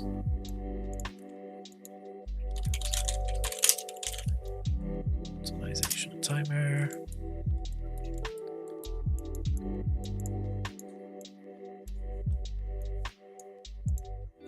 No, don't want to set it, we want to get it.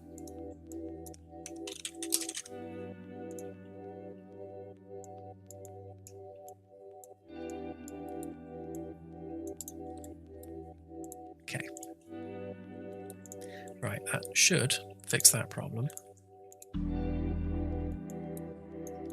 I like it when it's something simple.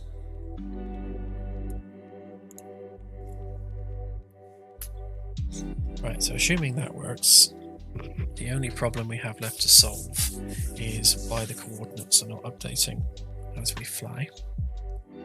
And that could just be... Actually, I don't know what that would be. It should be updating.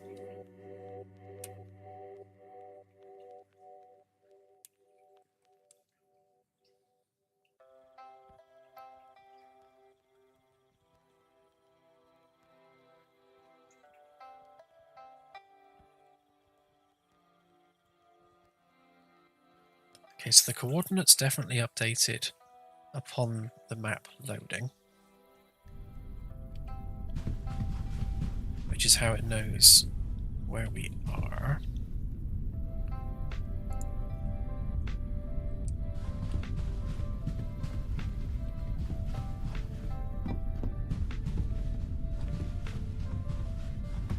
Okay, it's using the correct material now.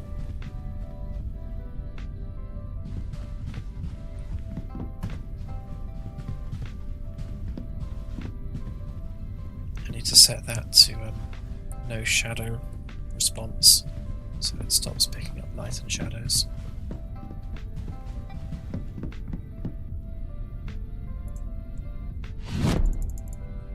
Okay, so the coordinates are definitely updating as far as the holo display is concerned.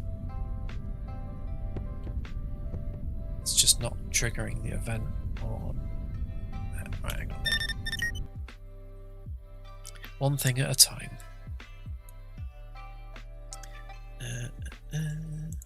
Right, so we know that's working. No problems there.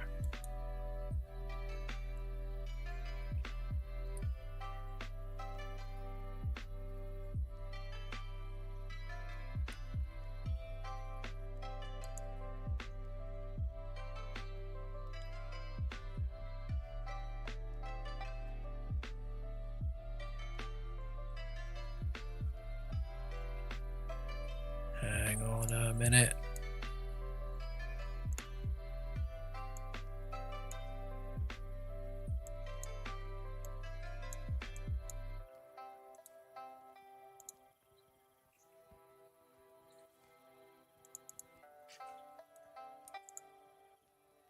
I think that was why.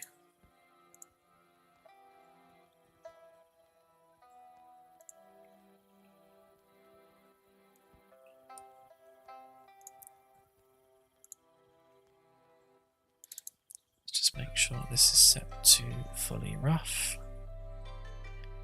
Yep. It should be unlit. That means it won't receive lighting or shadows. And I need to do the same for Mars as well. Not that one. Other one. Right, that needs to be unlit.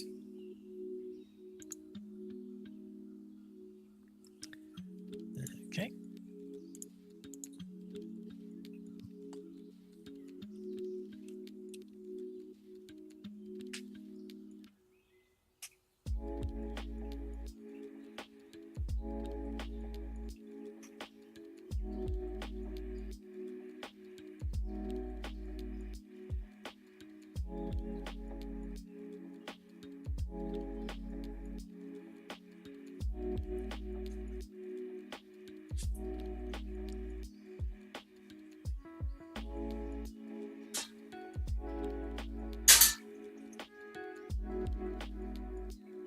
Ah, okay. Now I'm starting to see some feedback. Good.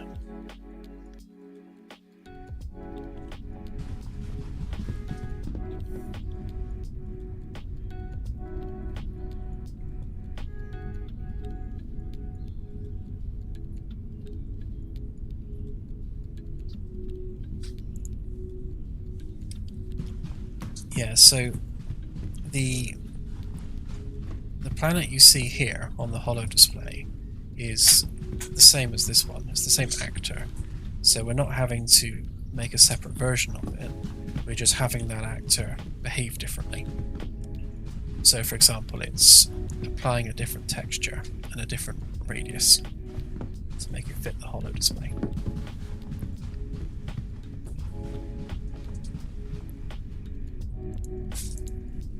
Okay, so planet, galaxy, planet, galaxy, planet.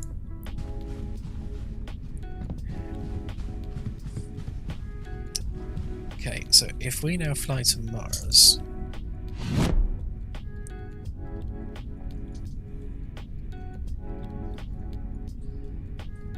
it's definitely doing stuff, that's good.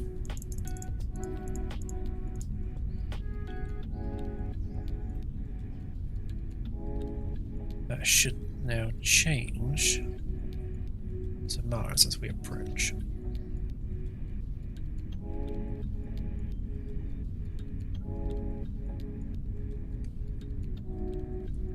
Oh, Mercury. Yeah, it changed.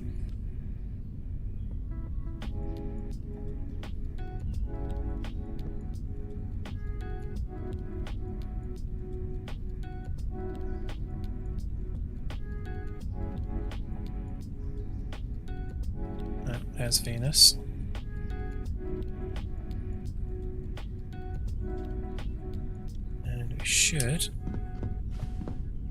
Mars in a second, hopefully with the right texture.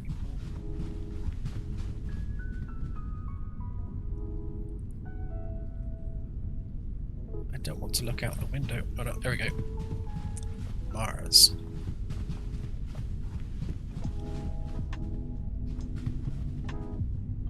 Great, so that is all working.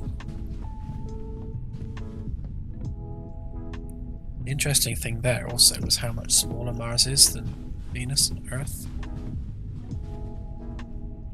So it's actually picking up the scale properly as well, which is nice.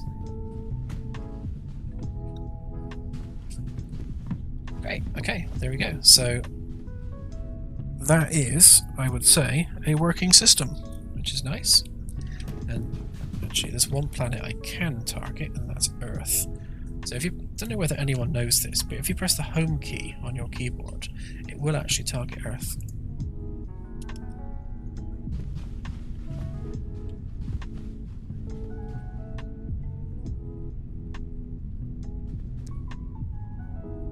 Amazing. Oh. That's a big one.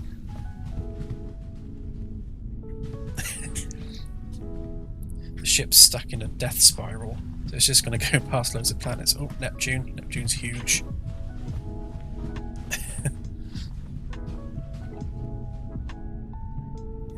The distance scales are completely accurate. Right down to the inclination of the orbits.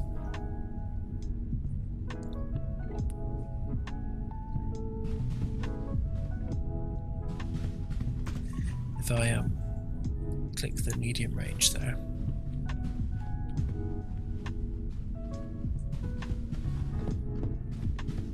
let me just stop the ship a minute because we're spiraling out of control.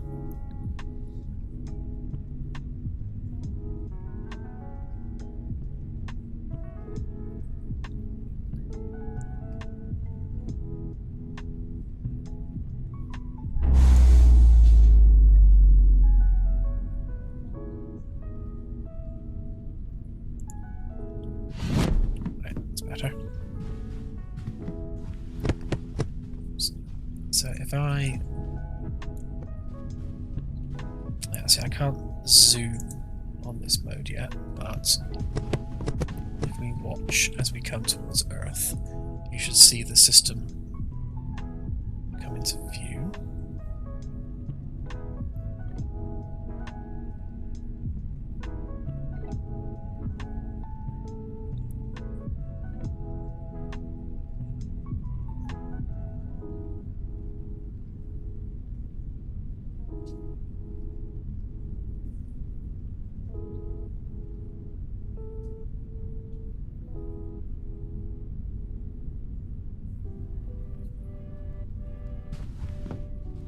So you can see there that the inclination of all the planets is accurate, and also the inclination of the entire system to the galactic plane is also accurate as well.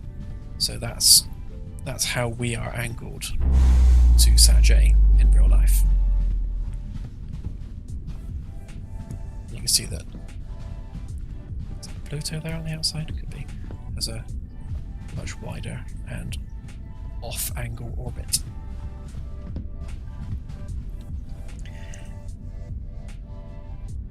Yeah, we'll have asteroids. I'm not sure we'll go as deep as radiation belts. Maybe at some point in the future. But yeah, certainly asteroids and comets and Kuiper belt objects and that sort of thing.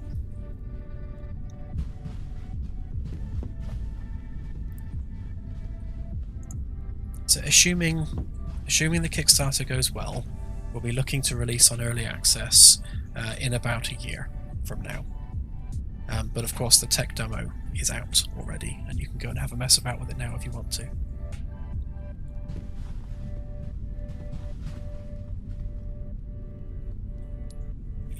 Okay, and on that note, because everything seems to be working, I will call it a night, I think. I've been streaming for 4 hours and 20 minutes, so it seems like a good time to go to bed.